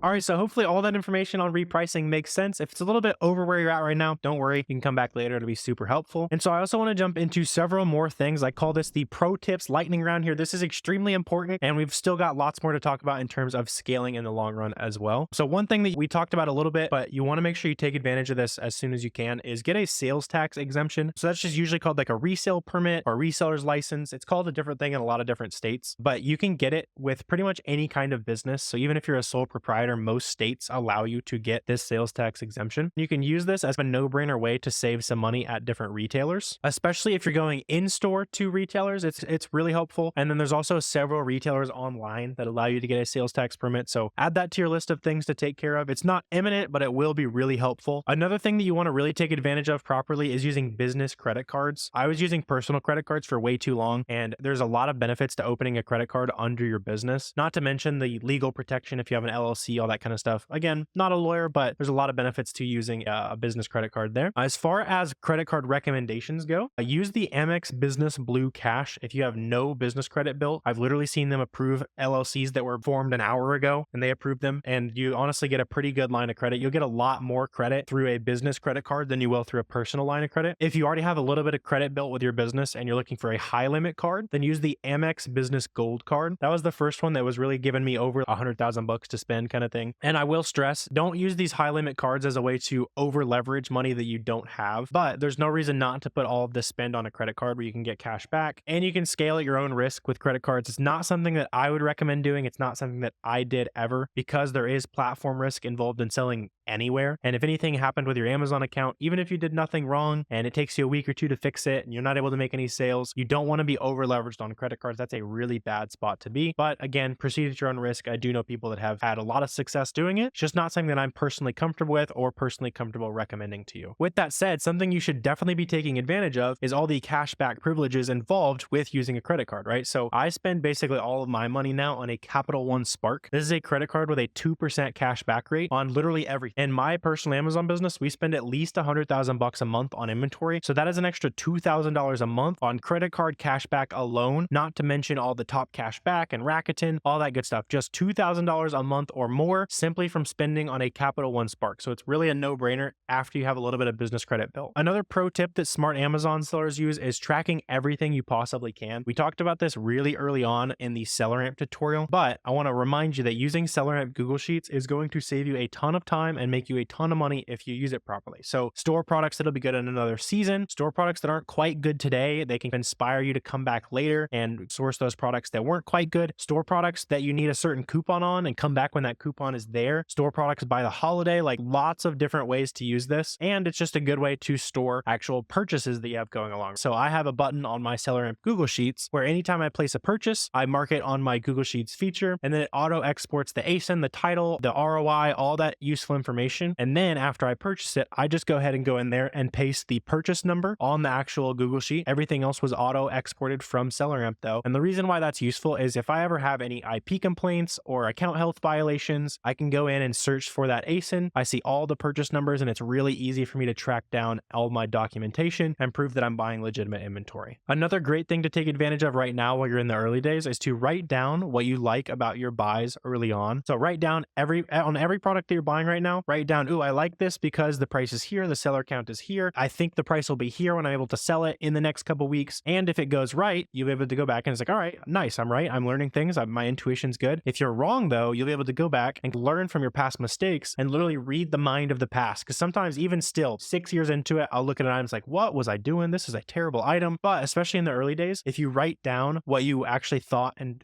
was good about an item that you're buying, then you're going to be able to learn a lot and have a dialogue with yourself and really be able to accelerate the learning process. And on the topic of purchase numbers and keeping your account health high, having all your documentation together, it is very important to make sure that your Amazon account health is very good. And before we go on at this point in the course, hopefully you're not still wondering about this. You're clearly somebody who's taking this seriously. But yes, Amazon does accept retail receipts, online order confirmations, online tracking, all that good stuff. If you get any inauthentic complaints or customers complaining, or if you get any IP complaints or any of these other violations that we'll talk about. But instead of just talking about it, the theory of it, let's go ahead and jump back into the computer and I'll show you some recent account health issues I've had with my account. And we'll talk about every step involved in how to actually beat it. This part's really important. It's not the most exciting, but it is extremely important if you plan to be here for a long time. If you want to prevent or get rid of any existing Amazon account health issues, this video is for you. And since we are going to be touching on some more sensitive topics here today, I do also want to give the disclaimer that I'm not a lawyer. I'm not giving any legal advice. I'm just simply sharing some of the things that have helped me deal with a lot of the account health issues that come up, especially as I've scaled my business to over $5 million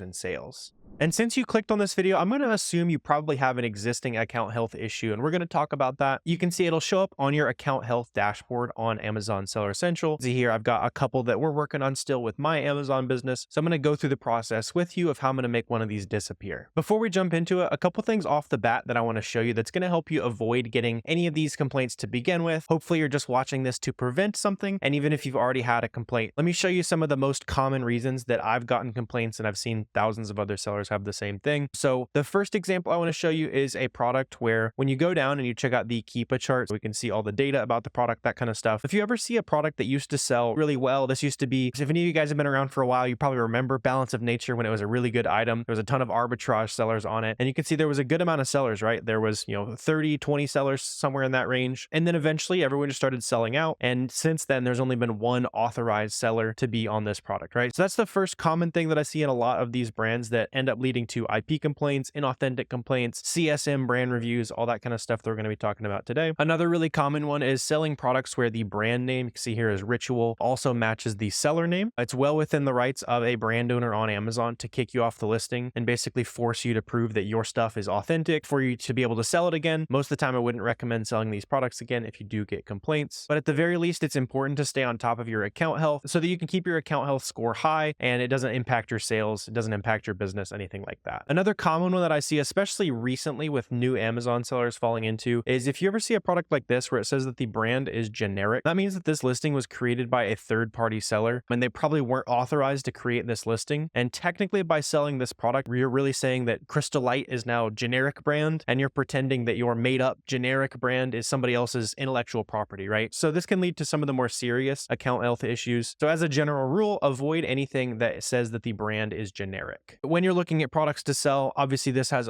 problems for other reasons we already talked about, but you wanted to say the correct brand name right there. And that's going to be the case on the majority of listings, but I would just advise against selling generic branded products. And then if you're ever unsure when you're looking at new products, new brands, if that brand is safe to sell, if it's not safe to sell, generally SellerAmp will tell you on the alerts panel right here if it is an IP complaining brand. There'd be a little badge that says IP. In this case, it's warning us that this product is generic brand. So it's always good to check the alerts panel of SellerAmp before you buy a product. It might know some things about the listing that you don't. And another good free resource to check when it comes to IP, selling new brands, that kind of stuff, is a free website. I always check the SellerAmp alerts and this website here. It's called Seller Journal Greenlight. If I plug in a brand that's like notoriously IP complaining, like Kong, it's going to tell me to avoid at all costs. Bigger fish in the sea, that kind of thing. Well known for taking legal action against unauthorized sellers. So this would be something you'd want to avoid as well. So that should help you prevent the majority of traps you might fall into. But now let's go ahead and move on to the next step of the process, which is actually removing any potential complaints as they come up, right? Not always going to be fortunate enough to catch it on the product research side, but as long as you're buying your products from authorized distributors, big name brand retailers, people that are actually allowed to be selling you authentic products, you should be in the clear. And once again, this is not legal advice. I'm not a professional, anything like that. I'm simply sharing the things that have helped me in my personal Amazon business. So hopefully this can help your account health dashboard go from having a few complaints to none at all. So let's go ahead and start with received IP complaints. And when you open up this dashboard, you're going to see specifically what reason that they're coming after you on this listing for. Basically, as a general rule, unless these products are like killer for me, if I ever actually receive a complaint on these products, I'm generally just going to go ahead and try to appeal it. I don't want it to stay on my account health forever. The goal is to keep your account health score above 200 to prevent any kind of account interference, that kind of stuff. And so as these complaints come in, you're going to have a button right down here that allows you to submit information to appeal these intellectual property complaints. And you can see there's also counterfeit without a test buy. There's a few other reasons that you might also see someone complaining that the product was used, sold as new. All of those more or less have the same process. But let's go ahead and just dive into an example of one of these that's on this list right here. So when I go ahead and try to address this violation, you can see that this is one that I've put my first appeal in on. I just got to basically keep submitting the same information. And by the way, that's the case with a lot of dealing with Amazon when it comes to documentation, ungating, intellectual property complaints. A lot of times it might take a couple submissions, so don't get discouraged if you do get declined on the first try, right? So they told me that they didn't like what I had for whatever reason on this one, but I'm going to show you the right formatting and what specifically you want to upload to get rid of these, right? So let's go ahead and submit our information here. On something like this, you want to say that, hey, I've got evidence that I didn't do anything wrong here. We're buying from legitimate retailers. In this case, they said it was a counterfeit product. So we just have to prove to them that it was not counterfeit. So I'm going to say, hey, I have documents to prove that it's not. Say I'm not a drop shipper. And then right down here, if you have an LOA, so a letter of authorization, if you bought like directly from a wholesaler who bought from the brand directly, they might have an LOA. So it's always good before you start working with a new distributor to ask if they're actually authorized to be selling you this brand. For me, my business is mostly online arbitrage. So I'm usually only going to have an invoice from whatever retailer that I bought it from. So in my case, I'm going to go ahead and select that I have an invoice right there. We want to go ahead and select all of these right here. So basically, when it comes to purchasing products, you want to make sure that you have all of this on your invoicing. For me, it's just going to be usually like an online order confirmation. Usually will also send me an email that says, hey, your order number is this. Here's your tracking number. It's on the way. That way I have the invoice from the big major retail website and I have proof with Amazon that item actually showed up. Those are both important. And if you don't submit the tracking proof, it can really hurt your chances of getting these appeals to work. Another big one for some of you guys who might be using prep centers or anything like that, where you're not shipping directly to you, make sure that you're always using your information as the billing address. That's how I do it. I ship everything to a prep center, but the billing address is always my business address. That way, when I have to go in here and submit any documentation, it says that it's going to match the information on my selling account, right? So down to the company name and the address as that billing information. And in terms of actually pulling these documents together, hopefully you have some kind of spreadsheet like this where you're tracking all the orders as they come in. If not, this is one of these spreadsheets in the free course down below. It's called the Amazon Launchpad. And there's 4 other documents, a couple hours of videos in there, basically showing you how to make money on Amazon. So if you want to check out a free course like that, and check out this purchase sheet template. If you don't already have a good way to track your orders, I'll leave that down below. Let's say you got an IP complaint or whatever on one of these ASINs here. All you would do is go into your tracking spreadsheet, search. In this example, it's just ASIN 1. Go ahead and head over here, check out our order numbers, and then we're just going to be able to paste those order numbers in our email. I can't show you a lot of the specific documents and that kind of stuff I'm going to be using just because it'll show products and personal information and that kind of stuff. What I will say is if you have more than one order of a certain ASIN, this free Chrome extension right here is really useful. You can just go into your email, check off all of the emails that relate to that specific ASIN that you're basically trying to create a PDF, trying to create that invoicing document for. And if you use this extension, it basically combines it all into one easy PDF. You can combine it on free websites and that kind of stuff. That's just like one of the things that has saved me a step over the years here. And then once I've gone through my email using these order numbers right here, I've collected all the invoices, and using those invoice numbers, I've also gone ahead and attached on that same PDF any of the tracking information. And so using these order numbers, I'll download all of the order confirmations and invoicing into one PDF down to each specific ASIN. So for this example, when we're looking at an inauthentic complaint, I'm going to have all the invoices from my legit retail website or distributor all combined into one PDF. And then personally, what's been working well for me lately on any documentation requests is attaching a different PDF for each step of the process. So for example, on this, when we go ahead and upload our files, I'll go ahead and have one PDF that's all of the invoices, order confirmations, all that kind of stuff for that specific ASIN. And then in a different PDF, you can combine it with this if you got a lot of nice emails for it. You might also have emails from the brand says, hey, here's your UPS tracking information. And so I'll download all of that UPS information information into a different PDF. Some people suggest to combine it all into one. I've personally had success combining each step of the invoicing, shipping process, all that kind of stuff into different steps so that it makes it a little bit easier for that Amazon rep to actually figure out what's going on basically. So for example, on this listing right here, I'm going to take that ASIN, I'm going to compare it to my purchase sheet. I'm going to combine all of the invoices into one PDF. And then I'm also going to combine all of the UPS confirmations that it actually showed up into a different PDF, and I'll submit both of those here. After you submit the information right here, typically it takes no more than 2 or 3 days for them to take a look at it and let you know whether or not that they're going to accept that submission or whether they're going to make you submit more documents. But like I was talking about, if you do end up getting any denials in the process, see if you can provide any other additional information. Sometimes there might be a page on the website that says, hey, we work with this brand to sell on our platform, right? Where it might show a little bit more authenticity for that. But for the most part, if I do get denials, I'm going to attach any new information I can, rename the PDF files, and then upload them so that when Amazon's looking at it, there's as much changed as possible so that it doesn't go to just like an automated review where it immediately gets thrown away and denied, that kind of thing. And very similar to this process, if you clicked on this video because you have a CSM brand review, you might have had an email that looks like this right here, where it says, hey, important information about XYZ brand listings, right? You're going to get an email from Amazon. This is from a separate team. It's called the CSM brand review team. Sometimes these won't even be specifically linked to any account health violations that you have on Seller Central. A lot of times though, you might have a couple people complain and say, hey, this was used, or hey, I don't think this is real, in a short time span. And then no one's exactly sure how it works internally, but Amazon might send that to the CSM brand review team. And this team's job is to basically make sure that you're sourcing all of the products in a certain brand from authorized distributors, authorized retailers. For example, this is a CSM brand review I had recently back here in August. And down here at the bottom of the email, I'm going to have to blur these ASINs, but they had specifically requested that I provide documentation, all the tracking, all that kind of stuff for 3 different ASINs that were within a certain brand that I had a couple complaints on in a short time period. And these CSM brand reviews are a lot more serious than the IP complaints, inauthentic complaints. Typically, they give you a week to submit your documents. And if they don't accept them within that week, they will disable your ability to sell that entire brand. So this is another reason why I just check that email every day and make sure nothing's going wrong with your Amazon business. And in this example, they wanted all of the invoices, receipts, all that kind of stuff issued before whenever they sent me this complaint here. And so the invoicing process is the exact same when I was submitting an authentic complaint, that kind of thing. I did a different PDF file for each step of the process. So when I ordered it, when they confirmed my order, and then when the tracking information actually showed delivered. And it's also important to provide the invoicing that shows every single unit that you've sold on your Amazon account or is in your Amazon account, so that they're not thinking that you bought 10 from a real place and you only submitted that, and then your other 10 units are from Alibaba or something and they're all fake knockoff products. So make sure you go ahead and submit the invoicing for every single unit of the ASINs that they asked for. And so on these CSM brand reviews, they're going to have you email the CSM brand review team. But usually there'll be a reply to email right here. It's just csmbrandreview@amazon.com. And then I want to give you a quick template for what that email to the CSM brand review team looks like. This is the exact template that I use to be able to beat this CSM complaint and unlock that brand and keep selling tons of products in this brand that I like. So in that email, just attach a quick hello. I've attached all of the information, invoices, proof of delivery for X brand as requested. And then a lot of this is the information that they requested in that email. So I'm going to say, here's my store name, here's my email address. And then for each ASIN that they asked for, I listed out the ASIN, the supplier name, the address, the phone number, and the website of your supplier. If you're buying from an online website like Target, for example, I would just go ahead and use the corporate address for Target and the corporate customer service number. And then below that, I also added the ASIN order confirmation number, and then also type out the ASIN shipping confirmation and delivery confirmation. And usually that's just going to be your FedEx, USPS, or UPS tracking number put right there for them. And just in case when they open up these invoices, any trouble seeing the order numbers or tracking number, it's all spelled out, made super easy for them.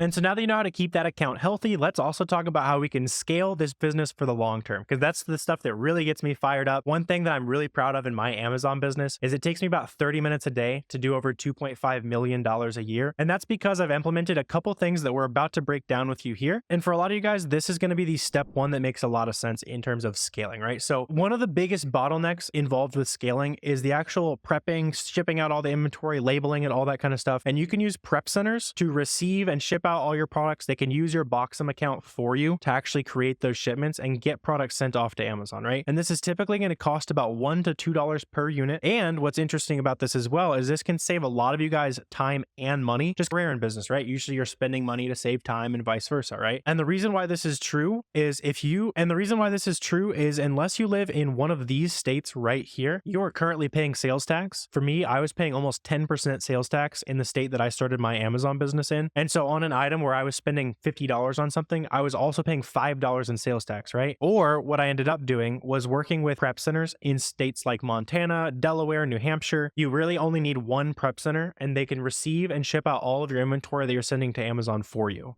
And finding one of these prep centers is also really simple. Don't overthink this part. Literally just Google Prep Center Delaware, Prep Center Oregon, Prep Center Montana. On this list of states that was sales tax free, just start digging into Google. Ask them if they're familiar with the types of products that you send out. Don't overthink the process of finding a prep center, but let's talk about some of the important questions that you should ask so you know you found a good one.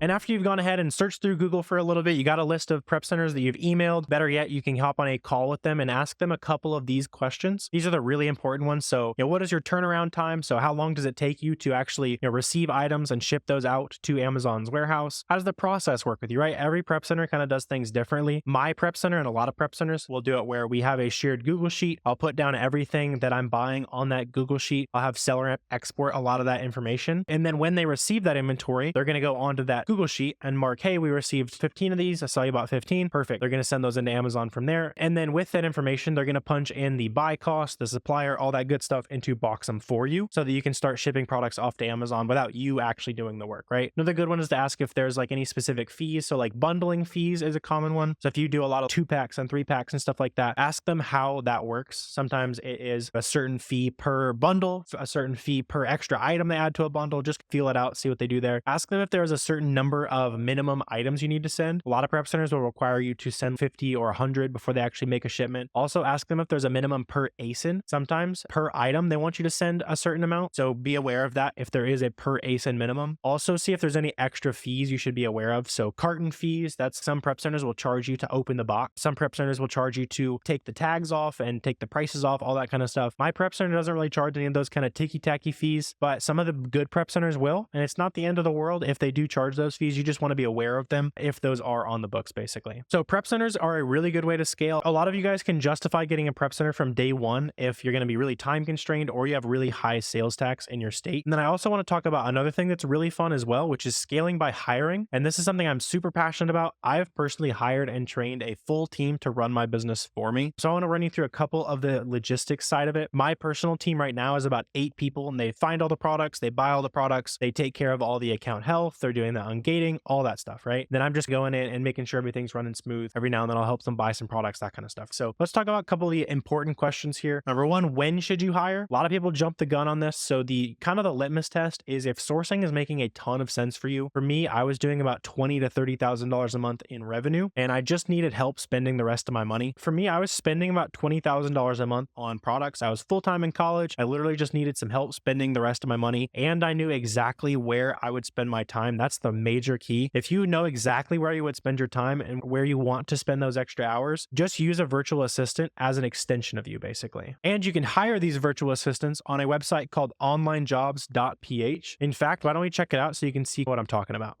Because on this website, when I search for online arbitrage inside of people's resumes, I can see a ton of people who have listed that in their experience. And you can see their average hourly pay is relatively affordable as far as we're concerned as business owners. So $4 an hour, $5 an hour, $5 an hour. And these are the rates that these virtual assistants are actually asking for. And like I was talking about with my personal Amazon team, I've hired basically all of them from this website right here.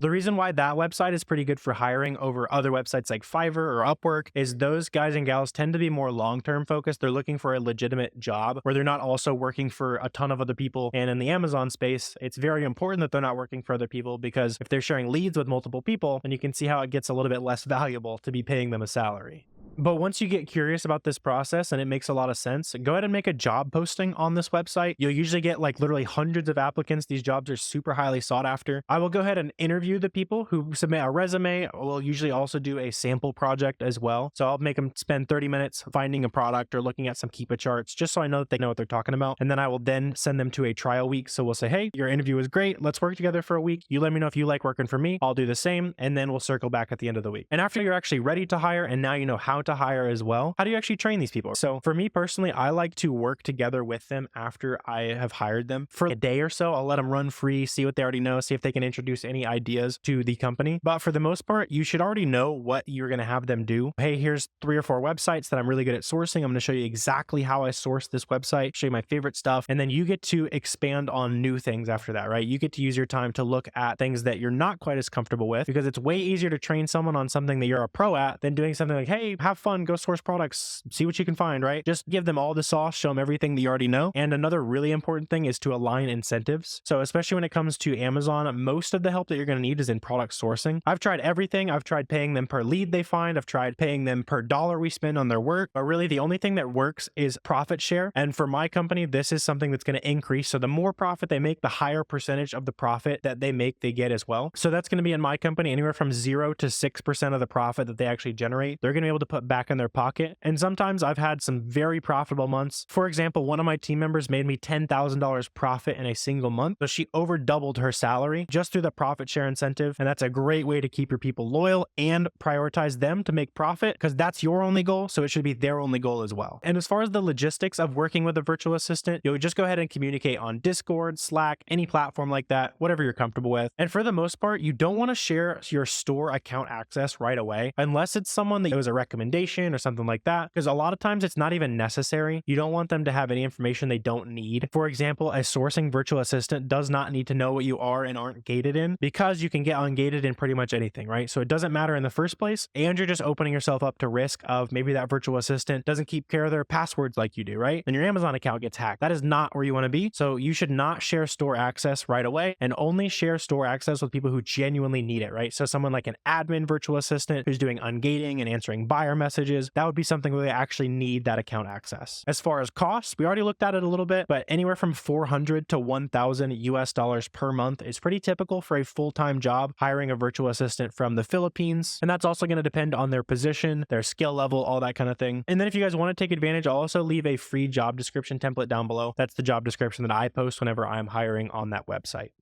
And on that note, I want to move on to the next topic as well. And this one is absolutely critical. Very few of you are going to take me seriously on this, but those of you who do are going to disproportionately hog all of the opportunity from taking this seriously. So listen up. There's one very simple principle that was true for my Amazon business. It's been true for thousands of other Amazon sellers' businesses who I've been able to watch grow. And that is simply that the connected seller wins. You are watching this right now along thousands of other future Amazon sellers who want to make those long-term business connections, right? It can be extremely lonely to be an Amazon seller if you let it be, right? For me, it took me years to scale my Amazon business because I felt like I had to hog all the secrets and, I knew something that everybody else didn't, when I'm just doing the same thing a lot of other people are. It definitely works. But as soon as you're able to expand your horizons and start talking to lots of other sellers who are taking it just as seriously as you are, you're going to be able to make way more money. So let me give you an example of why talking to other Amazon sellers and having Amazon seller friends is so important, right? Back in the day when ungating was super secret, I didn't know how to get ungated until I started putting myself out there, started going on social media, talking about how I'm an Amazon seller. And then someone came to me and said, hey, you know how you can get ungated in these name brands, right? And I had just unlocked like a secret that cost thousands of dollars to know back in the day, right? And that is still happening right now. There are going to be sourcing opportunities that you would be completely blind to if someone else doesn't share it with you. There's sourcing opportunities that you're going to fall on that no one else is going to be aware of. Somebody else is going to be aware of another awesome sourcing opportunity. And guess what? If you guys both share those awesome sourcing opportunities, you both make more money. You don't lose half of your money or a third of your money just by sharing the idea with one person, right? The majority of the Amazon listings you're going to sell on are going to have 5, 10, 20 Amazon sellers. So sharing it with one other person who's also putting you on a ton of game, helping you through any other challenges you're going on through your Amazon account as well, that is so much more beneficial than feeling like you have to hog all your secrets. And logistically, if you're trying to make those connections, make sure you just start documenting your journey as a seller, right? If you go on Twitter or Instagram, see the people that I follow, Fields of Profit on all platforms, you're going to see me following a ton of other Amazon sellers who are doing the exact same same thing. Just document your journey. You don't have to be sitting on here like this making a multiple hour-long video to help other sellers. Literally, it's, hey, I've got some boxes going out today, or hey, I had this issue, I got an IP complaint today, or one of my brands, I got gated in this brand today. Can anybody help me out? It is that simple. It's not as complicated as making super complicated content, that kind of thing. Pick up the camera, show people you're serious. It shows other people you're serious. And then also when you reach out to somebody and you need a little bit of help, or you want to jump on a call and talk shop together, and they see, wow, John or Sarah or whoever, right? They've been taking this seriously for 6 months now. They've been taking it seriously for 3 weeks. They've really been getting serious about it. You're going to get a response, right? It's that simple. The connected seller wins. And if that sounds super intimidating, which hopefully it doesn't, it definitely did for me in the early days. I was in my shell. I actually started making these videos just to become more socially confident. And if that's you and you want to make those connections, you're having some hard time, just start by hanging out with me. I'm live on YouTube Mondays at 5, Tuesdays at 4, Thursdays at 4, and I'll also just go live randomly pretty often as well. If you want to know when I'm live, make sure you've already hit the bell down below. You'll see those notifications whenever I post new videos and when I go live. Come hang out, ask me any questions you have about selling on Amazon, meet other people in those live streams who are also serious about selling on Amazon. I love hanging out with you guys, giving you guys as much free game as possible. That's a great way for us to start chatting. And networking, putting myself out there, has also led to so many opportunities, even outside of Amazon, right? So this is myself and my friend Miles, my friend Jazz, and then this is Al, our co-founder at SellerAmp. And the reason why I'm actually a part owner of SellerAmp now is because I started putting myself out there and sharing game with other Amazon sellers, right? You can also see it's led to opportunities, being able to speak on stage. There's me with my friend Miles again. You can see we're literally talking about how important community is. So I hope you understand how important it is to really put yourself out there, right? This is myself with lots of other smart Amazon sellers. And this right down here is me with more talented Amazon sellers. It's always fun to hang out with you guys. This is at Miami Sellers Conference. So if you ever see me in the wild or at the conferences, come say hi. Let's take a picture together. I met Pete through Amazon, and not too long ago, we were able to drive to a Packers game. We sat out in the rain, and unfortunately, the Packers lost. So if you're a Lions fan watching this video, you guys got us that day. But I never would have had those opportunities and never would have been able to make these awesome friendships. Even outside of the making money aspect, there's just no reason not to put yourself out there, right? Putting myself out there has led to lots more opportunities, being able to speak on stage, meet more of you guys, and then eventually even found software companies like SellerAmp and Boxem. And that's one of the big things to emphasize, right? Is through selling on Amazon, through your network, I hope that your long-term goal is not to resell random name brand stuff for the next 40 years, but it's going to be an awesome stepping stone, whether you do it for the next decade and make a couple $1,000,000, invest it in real estate, whatever you want to do, or you do it for 6 months, make some connections and jump to another business model that just makes more sense and is more fun to you. And a lot of people talking about certain businesses online might not even want to mention the fact that you're probably not going to do this forever, but all the connections and all the friendships you're able to make through starting an Amazon business are going to be lifelong connections that are just friendships, and they can lead to awesome new opportunities later down the line. You never know where it's going to lead, but you're never going to have as many opportunities as the seller who puts themselves out there, they're documenting their progress, and they're showing people what they're up to.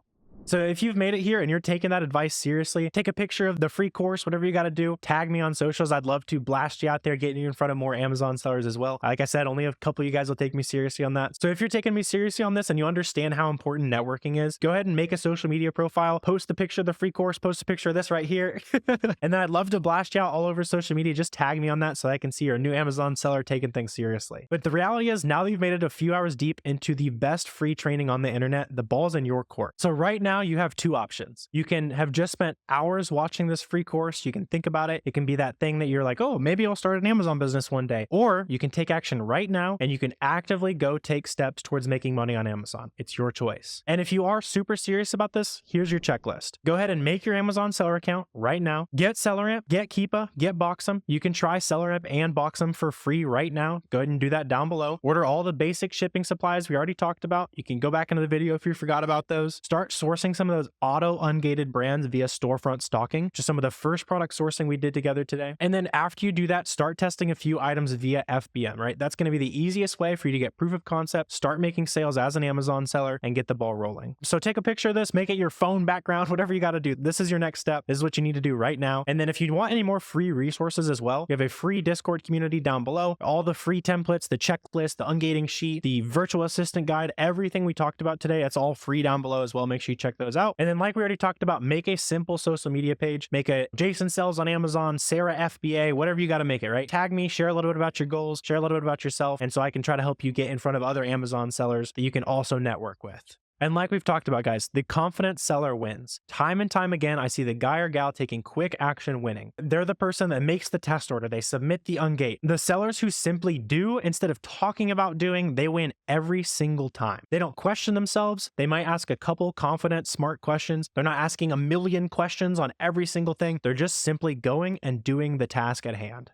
So right now, since you made it this deep into the free course, I challenge you to be a doer. Go set aside some time today, tomorrow, as soon as you can possibly afford to set 30 minutes, an hour aside. Go start sourcing some products. Open the Amazon seller account. Get the necessary software set up. Whatever you do starting from this moment right now, you need that proof of concept. You need that first sale as soon as possible so that you're going to allow yourself to take this seriously. This is also my quick hello to all of you who skipped to the very end of the free course just to see what's at the end. Make sure you go ahead and go back and watch all the free value that's in the free course. Since you also made it all the way to the end, if there's anything that I didn't cover today or you want answered in more detail, just ask the question down below. I'd love to chat with you down there. Hit that subscribe button while you're down there as well if this has been awesome free value for you. And if you are someone who wants to invest in putting yourself on the fast track to finding success on Amazon, we do have a paid training program and mentorship. It's called the FBA Roadmap. There's tons of high-level content, lots of sourcing strategies that I don't typically share on YouTube. We do weekly calls, so if you ever want to come and chat face-to-face and ask me questions, you can do so in the roadmap. We have prep centers lined up for you with discounts on those prep centers. You'll get specific templates for sourcing products, plug-and-play templates for sourcing products. You'll also get templates for dealing with any account health violations, dealing with any unruly customers, and it also comes with a private community. There have been hundreds of seven-figure sellers and thousands of six-figure sellers built by the FBA Roadmap. There is no better paid training on the internet to learn how to do Amazon online arbitrage. A lot of the people talking about doing it were actually originally some of our students, and I think that's awesome. We also have a full money-back guarantee on the course and community. I didn't sit on here for free helping you for hours, making videos for the last couple years to scam you on one course. But I did just want to quickly mention that here at the end, since you're someone who's clearly serious enough about this to make it all the way to the end of the free course.